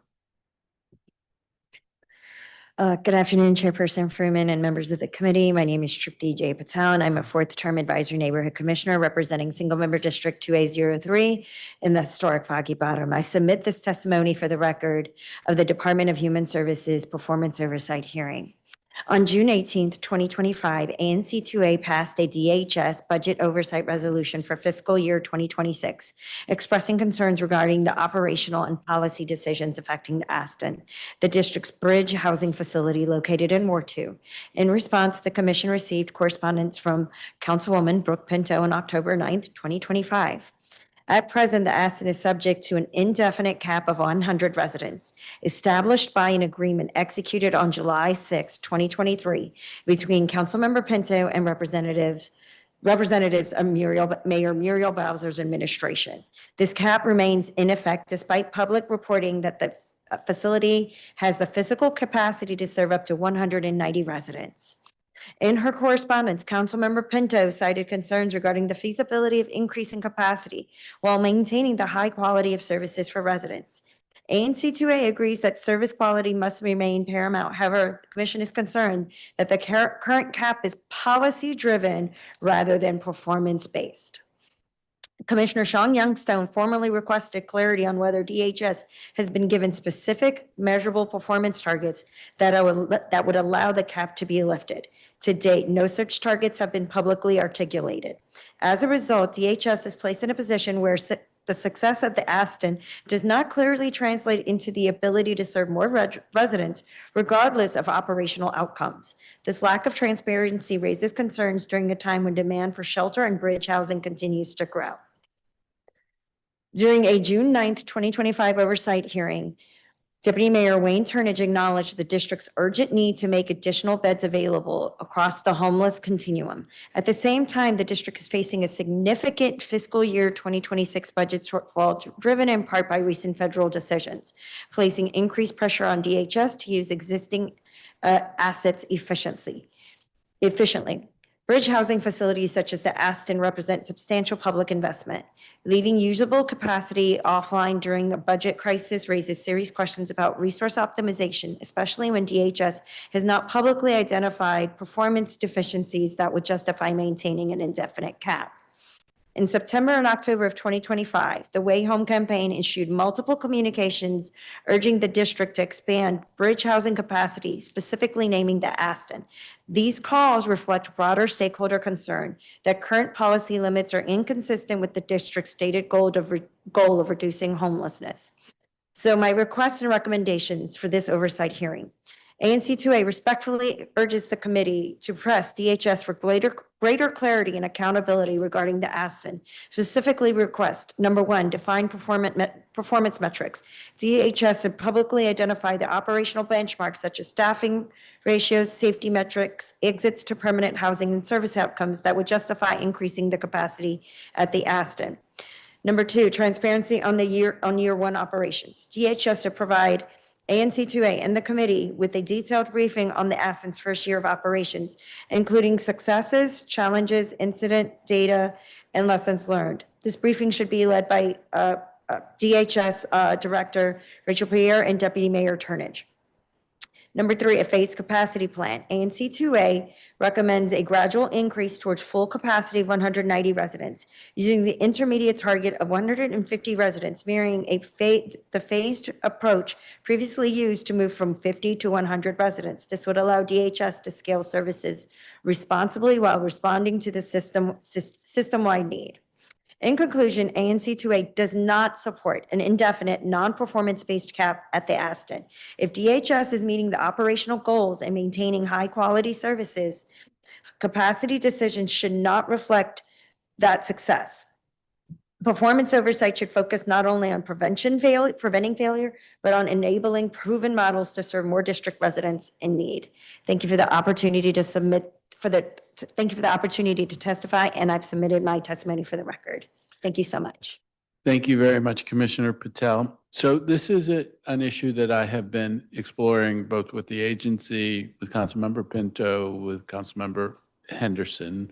I do think right in this moment, your call for clarity about how the Aston is performed and what performance metrics might be a constraint on expansion and how expansion might work.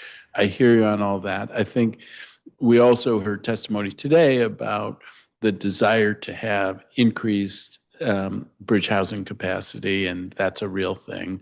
We do have the East Street facility that's come online and is yet to be full. And so we actually do want to see that fill.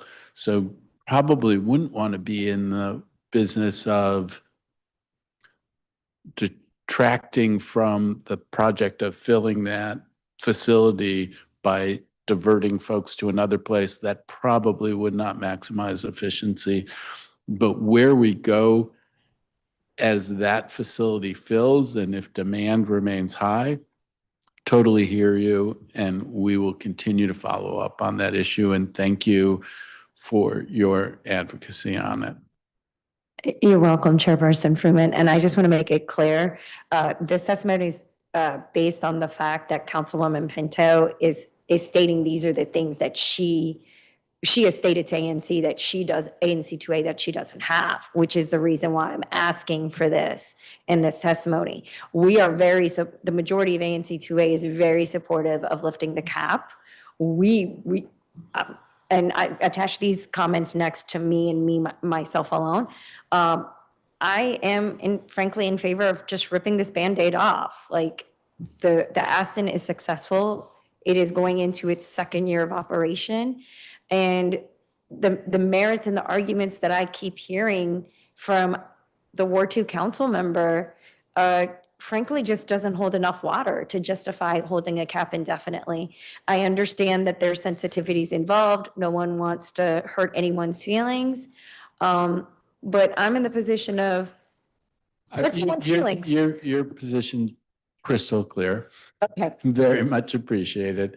I think we are going to move, and thank you for your testimony. I think we are going to move to a brief recess before the virtual witnesses. So we will now be taking a half-hour break. If this break affects when you would like to testify, please send a message to the host labeled as the Committee on Human Services or to humanservices@dccouncil.gov. But we will be back at 2:25, and with that, we will recess for 30 minutes.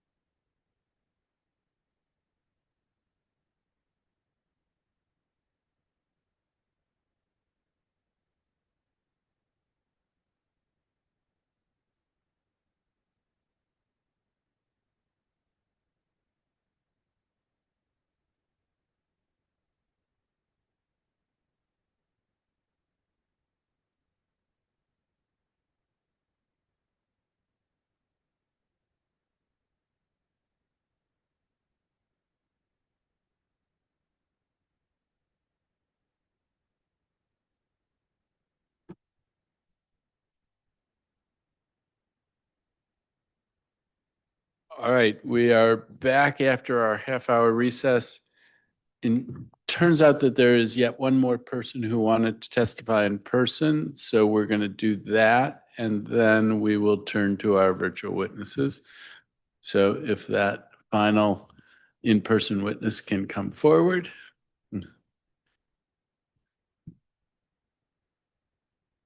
Thank you.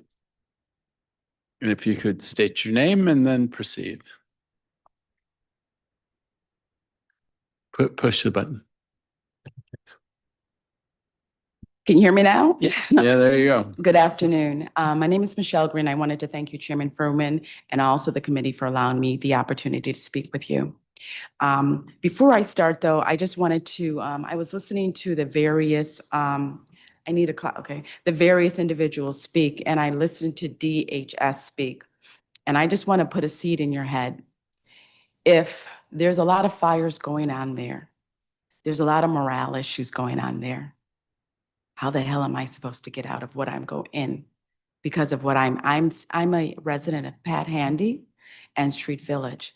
But I just want to set that seed before I go in and just give you a couple bullet points. Okay, so my name is Michelle Green, and I wish to go on record and testify that I am a whistleblower. I also want to state that my case was approved, and I have a number, OCR, case number 25-OCR-0625. I am also Marines United victim. When I state that, that is an organization made up of, based of both military and non-military veterans and active military men going after females to victimize them because they've severed ties. So you get at times women from Pat Handy being targeted. And just as a backup, you could go into the US Senate hearing started in 2016. They were initially exposed. So I am a target. When I walked into Pat Handy, they knew this. I didn't share it right away because people tend to think it's hard to believe. But as I was there, people fessed up, and I heard a lot of employees speaking on this behalf, but no one has ever spoken up with the exception of one. The security director told me, shared with me, confessed, I should say, after 2 years of being there, that management at Pat Handy, Nicole Hall to be specific, requested that she not document or touch any of the crimes. So I've been living in hell, and I'm here to get help. Just a couple examples. They have placed me in a DBH system. And the way of doing that is, Pat Handy doesn't have an updated guidelines. When you put someone in a DBH system, CRT, you have to have guidelines. Those are medical protocols. Their guidelines they're using are from 2017, almost 10 years later. They've not done addendums because sometimes you do get busy. So you have to do an addendum to at least attach to a 2017 protocol. So when people have called on me for CRT, the justification was, Ms. Green, you were angry because I'm attacked at night. I've had needle marks in my leg, which my doctor confirmed. I've had my head shaved. When I've gone for protocol, when I've gone to the medical, I've had to come back for an advocate to tell me I must give her my entire chart. You and I both know that's illegal. And she looks at it, or I'm not in. And she reads it, and she reads my CT and says everything looks to be okay. These are the things that are happening. I have been assaulted. I have been sexually assaulted. I have been right here, here scalped, but literally, they have literally scalped out here where it's been bald, where my doctor has documented it and requested me to get a tetanus shot. How does that happen? How does that happen to someone? You're looking at a professional. Marines United came after me, disgruntled ex who has a lot of money. And now I'm in a shelter because police are touching nothing. I've gone to MPD who have come to the shelter They have stated on camera, do not touch her, she's crazy. You're looking at an executive, a former executive of a hospital. I have not lost my mind. I should, but I have not. All the things that I said about MPD, of hiding my crimes, no one ever listened to me.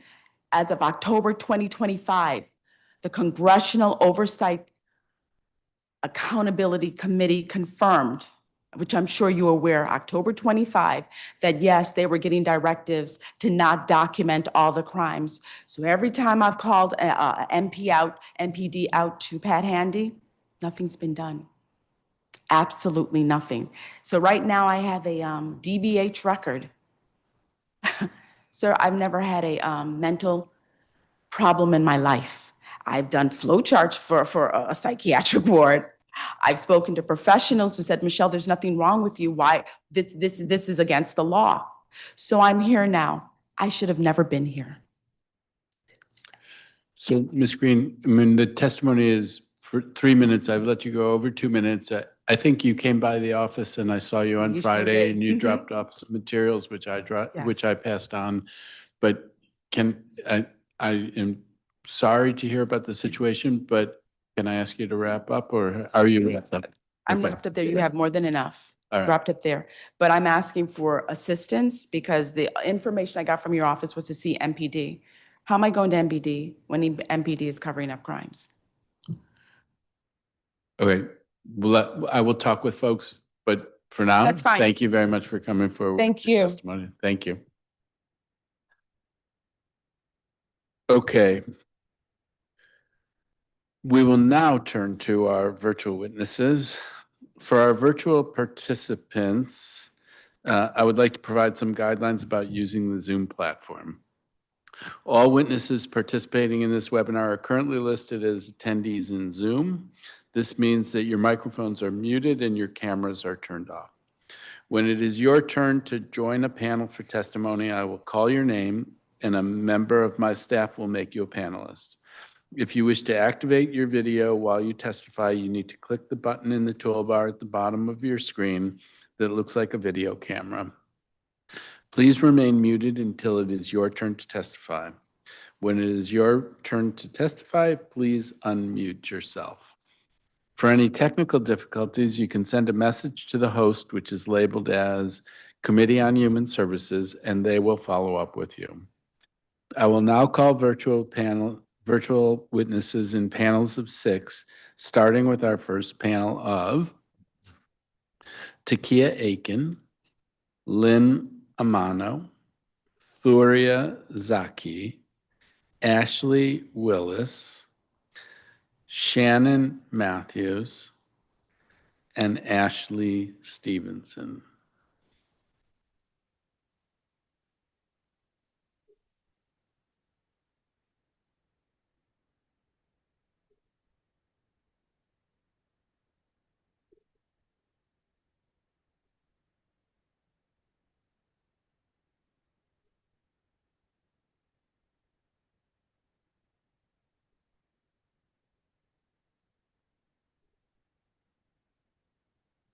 We will get started. Takia, if you're ready, you may proceed. Okay, good afternoon. Can you hear me? I can hear you. I can't see Okay. you. And if you want to turn your camera on, you can. If you don't, you need that.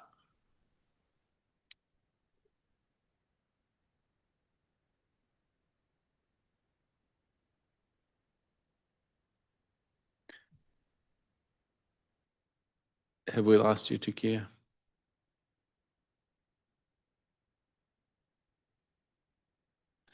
Okay, we'll come back to Takia. Lynn, if you are ready. Great. Thank you, Chair Freeman, for allowing me to testify today. I am, the timer clock didn't restart over, just so you know.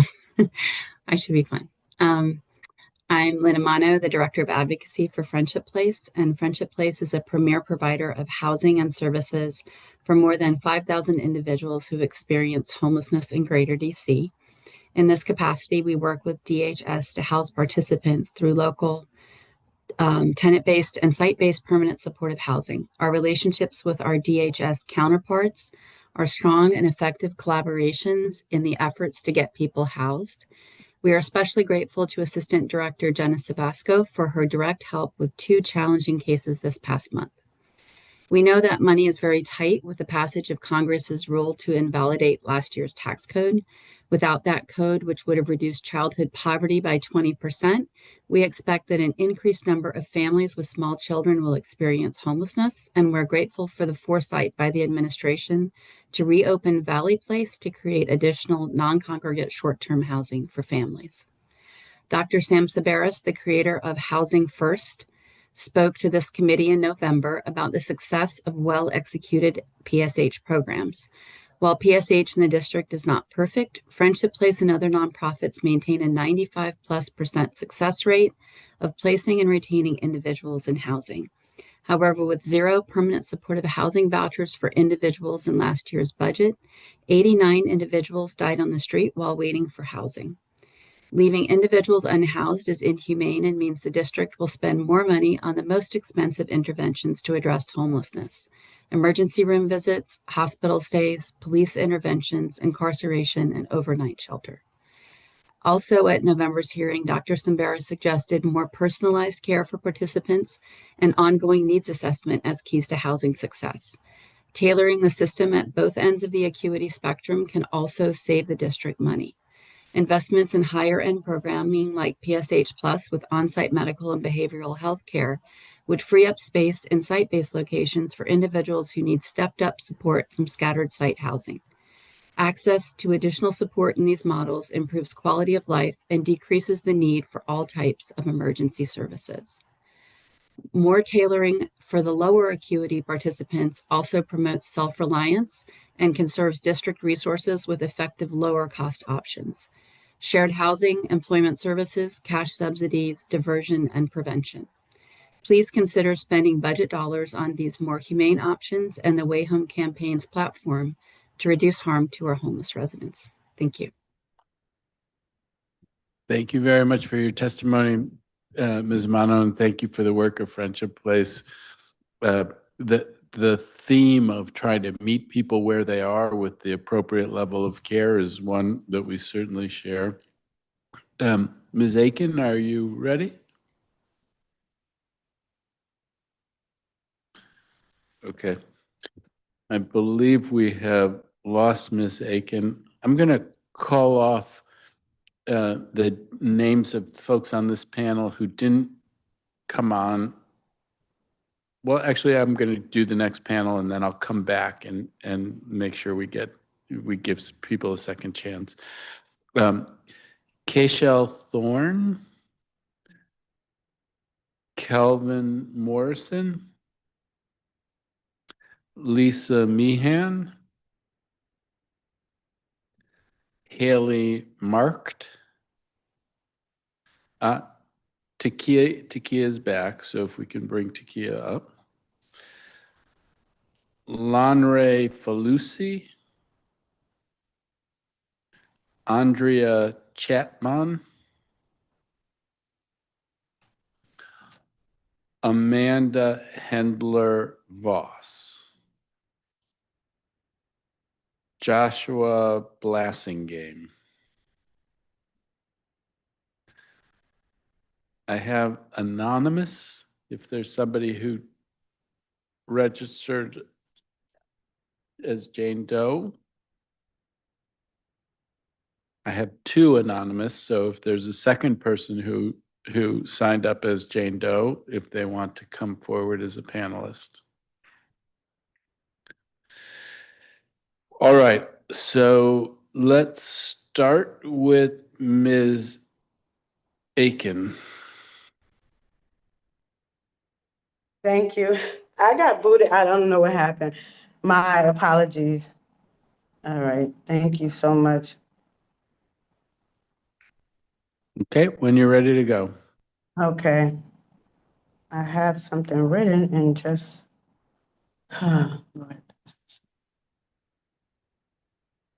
Okay. Homelessness doesn't have a set look. However, it has a feeling. in different mental states for different homeless circumstances. Joy was mainly my feeling when I became a rapid rehousing recipient.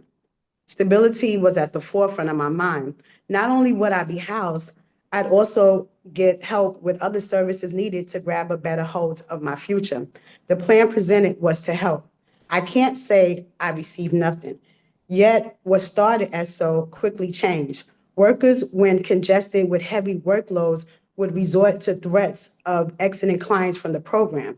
When you stand up for yourself, you're left looking over your shoulder, wondering if you will be made to pay the price for exposing their wrongdoings. You move forward, head held high, for your most important goal is to stay housed. 6 months into your program stay, you and your case manager are to make plans for what's to come when your subsidy year ends. You were once told as long as you comply with the program, there's a strong chance that the services can be extended. That the provider can help you apply for alternative services, all of which can keep you housed. This lends to you feeling like you can exhale. It's quite scary to think of an end. You truly need and prefer options. You never want to have to walk backwards, shelters, outdoors, pillow to post by way of kind people. You finally have your own, finally feel included. That feeling gets placed on a stovetop burner when you learn each provider gives separate information.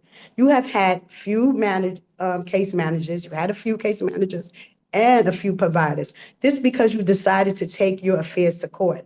At this point, you just want to rectify the situation. With funds that's allotted to these programs, more effort should be put into a client's successful exit. I truly feel such programs should pose as a bridge. Don't just house clients without better exit plans. Fear should not be the factor. Clients shouldn't be left to feel like they may have to go back to the shelter, to the pillow, to the post, to the beginning. Everyone isn't mentally stable for such circumstances. Rapid has rehoused many, and we're truly appreciative. We need better ways to stay, excuse me, we need better ways to stay and keep our housing. We need more providers and staff like the ones I encountered at Hillcrest. We need more providers and more staff who treat their clients with dignity. Anyone at any time can fall upon hard times. What if you had to be rehoused? How would you like your rehabilitation to start and continue? No system is perfect, nor its plans. We just need consistency and better planning rapidly. Thank you for having me. It's Takia Aiken. Thank you for your testimony. Lisa Meehan?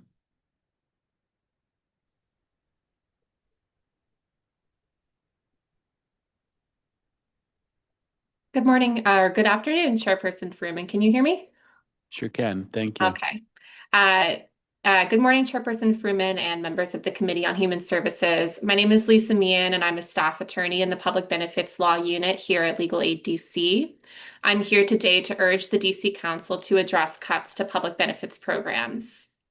I will address the cuts to the TANF program first, and then cuts to the SNAP program.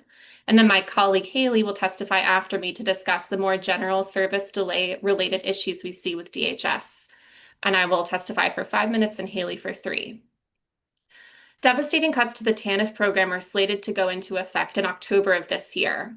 These cuts include eliminating the annual cost of living adjustment for TANF benefits, reinstating a lifetime time limit for receiving TANF benefits, and increasing penalties when a parent does not work or meet work search requirements from 6% of the family benefit to 25% of the family benefit.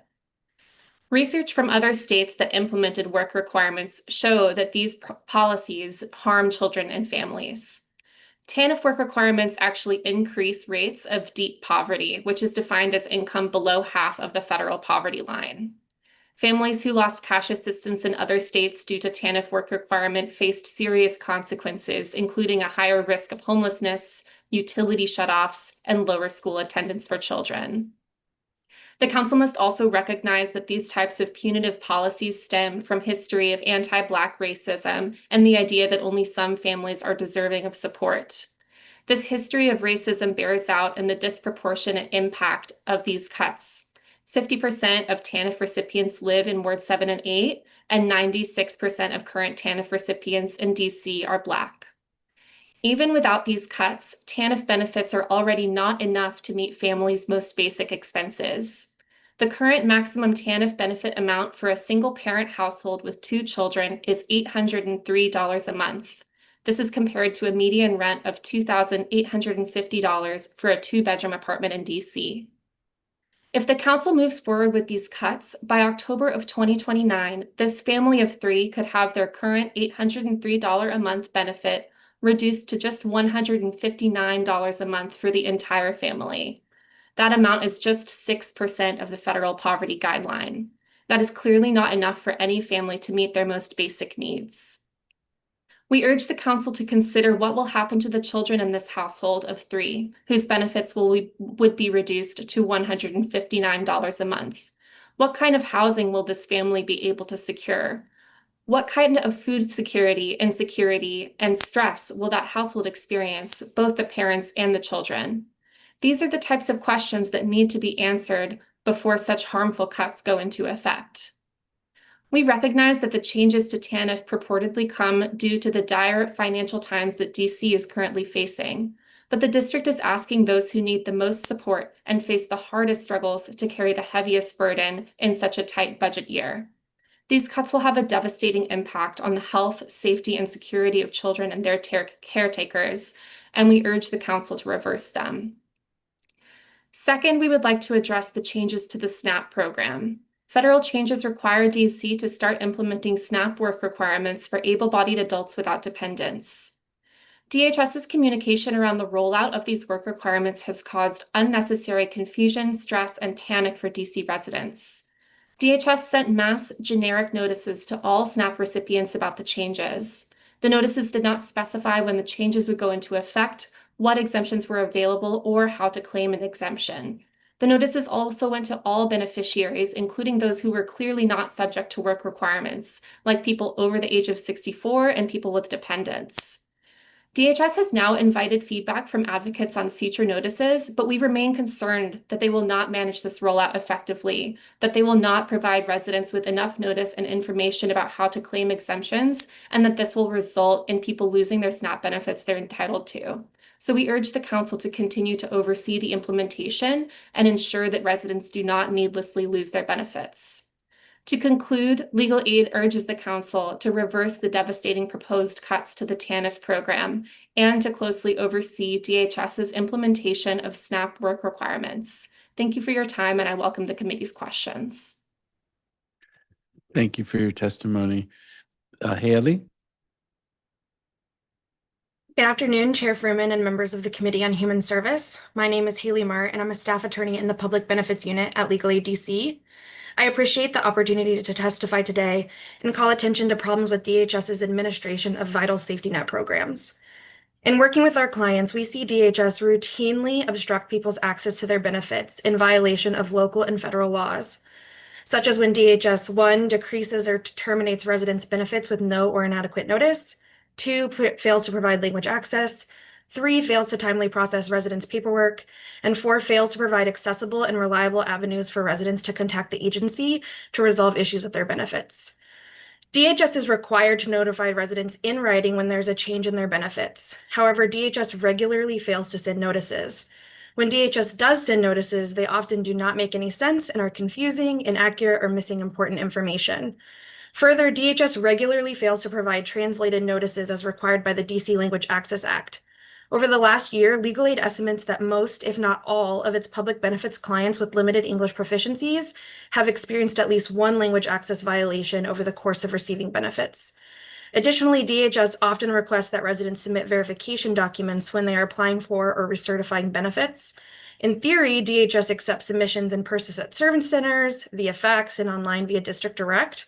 However, our clients frequently report that their submitted documentation is not processed. At service centers, DHS regularly loses or fails to process documents and paperwork. DHS staff have reported to Legal Aid that they do not recommend submitting documents via fax because faxes are not regularly monitored and often lead to missing documents. And when residents submit their verification documents online via District Direct, the documents often show in the system as waiting for approval for months. These problems make it difficult for residents to access benefits. Further, when residents reach out to DHS to obtain information on how to resolve these issues, DHS is often unable to provide correct information or resolve contradictions. In these instances, legal aid often can help clients escalate issues through the DHS's newly implemented Ask the Director ticket system, or by filing a fair hearing request at the Office of Administrative Hearings. However, these methods are often slow-moving, as we may have to submit several tickets to resolve an issue, or DHS may show up to OH unfamiliar with the client's case, which further delays resolution. Ultimately, DHS is tasked with administering vital public benefit safety net programs for DC's most vulnerable residents. Yet, DHS often falls short of their mission. In doing so, they violate residents' rights and prevent them from accessing benefits that they rely on for economic security for themselves and their families. Accordingly, we urge the Council to address these issues of administration that I've outlined here and in my written testimony and preserve the protections of DC's fundamental benefits programs. Thank you, and I'm happy to answer questions. Thank you very much for your testimony. Lanre Felucci.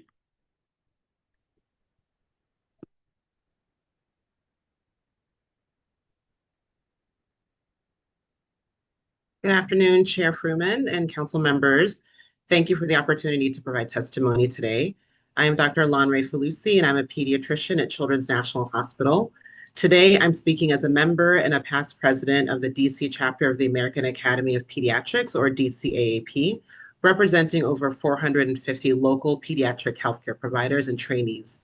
I'm here today to speak in strong support of the Supplemental Nutrition Assistance Program, or SNAP, and to urge DHS and this council to protect and strengthen this vital program for DC's children and families. As a pediatrician, I witness daily how SNAP directly impacts children's health and development. The evidence is overwhelming. SNAP significantly reduces food insecurity among children and families. In addition, children who have access to SNAP in early childhood or whose mothers have access during pregnancy demonstrate improved birth outcomes, better health as adults, reduced risk of obesity and heart disease, and reduced school absenteeism. Protecting SNAP is also sound fiscal policy. Every SNAP dollar invested in children returns $62 in value over their lifetimes through improved educational outcomes, higher adult earnings, increased life expectancy, and increased government tax revenue. However, the families I see experience challenges due to the administrative burdens with applying and recertifying for SNAP. And as we've heard, these challenges will soon intensify. New federal work requirements expected to take effect this year will, among other changes, impose work requirements on parents whose youngest child is 14 or older. This means families with adolescents at a critical developmental stage may face benefit disruptions if their parents cannot meet the 80-hour monthly work requirements or qualify for exemptions. A mother of two teenage boys, aged 15 and 17, recently told me that she is worried about these new work requirements. One of her sons has asthma and the other has mental health challenges. She spends, out of love and dedication for her kids, spends many hours each week juggling their medications, their school meetings, therapy sessions. She's been at their bedsides when they've each been admitted to the hospital. She depends on SNAP for groceries for these growing teen boys, and she's worried about losing access as the paperwork burden increases, or if she misses a deadline while tending to her children's health. Given DC's existing administrative struggles, adding these complex verification processes for work requirements will create serious risks of disruptions for our families. So we urge DHS and this council to take the following actions.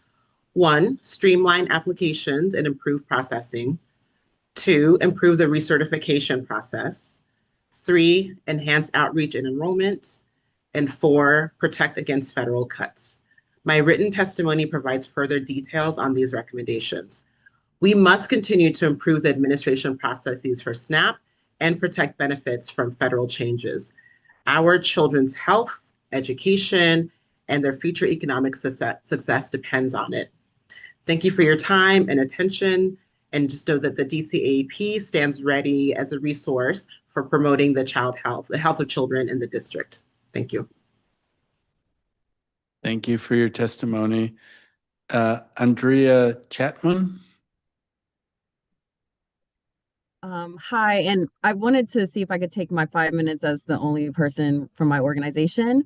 But good afternoon, Chairman Fruman and DC Council. My name is Andrea Chapman. I'm a community organizer at Empower DC, a citywide organization working to prevent the displacement of low-income Black and Brown residents and preserve affordable housing.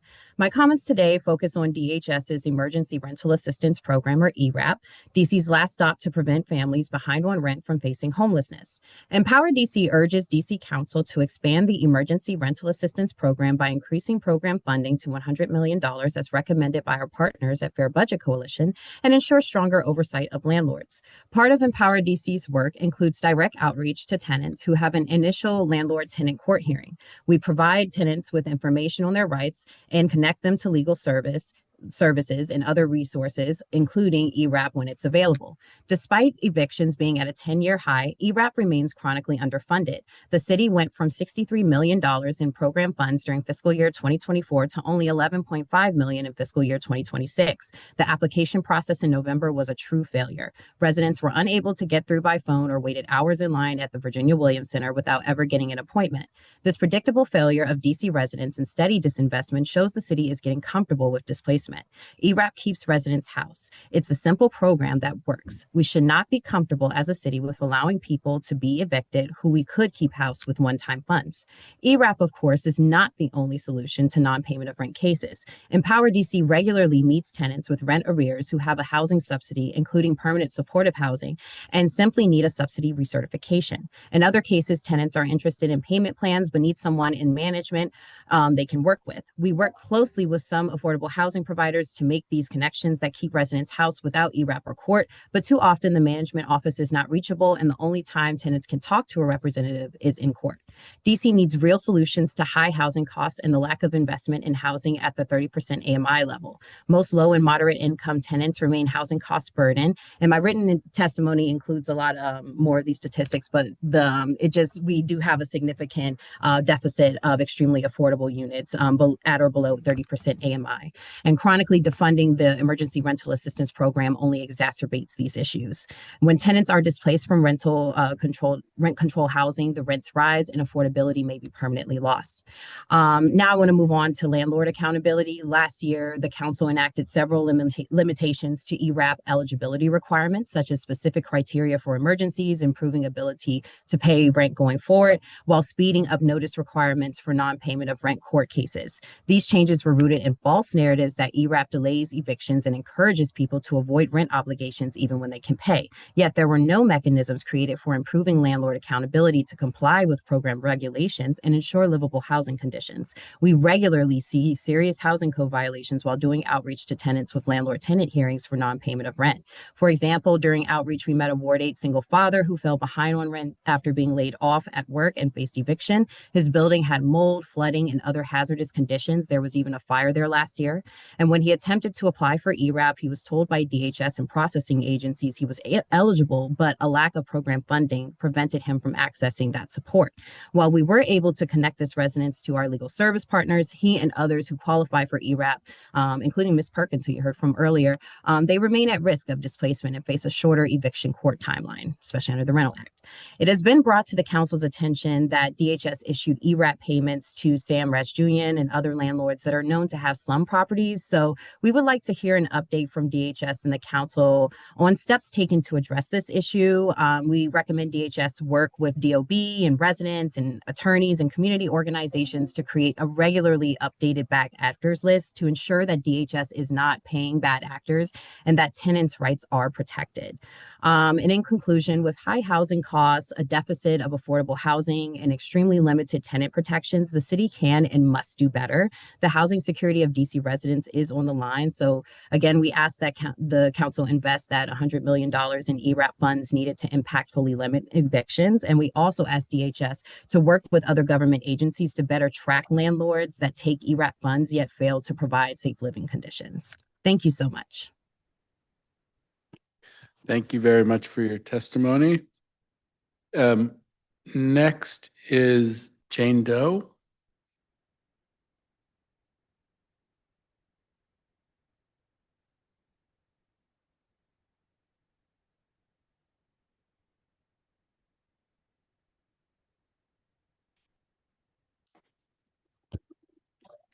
Hello? Can you hear me? Sure can. Thank you. Thank you. Hi. So I want to be brief because I'm just going to sum up what I wrote. I just been dealing with a lot of retaliation. I just feel like people have been mentioning this in the meeting and it's not being addressed. I like DBH is weaponized all the time and people create stuff and it's unnecessary. And I feel like DHS workers and nonprofits should be penalized for how they treat clients. And there are nonprofits asking for money, but a lot of times they're not actually taking care of the client's needs, especially with case management.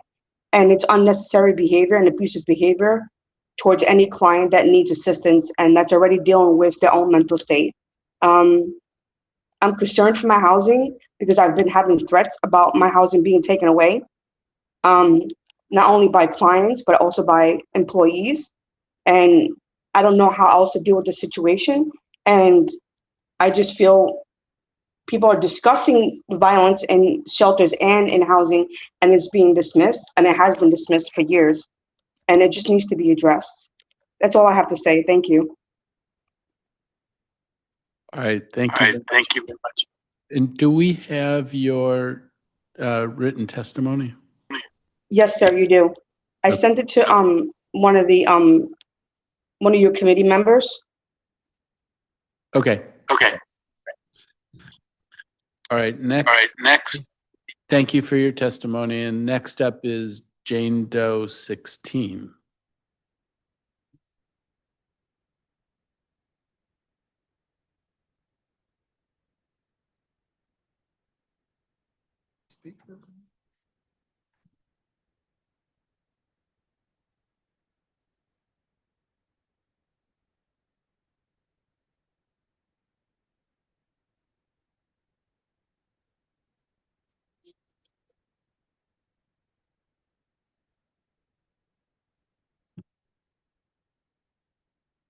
Jane Doe 16, it looked like you had unmuted and now you're remuted.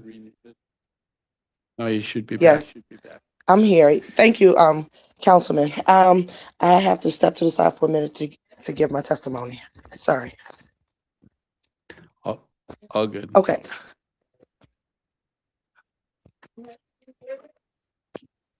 Okay.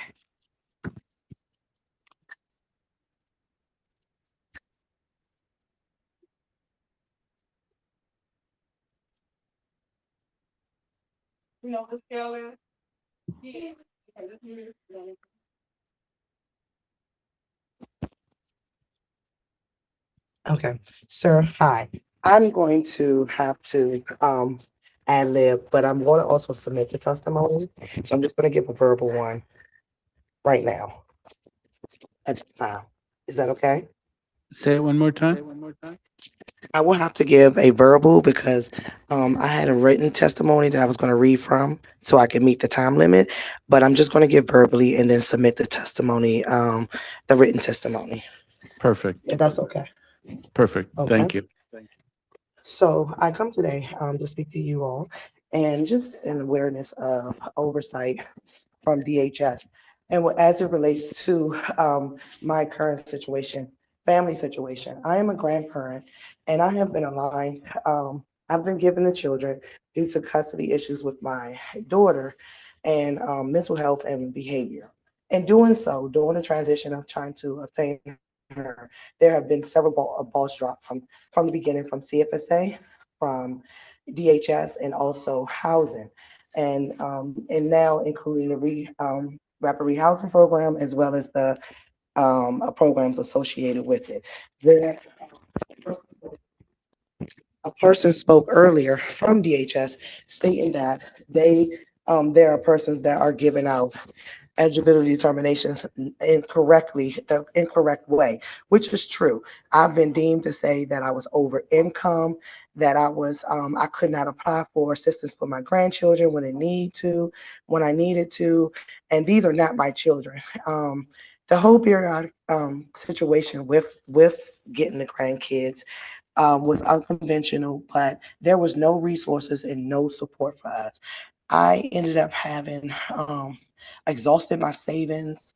I had to relocate housing due to having them, and I'm not able to put them on my lease. And that brings us up to the current date. I have recently obtained assistance from the CFSA kinship program. They do give me a stipend from them. And then just recently having to email with for 2 years now. This occurred when I first got them in August of 2023, asking for assistance with benefits for the children, numerous of emails. I have even emailed your office. I have emailed Councilmember White. I was on the call yesterday with the housing. I have been asking for assistance and resources. It's getting to the point now, the unit that I was placed in for the rapid rehousing has exhausted. And I have the promises or the things that were told to me that will happen have not existed. And they have, and everyone is going blank, or they're passing the buck to everyone else. The agencies do not speak to one another, and they're not willing to speak to one another about this. So what I ask of today is, if after this call, I will send your constituents, an email, a reference to this. And I also, I have done so to the Officer White to help me get assistance for questioning. And then also in the future for oversight for a program like this for grandparents or kinship people who take on the kids, the programs that are under DHS that can align to help us keep them safe and secure, which I have been doing for 2 years now, and willing and loving, and they are thriving. But with the stress of myself, it's been harmful. So I want to conclude because I see my time is up. But I hope in layman's time, if you have any questions, I will hope that you have a question for me, but I'll be willing to answer some questions. Thank you for your time. Right. Thank you very much. And thank you for what you're doing for your grandchildren. I'm glad to hear that they are thriving.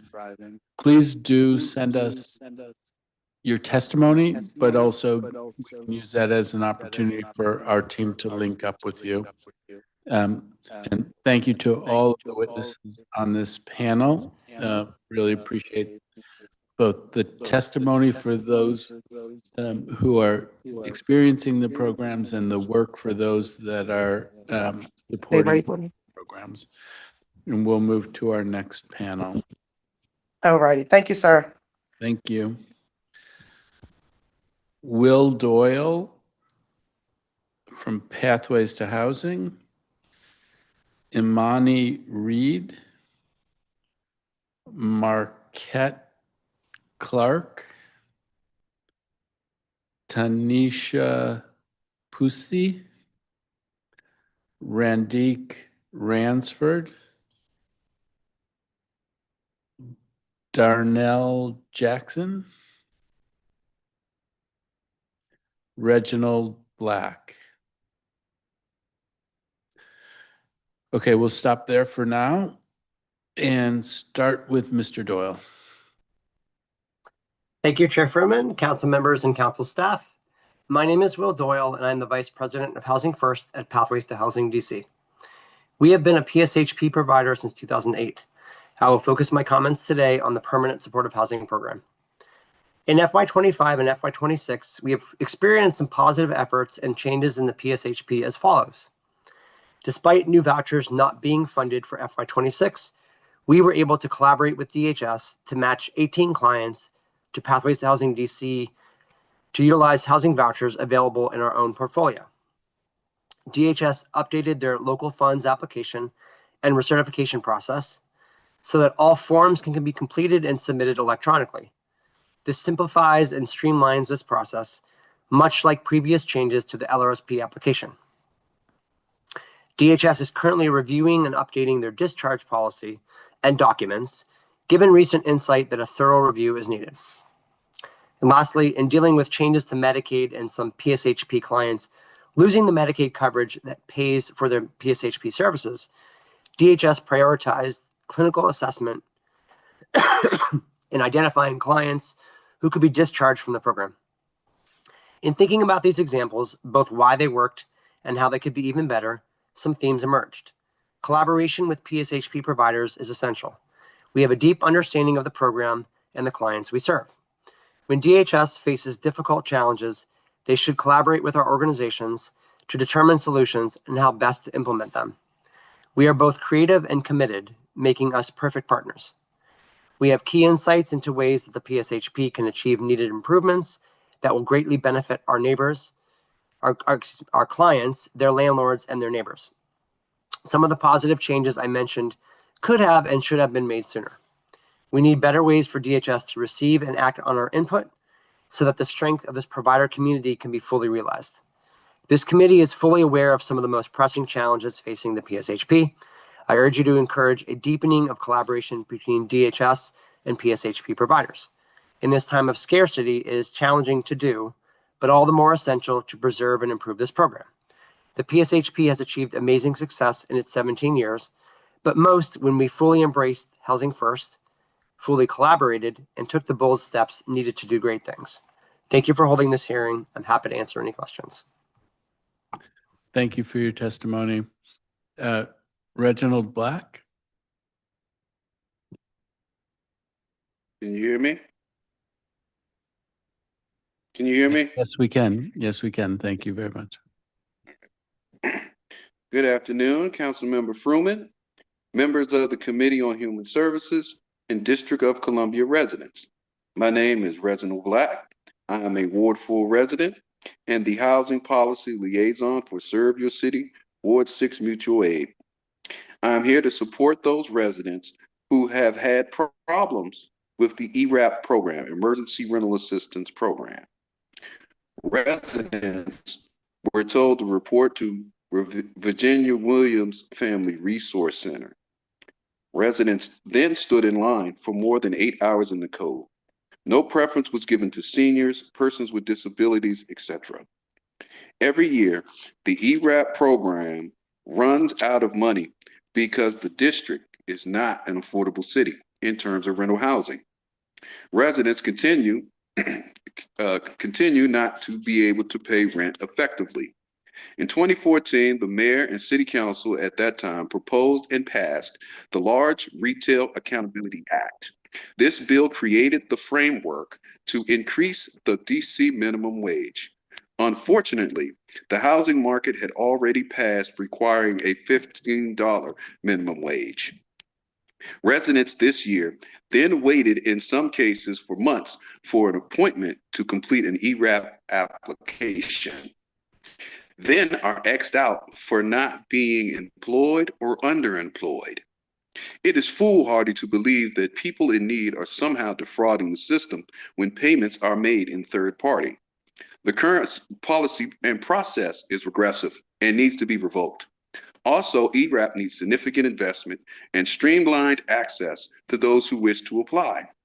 In the past, web portal access crashed and phone wait times were more than an hour. We need to do better. Supporting more money for ERAP is essential to prevent homelessness. However, better controls of the rental market will also assist in this effort. Making sure the Rent Stabilization Act or rent control needs to be strong and not full of loopholes. In 2014, the grassroots advocacy group People for Fairness Coalition proposed a 1/4 rule to assist stabilizing the price of housing. This solution was proposed by persons with lived experience and needs to be looked at seriously. If we are serious about being a model international city, the over 80% of persons experiencing homelessness need housing, and the more than 30,000 severe rent-burdened residents need support. I hope that you will take these suggestions into account when evaluating the performance of the Department of Human Services. Thank you for the opportunity to testify, and I'm happy to answer any questions you may have. Thank you very much for your testimony, Mr. Black, and thank you for all of the advocacy and engagement that you do. Very much appreciate it. Mr. Doyle, when you were talking about how to lean on the providers more to try to make the system work better for residents, landlords, and neighbors, can you describe in what ways do you think the providers can be helping? What are the things they could be doing or we could be encouraging them to do that could help make the system work? The system works for the vast majority of people, but there are people where their challenges arise. And how do you see the providers playing a role there? Thank you. Yeah, I think we definitely have different ideas. I mean, I think there's a variety of challenges and solutions. Currently, we do have regular CEO meetings, but I think also at the lower level with the program managers who more regularly interact with DHS staff with these challenges, can come up with solutions, and so having that more ongoing collaborative process. I think also that sometimes it's simply some best practices that certain providers may find. So increasing that information, but sometimes that also means, some pilot projects needed to perhaps spread that among providers, or some resources are needed for all providers to be able to implement, those kind of changes. And then obviously some of these things do touch on things beyond DHS, other systems. And so I think if there is feedback from the program as a whole, are there ways that DHS can impact or coordinate with other DC agencies to better meet the needs of PSHP clients? All right, thank you. Very helpful. And we may be back in touch on this. I mean, we have spoken with others from Pathways around this suite of issues, and it is a project to try to make the system work as well as possible for as many people as possible. So thank you for your engagement on that. I think we're going to turn to our next panel. I'm going to call names, but I think that a number of them may not be here. We're having a pretty high rate of no-shows, but we'll try to circle back and give a second chance to folks who weren't present for the first time that we called their name. Lulanda Williams, Eduarda Seraphim, Autumn Drayton, Carlos Plazas, Zonia Bethia, Demisha Carter, Quentin Hatchett, Verna Daniels, Corey Westbrook, Ricky Clements, Jewel Sutherland, Devin Smith. I think we've been told by Regine Ellie that we should put her later. Zachary Mason, Patricia Stamper, Matthew Bond, Adaranki Briggs, Andre Washington, Chantel Taylor, I think Nakia Mujahid, Brittany Jones, Monique Dabney, and Michelle Sewell. Let's see what we have there.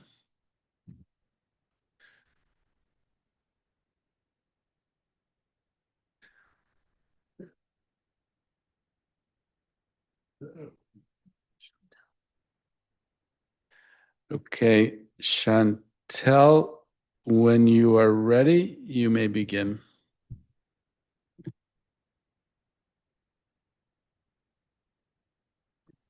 Yes, hello, can you hear me? Yes, we can. Thank you. My camera, I was having technical difficulties here.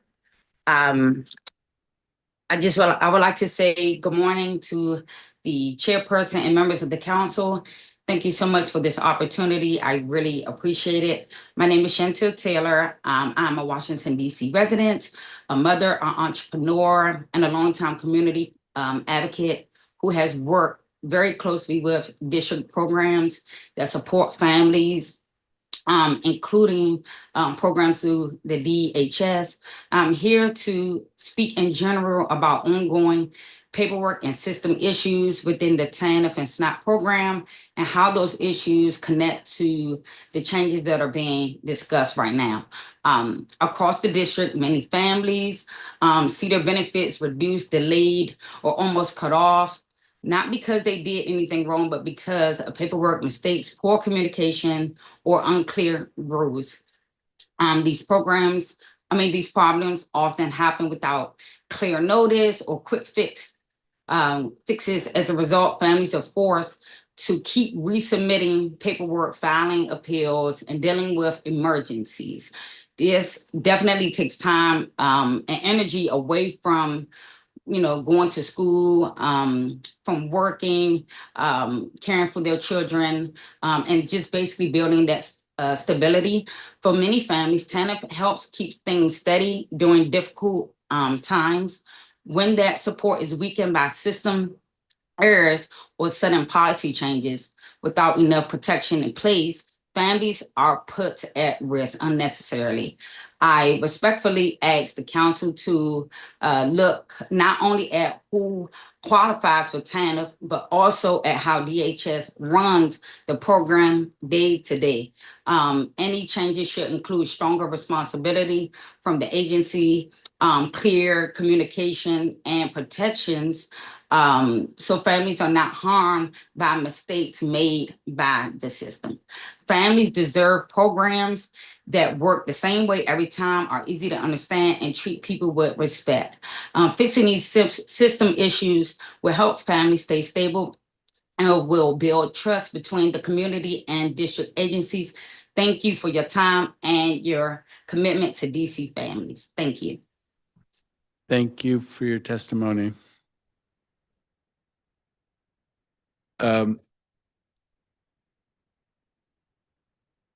Brittany Jones, when you're ready, if you can go. Okay. Good afternoon. Can you hear me? Yes, I can hear you. We can't see you if you want to put your camera on, but if you don't, we can hear you. Okay. My name is Brittany Jones. I am a mother of 2 children, including a son with autism and another child with asthma. While I also manage chronic mental health conditions, I entered the shelter system seeking stability and support from my family, trusting that coordinated entry process would properly assess our needs and connect us to the most appropriate housing pathway. From the beginning, I believe the vulnerability assessment process failed my family. I want to speak today about how housing placement decisions impact families with disabilities. From the beginning, my household was placed into rapid rehousing, a short-term program that did not match our long-term stability needs. Despite that, I remained fully compliant. I attended appointments, completed paperwork, searched for housing, followed referrals, and stayed engaged with my caseworker. Meaningful housing opportunities did not arrive until October, shortly before my program ended in November. The PSH offer unit that I was offered at the time, required relocating far from my son's school, medical care, and established support routines. My decision not to accept that placement was based on maintaining my child's developmental stability. During the critical period leading up to my exit, my caseworker was unavailable, and I was navigating deadlines, housing searches, and advocacy efforts largely on my own, while trying to prevent us from becoming homeless again. Through this experience, I became concerned about how vulnerability assessments, including SPDATs, are conducted. These assessments determine which housing pathway families enter. When they are inconsistent or not completed directly with participants, families with higher needs can be placed into short-term programs that cannot realistically lead to stability. My goal today is not criticism. My goal is improvement. Vulnerability assessments, such as the SPDAT, should be standardized and transparent, conducted by a dedicated assessment team or department with set procedures, timelines, and oversight so families are accurately matched to housing from the start. Housing decisions for families should also incorporate disability documentation, medical advocacy letters, and school input earlier in the process to prevent families from cycling through temporary programs without long-term solution, as well as multidisciplinary review before placement. Families who remain compliant are actively working towards stability, should not reach program expiration without viable housing options simply because timeline continues without systems moves while systems move slowly. I share my experiences in hopes that future families facing disability, caregiving, and housing instability receive placement that truly supports long-term successes. Thank you for your time and consideration. And thank you for your testimony. This has been a focus for us on the analysis that takes place to figure out what's the best place for a person or a family. And it does feel like we miss the mark too often. And so thank you. I'm very sorry to hear about your experience, but thank you for elevating it and using it as an example of the challenges we face in that area. Ms. Sewell? Thank you, Chairperson Freeman and the members of the committee. My name is Michelle Sewell, and I am the Shelter Director at DC Safe. DC Safe serves a critical role in the city's public safety infrastructure as the only 24/7 crisis intervention agency for domestic violence, which often includes crisis shelter services for individuals who do not feel safe remaining in their homes. This year, we served 12,000 clients, which included 476 families and 549 children at our emergency shelter. While DC Safe has a wide array of services and we work closely with DHS in many facets, today I want to focus on housing and a critical role that DHS plays in assisting individuals and families experiencing homelessness and housing instability. Yesterday, Councilmember Pinto asked the interim chief of police about the increase in DV incidents and homicides and what MPD was doing to get services to citizens. If you take nothing from my testimony today, I hope it is this. The increase in DV homicides is alarming to us, and it should be alarming to you.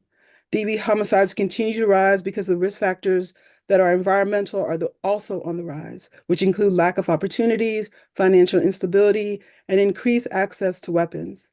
DV homicides persist because of a lack of commitment to see DV crime as unique to other crimes. While there are lethality assessment tools that can predict when a resident will be at the highest rate to be killed by their partners, we must accept that there is not one set of interventions.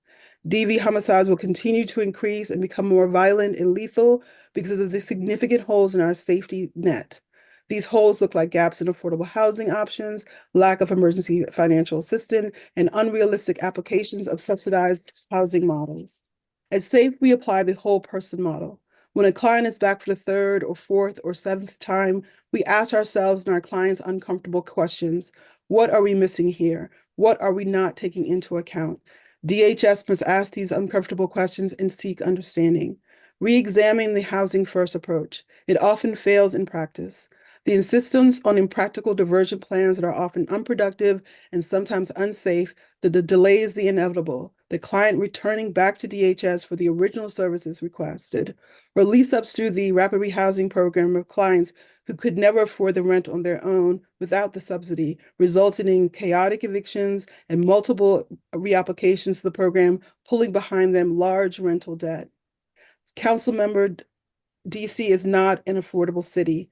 Funding cuts cost more in terms of money and safety. Funding for housing, ERAP, and emergency financial assistance must be increased. The rollout of ERAP this year was especially disappointing and frustrating for many of your constituents. We must all innovate, working together to find pathways to safety, smoothing out disruptions, and supporting survivors in times of crisis that produces more and productive and predictable outcomes. Our survivors cannot survive in a city that they cannot afford. Thank you for your time. Thank you for your testimony and thank you for your work. I was surprised when you said that what I thought I heard you say was that we should be rethinking the housing first approach or maybe rethinking it in certain contexts. But I wonder if you could explain to me, if it wasn't housing first, what would it be? What are you thinking about? That we shift our funding to what's realistically happening on the ground.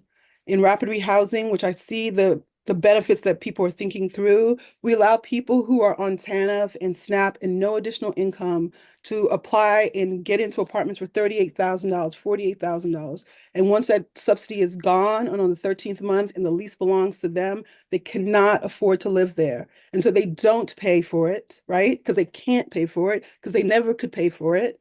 And then the eviction is on them. Their belongings are out on the side of the road, and they come up with that kind of debt. We just had a young family in our shelter last month that had $47,000 in arrears in rent for an apartment they could never afford. We must rethink, if this person couldn't afford it without us, how do we help them if we insist on inserting ourselves into their housing plan? We don't set them up to fail and never be able to afford housing on their own again because of the debt they're dragging behind them. When I see the hearts floating on the side of the screen, but and I hear you, like I am concerned about this, and I actually think folks at the agency are concerned about rapid rehousing. Like conceptually, does rapid rehousing work if the people who we find support for are unlikely to be able to afford the apartment at the end of the day? And we see some of the data shows not a very significant increase in earnings from the day folks go into rapid rehousing to 2 years later. But what would replace it? That we move those funds over to solid vouchers. Subsidy is not a voucher, right? It ends. A voucher would give people more time. 13 months is not enough time from you to go from getting $475 in TANF per month to getting income, sometimes 6 times what you have to make in order to afford that apartment that you're sitting in. Either we put parameters on what people can lease up under rapid rehousing, or we send the monies into a voucher system so they can have real time to figure out how to make that money, because they can't do it in rapid rehousing. We get hundreds of calls a year around folks who are just being evicted and they're just calling. And we often take clients who have nothing to do with domestic violence, but we can't have a mother in a unit with no electricity. It's 22 degrees outside and they're going to be evicted, or they feel like they're going to be evicted. And so we pull them in literally out of the cold because they've lost the capacity to maintain their homes because they could never afford those homes to start with. Okay. And you talked about Councilmember Pinto and her back and forth with the chief. What do you think? Why would domestic violence homicides be up? What's happening out there in your perspective, or what are you hearing from your clients that could explain where we're at? They're stuck in these devil bargains, right? I can't afford to live here. I go back to my abuser. I get into these complicated diversion plans through DHS with toxic people I was trying to get away from to begin with, right? And so all that energy, all that negative toxicity builds up, and you're living with a violent person, they're going to be violent towards you, especially when they feel like they control your housing. Okay. All right. Well, again, thank you very much for your work. Thank you very much for your testimony. Thank you for your time. We're going to move to the next panel. I think that we had, I passed Andre Washington, but I understand that he may be here now. So, Mr. Washington, if you can be elevated as a panelist. Monique Malizia, also from DC Safe. Bridget Claiborne, also from DC Safe. Kristen Purdy, Catherine Landfield, Kritika Ghosh,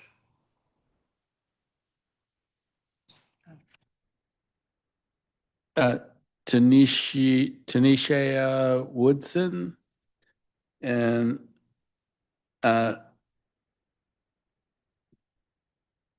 okay, let's stop there for now. And is Mr. Washington on? I don't see him. Oh, okay. Right. I see you, Mr. Washington, when you're ready, if you want to unmute and turn your camera on.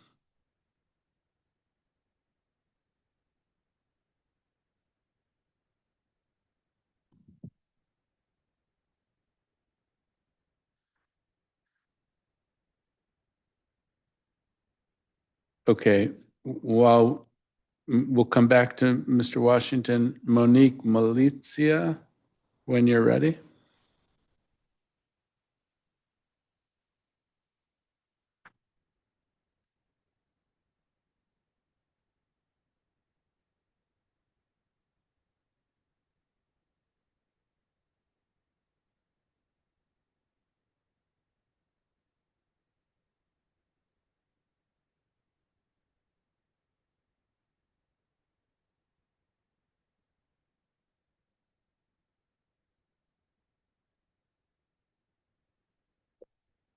It looks like Ms. Malizia is having a little challenge connecting to audio, so maybe why don't we start with Bridget Claiborne, and then we'll come back to Ms. Malizia and Mr. Washington. Sounds good. Can you hear me okay? Sure can. Thank you. Great. Good afternoon. I'm Bridget Claiborne, and I serve as DC Safe's Director of Strategy and Advancement.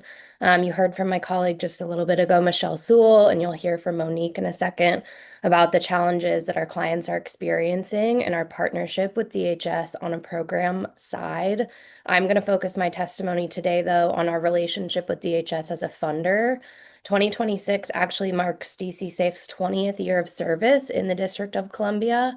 And DHS has been a partner in our work since our inception, but a funder just since fiscal year 2018. Firstly, I want to acknowledge and express appreciation for DHS's decision to conduct a competitive process for its DV grant funds again this year. This is the first year since we became a grantee that DHS has recompeted this portfolio. We know that recompetition can strengthen systems and ensure accountability. However, the number of awards available per category was quite limited, despite growing community needs, and the result is that resources across our DV ecosystem are stretched increasingly thin. Competition alone cannot improve outcomes in a system that's already operating beyond its capacity, and in fact, reductions and limitations in awards can have real consequences for survivors. For example, while DC Safe was awarded funds to continue our work on the TANF Power program, we lost two other significant DHS awards this year, our Homeless Prevention Program, or HPP grant, and another local DV grant supporting our shelter.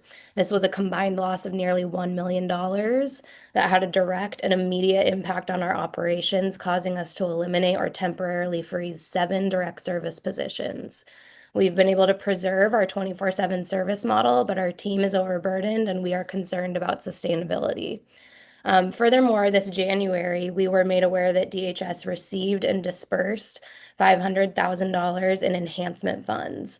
We were told that these funds were allocated to education and outreach and counseling and case management providers to balance the support across DHS. And we were told that providers already receiving awards were excluded to maintain fairness. We respectfully request greater clarity about how this allocation strategy was determined, what criteria was used, how did DHS assess the need, and how did this discretionary distribution align with the broader strategy and the outcomes of the competitive process this year. Finally, we continue to experience challenges related to grant processing timing. Contracts this year were not executed till December, and funds were not available for reimbursement until January. The continued delay in fund availability requires nonprofits like us to front substantial costs for months at a time, which is particularly difficult when funding levels have simultaneously decreased. We remain committed partners to DHS and the district. I really appreciate your time today and look forward to any questions. All right. Thank you very much. Just want to make sure we have your written testimony because you spelled out some pretty specific things about the procurement and for us to follow up on them. Do we have your written testimony? I have not submitted yet, but I will be doing so right after this. Okay, so that'd be very helpful because it's useful testimony, but I think it'll be good to have it in front of us in black and white. Absolutely. Thank you. Okay, Ms. Purdy? Hi there. Can you hear me all right? Sure can. Wonderful. Maybe a little soft, maybe a little closer to the mic. Sure. Absolutely. Well, hello and thank you, Chairperson Fruman and members of this committee for hearing our testimonies today. My name is Kristen Purdy. I'm a resident of Ward 2 and a member at Foundry United Methodist Church, which is a part of the Washington Interfaith Network. My testimony today is about the need for improvements around the proof of residency process in DC. I know our city cares and has a stated commitment to end homelessness, and yet the processes and access to housing has become more complicated and out of reach. As my fellow congregants and volunteer partners from this morning shared in person, one of the key needs for folks pursuing services, both from all angles, from school enrollment to housing, is having an ID. And unfortunately for many, especially the unhoused, a large impediment to getting an ID is being able to complete the proof of residency process due to limited access to those forms. DHS has reduced the number of agencies that have provided these forms on a walk-in basis, which is, in turn significantly decreasing the ability to get an ID for folks who are in vulnerable positions. With the federal administration doing what it feels like a really aggressive targeting of the unhoused in the district, it's more critical than ever that people have the opportunity to clear the barriers to getting housing. So just, simple asks on our end.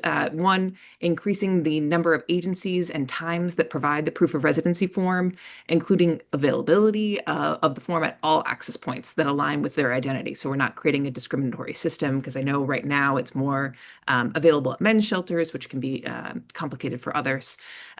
Improving the efficiency of the forms. So again, they're currently triplicates. I think we don't need those in 2026. It'll make it a lot cheaper and more effective for us to move to just regular paper. And then putting a feature on the form to indicate if the applicant qualifies for a free ID or not, because that can also help just thinking about the cost reduction that I know is a goal for DHS.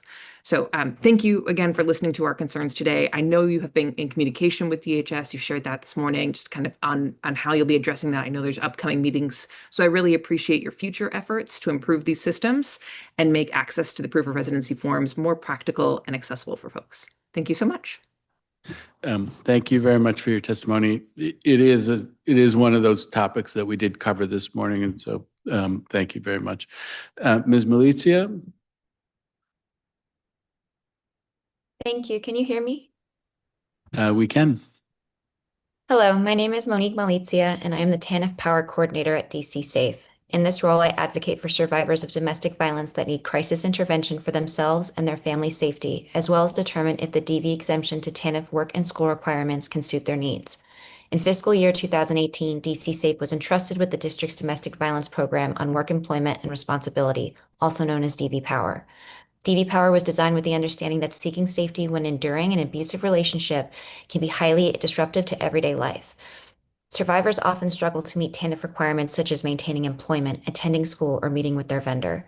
Power is intended to provide relief by waiving these requirements.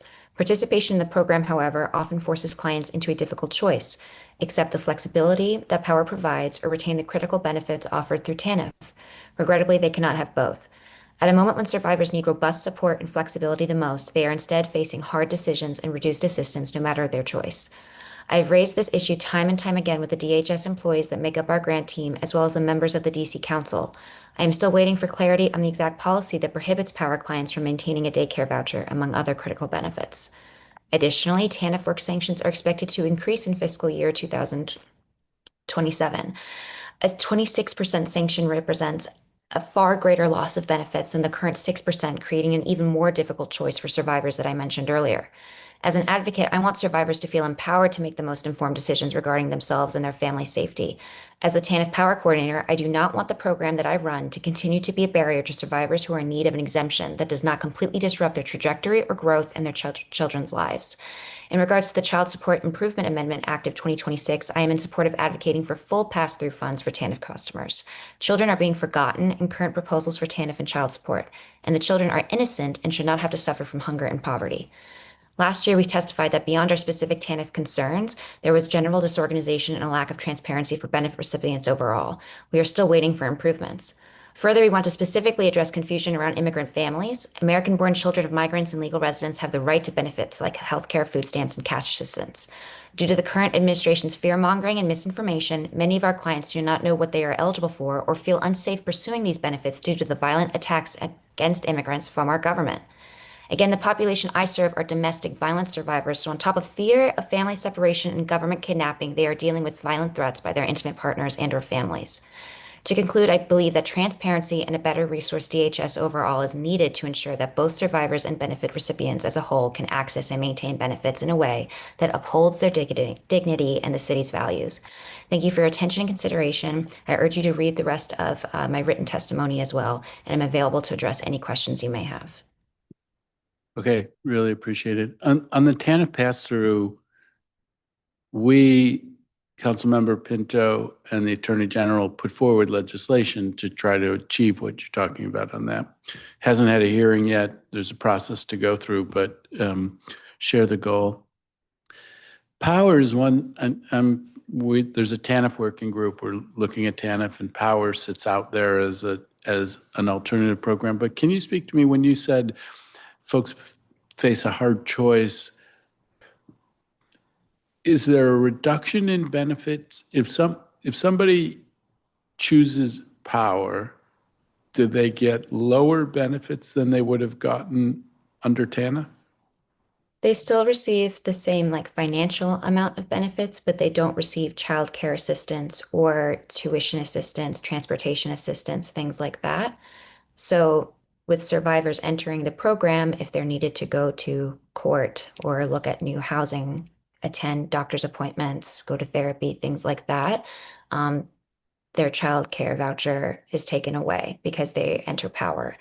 So that's one of the things that we've been trying to figure out since we started working on this program, because we feel that our survivors should be able to access that benefit alongside being in a DV exemption with everything they're going through. Okay. All right. We'll look into that as well. I had not focused on that. And how many folks are in Power using qualifying? I mean, it's not a great word, but because of the DV status.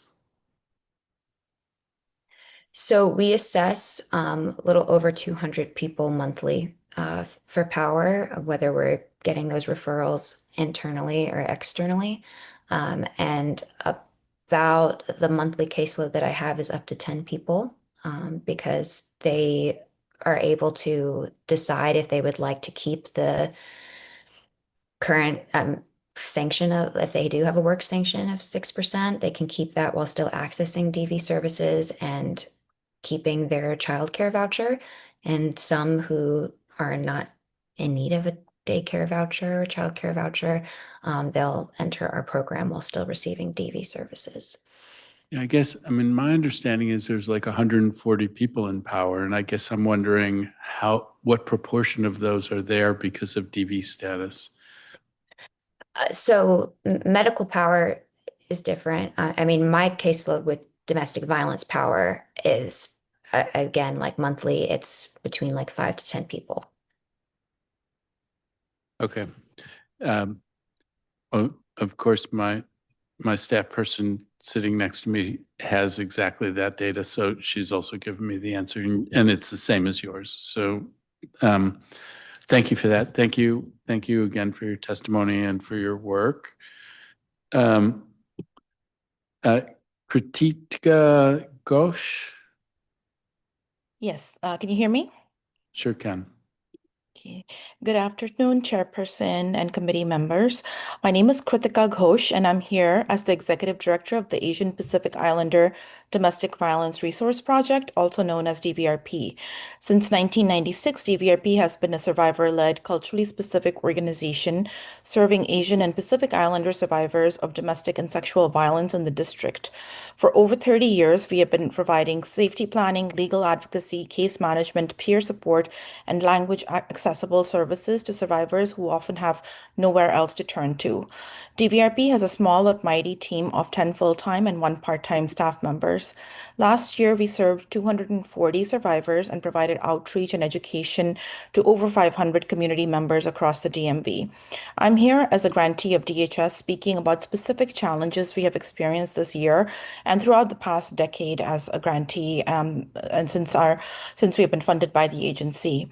DHS funds our Rainbow Connections project, which is a culturally specific outreach program for API and LGBTQ survivors. Through this work, we train community members and providers in trauma-informed care, convene queer care circles for API queer and trans survivors, provide survivor-led multilingual zines, and provide networks of culturally competent support through our volunteer to survivor matching Mending Circle program. Our model is rooted in community leadership guided by survivors in their own languages and lived experiences.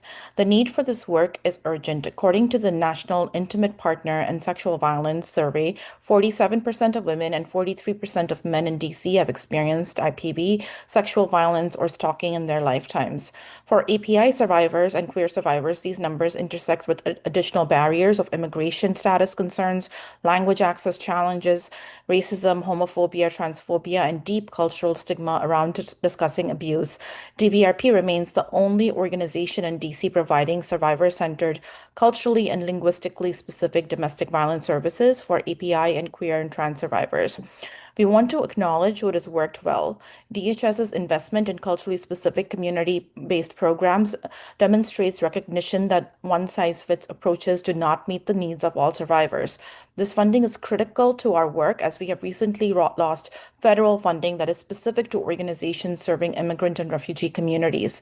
However, we also face ongoing challenges. This fiscal year, DVRP received our Notice of Grant Award on September 23rd with the understanding that the start date of our deliverables was going to be October 1st. However, we did not receive an acknowledgement of our signed contract till November 20th, didn't receive our PO number, which allows us to submit reimbursements till early December, and we're finally able to submit reimbursements for our work done in October and November in early December, which was cutting it very close to the holidays.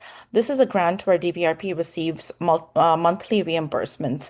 Persistent delays in reimbursements and uncertainty in grant disbursement timelines strain our operations and directly impact our ability to pay staff and sustain programming. We had to completely use up our reserves as we experienced delays in reimbursement from DHS and OVSJG, both DC-based funders, during this period.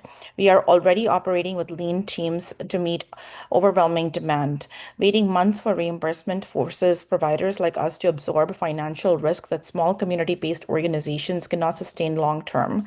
Additionally, recent policy and programmatic changes have sometimes been implemented without sufficient coordination or clarity. In the past weeks, we have received multiple emails about requirements on the grant with tight deadlines. For example, we received an email from DHS on January 29th about submitting background clearances for staff by February 6th without providing much details on what this entailed.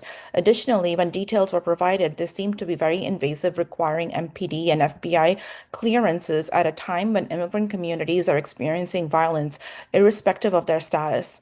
As an immigrant serving agency where many of our staff are also from the community and are survivors, these expectations during the current administration causes fear of both systemic violence and potential pushback from funders for not meeting their demands. When providers are not meaningfully consulted, it creates confusion, increases administrative burden, and can unintentionally restrict access for the most vulnerable survivors, those of whom we serve. Members of the committee, DBRP's work aligns deeply with DHS mission. Throughout projects like Rainbow Connections and our Mending Circle, we are building not just services, but community accountability and collective care. However, we also need to ensure that small culturally specific organizations such as DBRP receives their contracts on time and are reimbursed on a timely manner for our critical work serving API survivors of gender-based violence. Thank you for your time, and I'm happy to answer any questions and provide additional information. Thank you very much. Have you provided your written testimony? Not yet, but I will right after this. Okay, good, because that would be helpful. And on this reimbursement issue, this was the thing that we heard more about last year than this year, but it sounds like it's an issue for you, so let us look into it. And again, do send on the testimony so that we can follow up on different things, and we will follow up on that one in particular. Thank you so much. And we are one of the smaller agencies in size and fund overall budget, so it really impacts us in multiple ways to not get funded on time. I'm sure it impacts every grantee, but it really impacted us to the point where we're still absorbing, the fact that we were not paid for on time for the first 3 months of our work done this fiscal year. But thank you so much for your time. Yeah, I mean, this is a thing that we heard about, not just from DHS. I mean, the deputy mayor for out of school time. There's been a lot of work done to try to improve the reimbursement process, but it sounds like that hasn't worked for you in the way that it has in some other settings. So let us follow up on that. Thank you. Mr. Washington, if you want to come off mute and turn on your camera.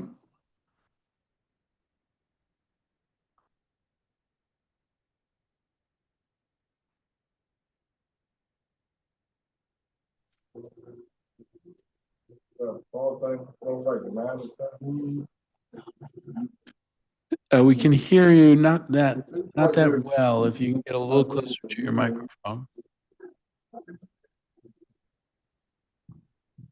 You're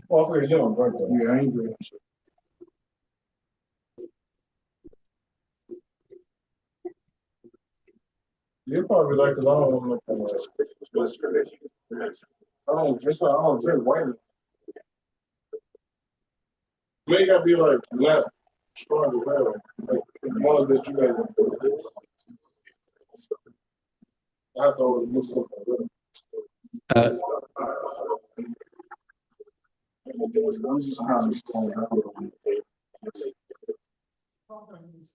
Mr. Washington, it sounds like you may be talking to someone else, but if you wanted to offer your testimony, now would be a great time.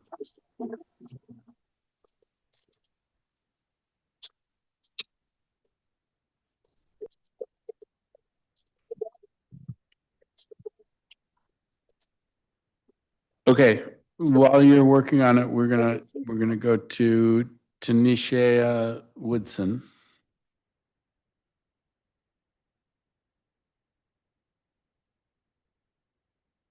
Hello, can you hear me? Sure can. Hi, my name is Tanisha Woodson. I'm testifying on behalf of my issues I had with DHS and DCHA. I started in a program through rapid rehousing. I was placed with case manager through DCHA, Ms. Reynolds, and I had a couple of issues with her not telling me about program. Well, I was experiencing homelessness first, sorry. And I went to Virginia Williams and I was placed with Ms. Reynolds. I had a couple of issues with her not telling me about programs that were going on at the time. I had to get a lawyer through Washington Legal Clinic in order for me to get assistance that I needed to get into the program. Then I got into that program, a target affordable housing program, and then I was placed with a case manager through DHS. At the time, I had a case manager. Her name was Miss Rose. She went over above and beyond to get me a permanent targetable affordable housing voucher. Once I received my voucher, she then retired, and since then, I've been kind of having issues with the program far as contacting someone getting back in contact with me. Currently experiencing homelessness again through the same issue. I keep recertifying. They said they're not receiving the recertification packages. I reach out to my specialists, my case managers, not getting a return from DHS. My case manager from DC HA, not getting a response from them. My case manager from DHS is reaching out as well. We got one response from a supervisor telling my caseworker to reach out to us. We never got any response back. And I'm just trying to get a copy of my voucher so I can move and be comfortable in a home with my daughter that is currently in middle school, going to high school. And as parents, we all know when kids are misplaced, it's harder for them in school to focus and prosper. I'm just trying to have a safe space for my child and myself to move forward and prosper in life and be good citizens in this community. Okay. Thank you very much for your testimony. I think, have you submitted your written testimony? No, but I am in a process of doing that right now. Okay, so when you do, when you can upload it, but you can also email our team so that we can follow up on your specific case. Okay. Thank you very much. I take it Catherine Landfield Catherine, if you're ready, we can elevate you as a panelist and you can go when you're ready. Thank you so much. Good afternoon, Chairman Fruman. Thank you for the opportunity to testify today about DHS. My name is Catherine Landfield. I'm a longtime Ward 3 resident and the Senior Advocacy Strategist at Fair Budget Coalition. We advocate for budget and social policies that address systemic racial and economic inequities through the collective power of community members and organizations. Our budget platform centers the holistic wellness of DC's Black and Brown working class and poor residents. In spite of a looming local recession, already steep cuts to DC's safety net programs for the past 2 years, and federal eligibility and benefits changes to many safety net programs, the mayor is already signaling clearly that she will be leaning into deeper safety net cuts this year. She is already framing up austerity for working class and poor residents as the key place to find savings, while doubling down on police budgets, tax cuts for the wealthiest through her opposition to decoupling, and economic development. But both history and empirical research show that investing in human services yields dividends long into the future and provides strength when the economy is faltering. DHS stands at the heart of the government's efforts to provide community care and a safety net that can help residents weather hard times without the bottom falling out completely from under them. Sadly, it is struggling to meet its mandate and is facing ever higher demands for cost savings and efficiencies. But noting that the budget numbers are large, even very large, is not the same thing as proving that they shouldn't be high. We live in a community with a history of centuries of oppressive anti-Black government policy up through Jim Crow and segregation. And since the civil rights era, progress has been made in fits and starts. We are now in a period of retrenchment on progress for Black and other people of color, among others, and the greatest social inequality since before the Great Depression. Moreover, DC has among the greatest racialized income and wealth gaps in the country, and one of the highest rates of both gentrification and push-out of Black residents of any city in the country. In fact, I think we might have been #1 on a recent report showing, talking about push-out of Black residents due to gentrification. With the landscape that Black and Brown working class and poor community members face, it makes sense that needs are high. And it certainly is not their fault that the government has not found a smart, non-stigmatizing, effective solution to addressing the high cost of living, poverty, and exploitative economy. So today, I urge you to refuse to participate in more safety net cuts. Instead, the coalition urges you to think boldly. Make taking care of our people your top goal at this precarious time. Join with your council colleagues in a session to identify the top citywide priorities to fund the top citywide priorities. Strategize how you can take collective action across committees to prevent choices that destabilize, sicken, weaken, or otherwise harm DC's residents with lower and low incomes. In a locale with the fourth highest rate of extreme concentrated wealth in the nation compared to all states, it is indefensible not to tax wealth and to use other progressive, equitable tax policy to fund stronger investments in community well-being and true economic resilience. We have 7 recommendations in this year's platform that relate to DHS. That's fully 25% of our platform. And as you know, our coalition is proud to have community members in our policy issue committees voting on our recommendations and steering our priorities and programmatic work. This year, members and community members have chosen the 7 are to increase funding for domestic violence programming and prevention to meet increased need, no cuts to TANF in order to protect 14,000 families, fully sustain and expand the DC Child Care Subsidy Program, improve the Alliance and Medicaid Basic Health Plan programs, fund and expand DC's youth homelessness system, reallocate police funds to fund the Emergency Rental Assistance Program, and end chronic and family homelessness. My full written testimony has all of the details on these, so that will be in my submission. But in closing, we urge you to choose the people and strategize with the full council and raise revenue through smart tax policies to avert an austerity budget that will devastate working class residents. Thank you very much. Thank you for your testimony. Is your platform formally been released, or is that a thing that's supposed to happen in the next days? So your committee staff and your legislative team have all of the details that are in the platform. So they have that at their fingertips. But we are going to be doing our walk around and bringing you the published form on March the 10th. Okay. All right. Thank you very much. Mr. Washington, can we give it one more try? Do you want to come off mute and offer your testimony?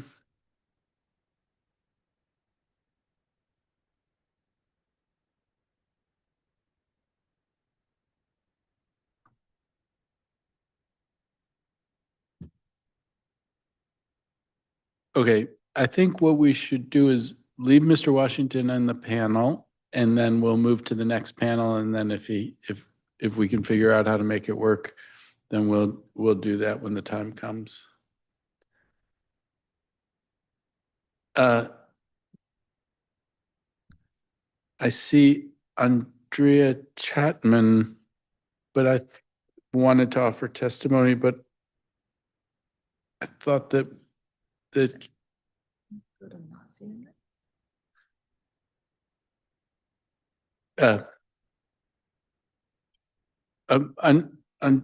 Andrea Chapman, if you wanna come off mute and explain, but I thought that you just gave testimony.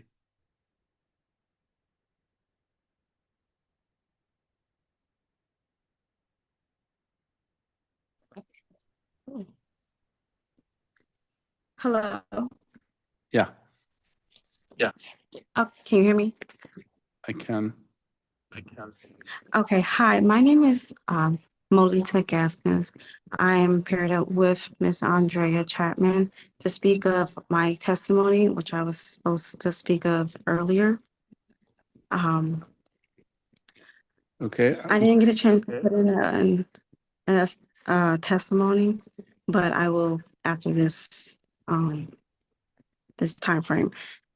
So to get a little bit about myself, I am a single mom. I have one child. She is 5. Say again. Say again. What your name is? Molita Gaskins. Oh, Melita Gaskins. Okay. So, okay. I don't know if you can Okay. hear Go me ahead and very proceed. well. Go ahead and proceed. Service is kind of.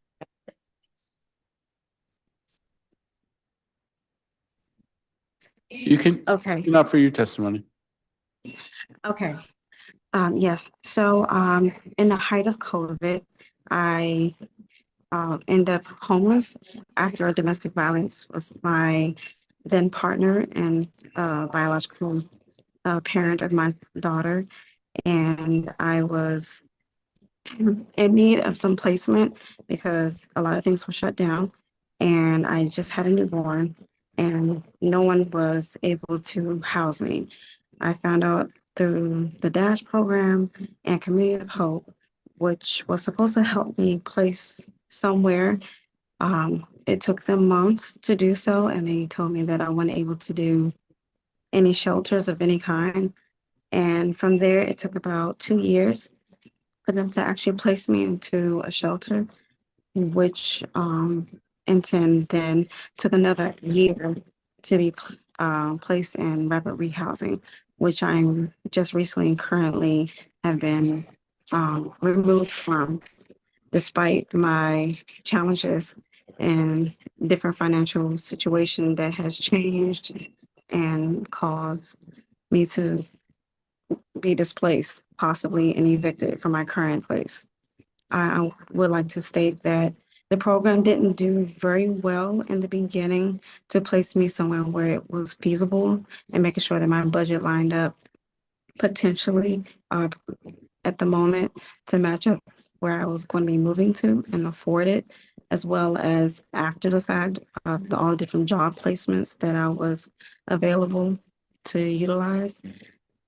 And now that I'm at the end of it, I was swapped about 4 or 5 times through different vendors due to different contract changes and wasn't made aware of in the beginning so that I have enough time to prepare myself to be moved or pick up a different type of job frame.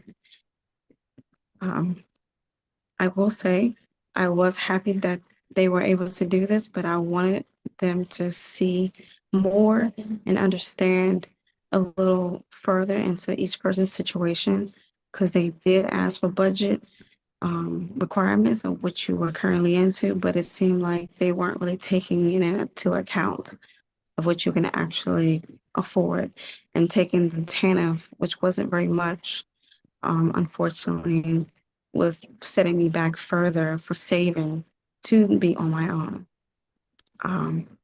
I will say that I did suffer quite a bit of emotional and psychological turmoil from going through this whole process and from some of the case workers that were supposed to speak on my behalf in advocacy and guide me in the right direction failed me tremendously, unfortunately. And I would like or ask that we place someone also in addition that can have a little more understanding of how to approach people from domestic violence or any other more serious matters that affect the psychological balance of a person. It did affect my child in a way. I had to remove her out of school, which is causing instability for her. And I just would like to have at least a chance for the residents or the people that are in need of help, a chance to speak to someone a little more directly when things aren't going quite accordingly. It will be greatly appreciated. All right. Well, I'm very sorry to hear about your situation. If you have written testimony, please send it in. And when you send it in, reach out to our team and we can see if there's something we can do or someone we can direct you to who can help. Thank you. All right. Thank you. We'll leave Mr. Washington in the panel, but we're going to move on to the next panel. Otherwise, Nazia Lashley, Antonio Myers, Joshua Drumming, Martarena Salazar, Jessica Simpson, Kate Coventry, and Mike Accardi. And Regine Ellie. Great. Okay. So let's start with Nazia. When you're ready, Nazia.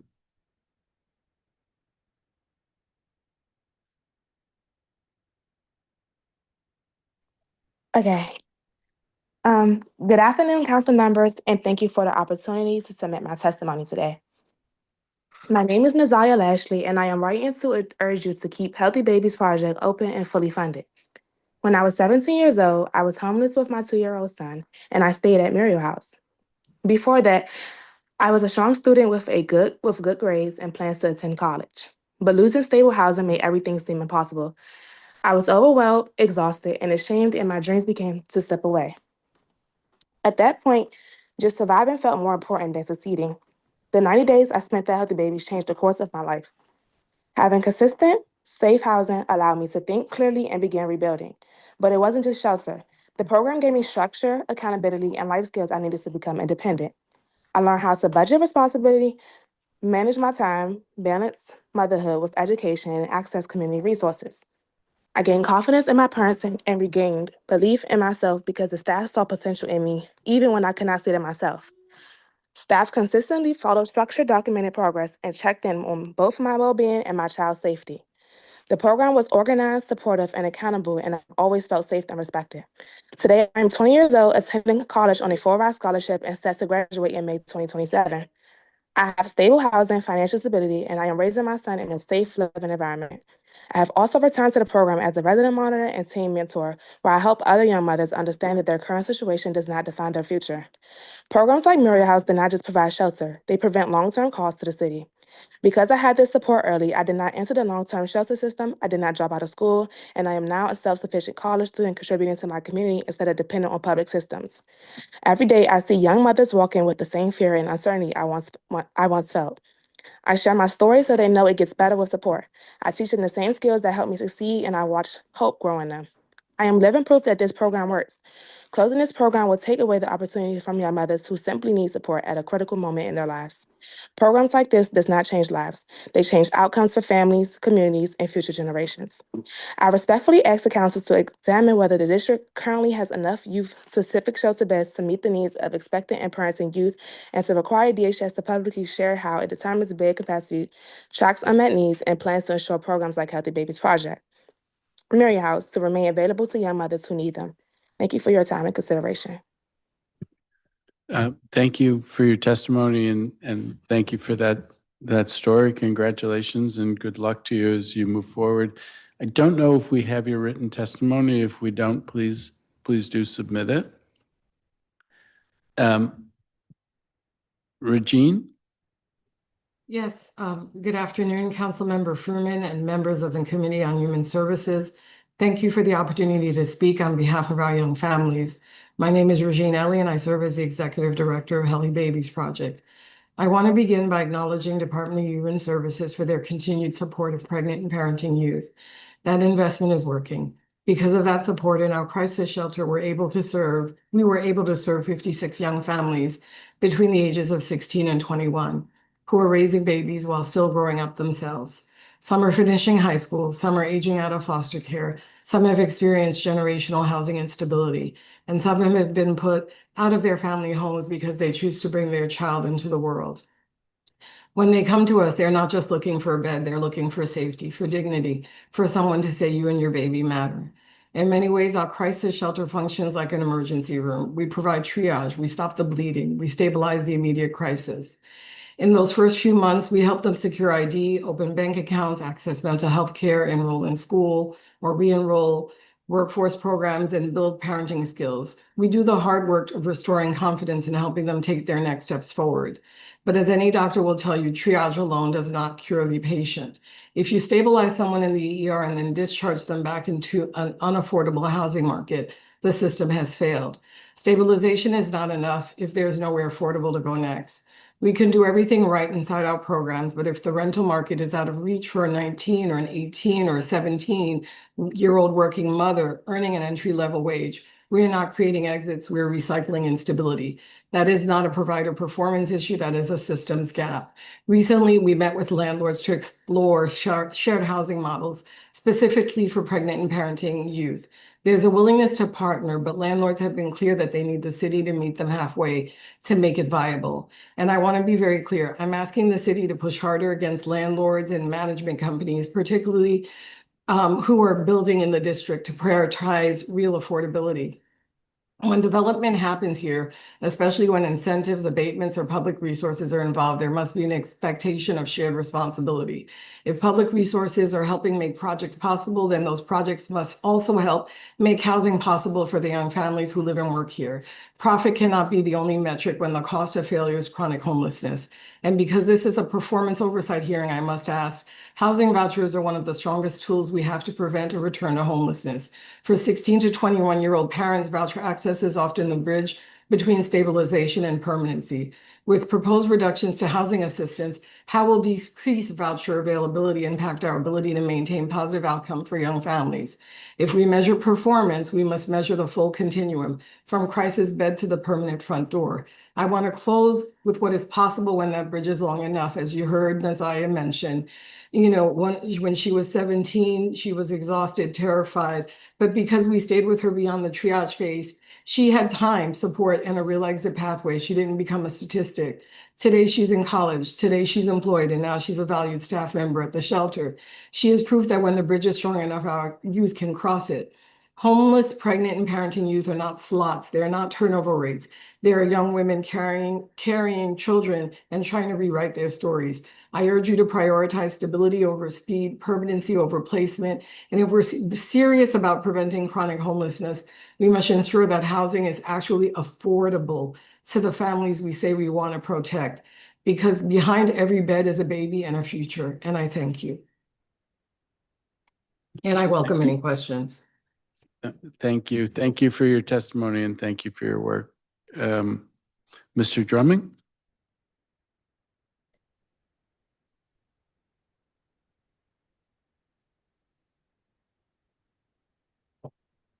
Every year, residents see DC's social safety net further dismantled, making mere survival in the district increasingly implausible. Black residents who've lived here for generations continue to struggle to survive here because DC increasingly prioritizes affluence. Council needs to invest in permanent housing resources, force DHS to improve its provision of services, restore access to rental assistance, improve the shelter system, and make DC a place that reconciles the new DC with the DC of old. One of the most effective ways to end DC's homelessness and affordability crisis is to use and appropriately fund all the types of vouchers available.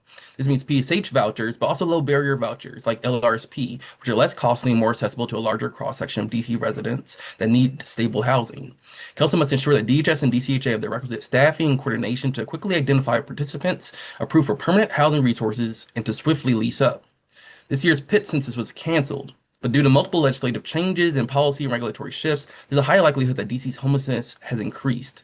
DC has an unemployment rate 155% of the national average, a largely defunded ERAP program with a higher barrier eligibility threshold, a rapid rehousing program that's been substantially dismantled, and inadequate voucher resources. A lack of investment in housing resources will only lead to an increase in homelessness. Last budget season, 0 vouchers for individuals were funded. Some PSH and TH vouchers were funded, but the amounts were woefully inadequate to meet the need. This is an even more dangerous state of affairs since last year ushered in an unprecedented level local federal cooperation that specifically targeted unsheltered DC residents. It's incumbent upon council to adequately fund vouchers for individuals so that there will be fewer unhoused residents subject to this targeting. Unfortunately, vouchers have little utility if they're not appropriately used to end homelessness. This committee must ensure that DHS appropriately budgets to properly administer council allocated funds. Too often, issues about inaccurate costs arise after funds are allocated. DHS can't be allowed to have an opaque agency budget. Council must increase oversight of DHS and DCHA to promote more efficient voucher administration, utilization, and staffing. Rapid rehousing has never achieved its goal of placing participants on a path to financial fortitude. Its one-size-fits-all model cycles the lowest income residents in and out of homelessness, sometimes saddling them with evictions and more financial harm than before entering the program. We've testified to this reality for years, but instead of reforming the program into one that's more narrowly tailored to better address issues, DHS decides to mass exit participants from the program. These exits hinge upon arbitrary benefits cliffs rather than participants reaching financial stability or being matched to permanent housing resources. In lieu of the latter, DHS has put nearly all their resources into shallow subsidies like DC Flex that are incapable of establishing enduring housing stability for the extremely low income residents that make up the overwhelming majority of rapid rehousing's participants. Cutting participants from rapid rehousing and/or shallow subsidies without any real plan for housing stability results in a cycle of residents returning to the shelter system more harmed by DC government than when they originally entered the programs. There have also been several instances of families being exited from rapid rehousing, losing their subsidy without another means to pay rent, facing eviction and/or returning to shelter, and then eventually receiving a new rapid housing offer. DHS has even shown a willingness to pay people to leave DC through their HPP and Project Reconnect programs, rather than pay for them to be housed in DC. Such actions are harmful, cruel, and defy logic. Families shouldn't be treated with such a lack of care. DHS and council need to meaningfully plan for the many families and individuals who can't afford market rent when the short-term housing programs and subsidies end. Last year saw legislative changes that drastically reduced ERAP eligibility. It's now inaccessible to many DC residents that need it. Council should amend the program yet again to expand access and prioritize tenant interests and increase oversight over program administration. Changes in DC's housing apparatuses likely led to increases in overall homelessness. It's incumbent upon council to make these sites safe and accessible. Accessibility has seemingly decreased since Virginia Williams moved to New York Avenue. Last oversight season, we testified about Virginia Williams. Historically, the legal clinic has played a critical role in informing families of their rights and helping them access emergency shelter. After the relocation, our staff couldn't do outreach at Virginia Williams, severely reducing the number of denied but eligible shelter applicants we can help. Council was assured that Virginia Williams would remain just as accessible as they were in their Rhode Island location. Our office's shelter access case numbers indicate that this is not the case. If shelter applicants cannot connect with assistance and aren't aware of their rights under HSRA, particularly during hypothermia season, families will unnecessarily remain in unsafe conditions. This committee should ensure transparency and accessibility. Beyond shelter access issues, there are many shelter conditions issues that will be better addressed in our written testimony. Increasingly, it seems like low-income DC residents must defend their right to exist in DC. Residents deserve programs that help. Council must use its oversight authority to ensure that DHS is accountable to the residents it serves, new and old, rich and poor. Thank you. Thank you, Mr. Drumming. On Virginia Williams, is this there was an issue that came up last year, as I recall, that an organization had a table that they had set up and they could meet with people who came to Virginia Williams. Was that your organization, and is that what we're talking about? Yes, the legal clinic was stationed and tabling in Virginia Williams lobby for years, and that ended very recently. It only changed when they moved from Rhode Island to New York Avenue. And was there an effort to try to find an alternative solution, or where does that stand? Is it just that it's not there any longer, or is there an alternative that's been offered? Yeah, well, initially we just asked if we could come back. They said no. We ultimately even FOIA'd because the rationale given at the time was that their lease precluded them from having organizations like ourselves in Virginia Williams. The FOIA showed something different. So we are currently in a space where we see less people, less shelter applicants. We are more than happy to move back into Virginia Williams as soon as we would be allowed to do so. Okay. All right. Thank you. Thank you for your testimony. Jessica Simpson. Hello. Thank you so much. Good afternoon, Mr. Chairman. Thank you for the opportunity to testify in front of you today. I wanted to highlight a persistent gap in DC shelter system. Residents who cannot access shelter because they have a pet. So for many people experiencing homelessness, pet is not a luxury. It's a source of emotional support, stability, and in some cases, protection. For survivors of domestic violence, pets can be a lifeline and tragically can also be a tool of coercion. That's why Wasco's law included provisions to create a low barrier shelter option for residents with pets experiencing homelessness. National surveys or national research has consistently shown that abusers frequently threaten or harm pets, and that many survivors delay leaving unsafe situations because they have nowhere safe to take their animals. When shelters cannot accommodate pets, residents are forced into this really impossible choice to either remain unsheltered, to return to a dangerous environment, or others will surrender an animal, placing additional strain on the local animal welfare system. This isn't just an individual hardship, it's a systems issue. When people decline shelter due to pet restrictions, it really undermines the district's broader investments in homelessness prevention, emergency response, and permanent housing placement. Pet inclusive policies are a practical barrier for and reduction strategy. They help people come indoors sooner. They're going to improve engagement with services and make the existing system work more effective. Especially in a tight fiscal environment, targeted investments that improve access and system performance are really critical. Fully implementing Roscoe's law is a key step toward improving access to housing in the district and reflects a fuller understanding of what stability looks like. Housing stability, it very much includes family stability, and for many district residents, that's going to include their pets.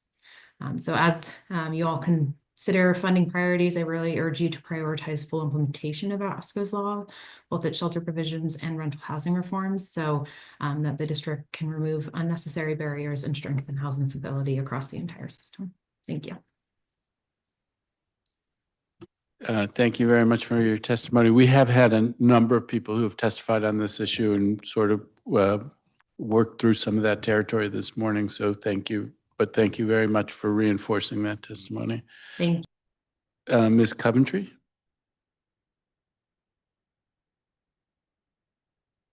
Oh, Sorry you're on mute. Sorry about that. I mean, you're a pro. I'm surprised. Trying to do too many things at once, council member. Chairperson Fruman and members of the committee, thank you for the opportunity to testify today. My name is Kate Coventry. I'm the Director of Legislative Strategy at the DC Fiscal Policy Institute. While the district has made great strides in ending homelessness among individuals, particularly improving voucher implementation, launching a second bridge housing program, a lack of resources, underutilized bridge housing, harsh income rules for assisted living residents, for obtaining IDs are undermining progress. Black residents bear the brunt of these problems. Just over 76% of unaccompanied adult counted in the district's point-in-time count were Black in 2025. This is the result of enduring legacies of structural and individualized racism. The Department of Human Services housed 1,322 households in FY 2025, the highest number ever. The agency's pace in the first quarter of FY 26 is even higher, with 380 households housed. They also reduced the average length of time that individuals experience homelessness from 279 days in FY 24 to 250 days in FY 25. But this progress is threatened because of lack of housing resources. The FY 26 budget included no new PSH vouchers for individuals.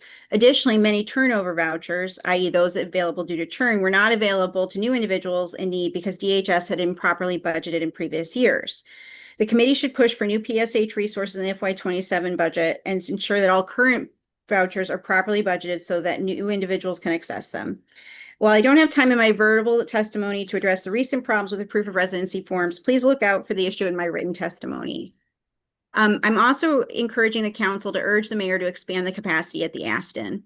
The Aston provides a safe, dignified, short-term bridge housing solution for individuals and adults as they work towards permanent housing. The building can accommodate 190 individuals, but the capacity is currently capped at 100 because of an agreement with the building's neighbors. The council should instead urge the mayor to expand the capacity to the maximum number.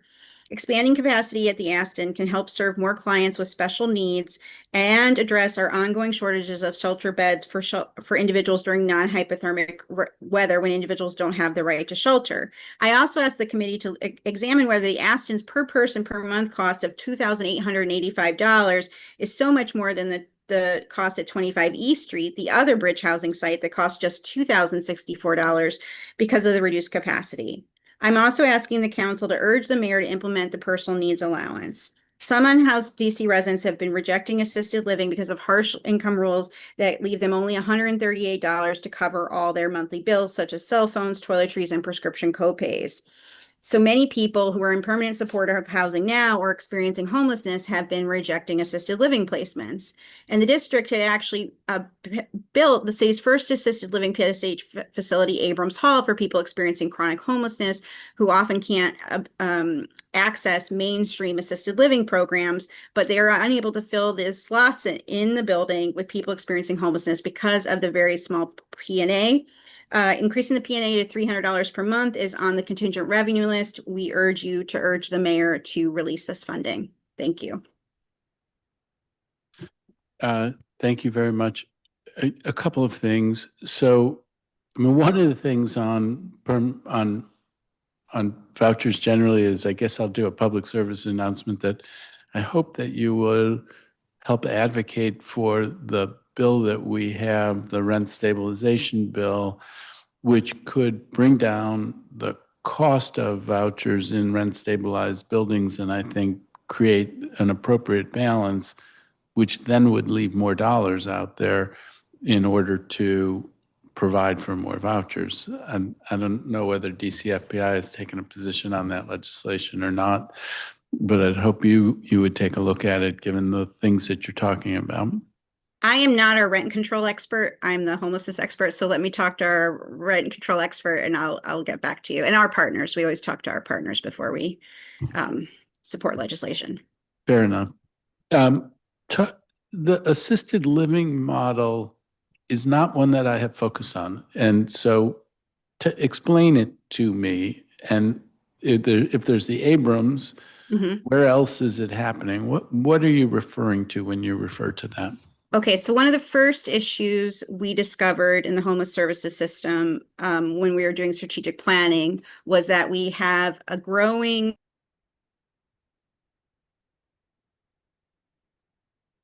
I was very curious to hear your answer, and then we appear to have lost you.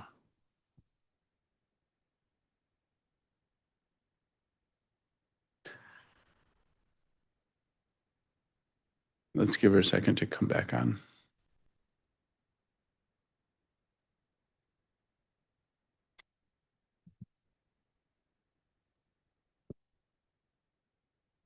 Okay, while we are waiting for her to come back, I want to invite I was astonished this morning that virtually everyone who testified in person testified.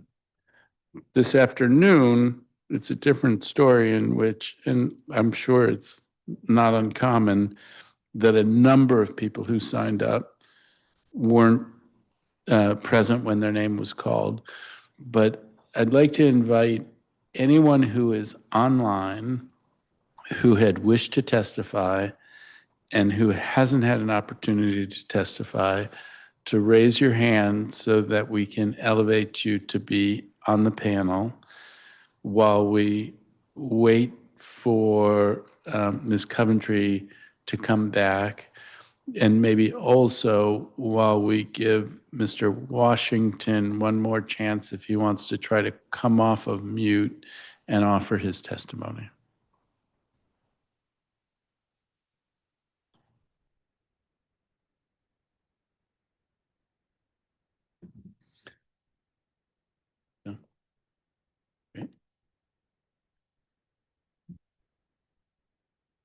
So Ms. Coventry is back, and you had started talking about the assisted living model, but if you can pick up where we lost you.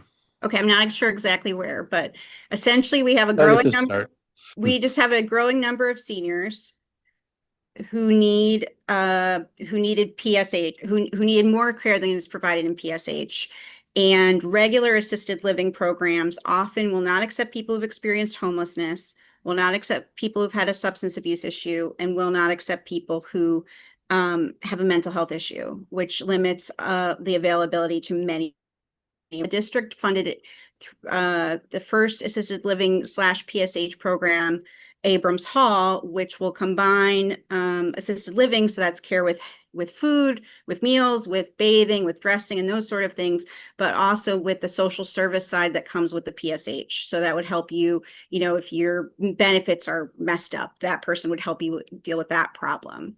And so when PSH, you only have to spend 30% of your income on rent, but for Abrams Hall, you could only keep $138 a month of your income. And so when they opened, they were only able to fill 22 of the 54 units with individuals who experienced homelessness. And then, of course, people die, people move out. By May of 2025, only 9 of the 54 units were occupied by people that experienced homelessness.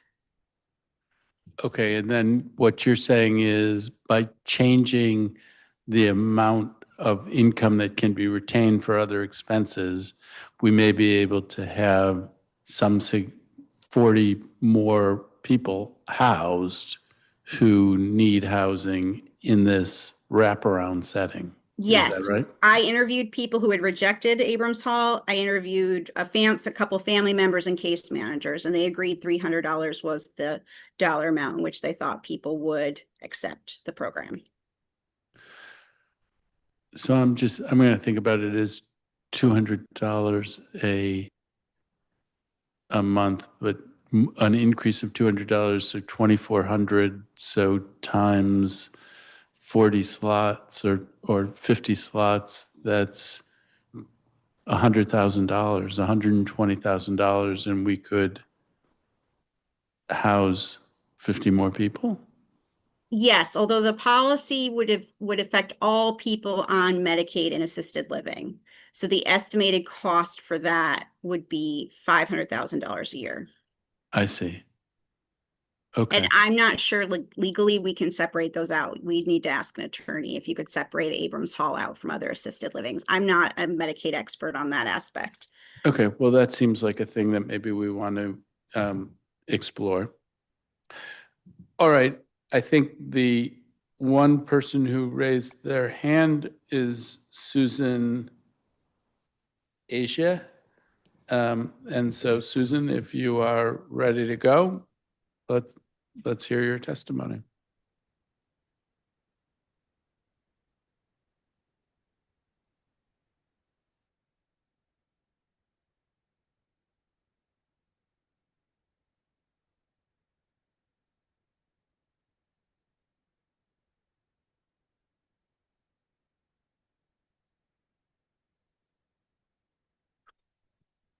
Oh, there, you seem to be off mute.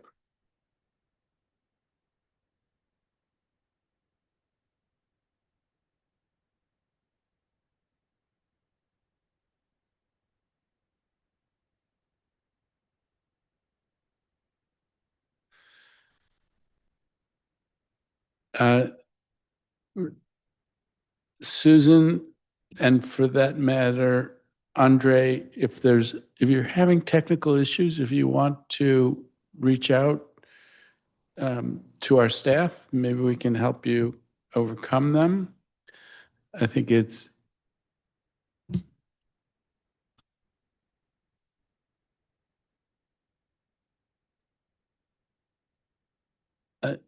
you can message the host labeled as Committee on Human Services, and they'll follow up with you.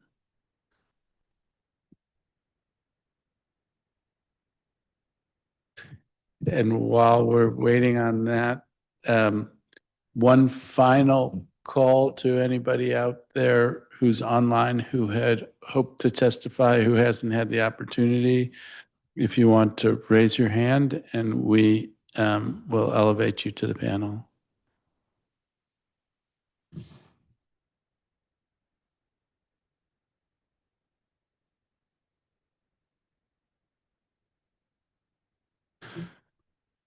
Okay, Well, we want to thank everyone who has testified today. It's been a very informative hearing, and there were clear themes that came across throughout. And so we'll take away and mull over those themes as we prepare for our oversight hearing with the government witnesses next week. But with that, this concludes today's public oversight hearing. If you plan on submitting written testimony for the record, please do so by uploading it to the council's electronic hearing management system before the close of business on Thursday, March 12th, 2026. The time is now 4:50 p.m. and this hearing is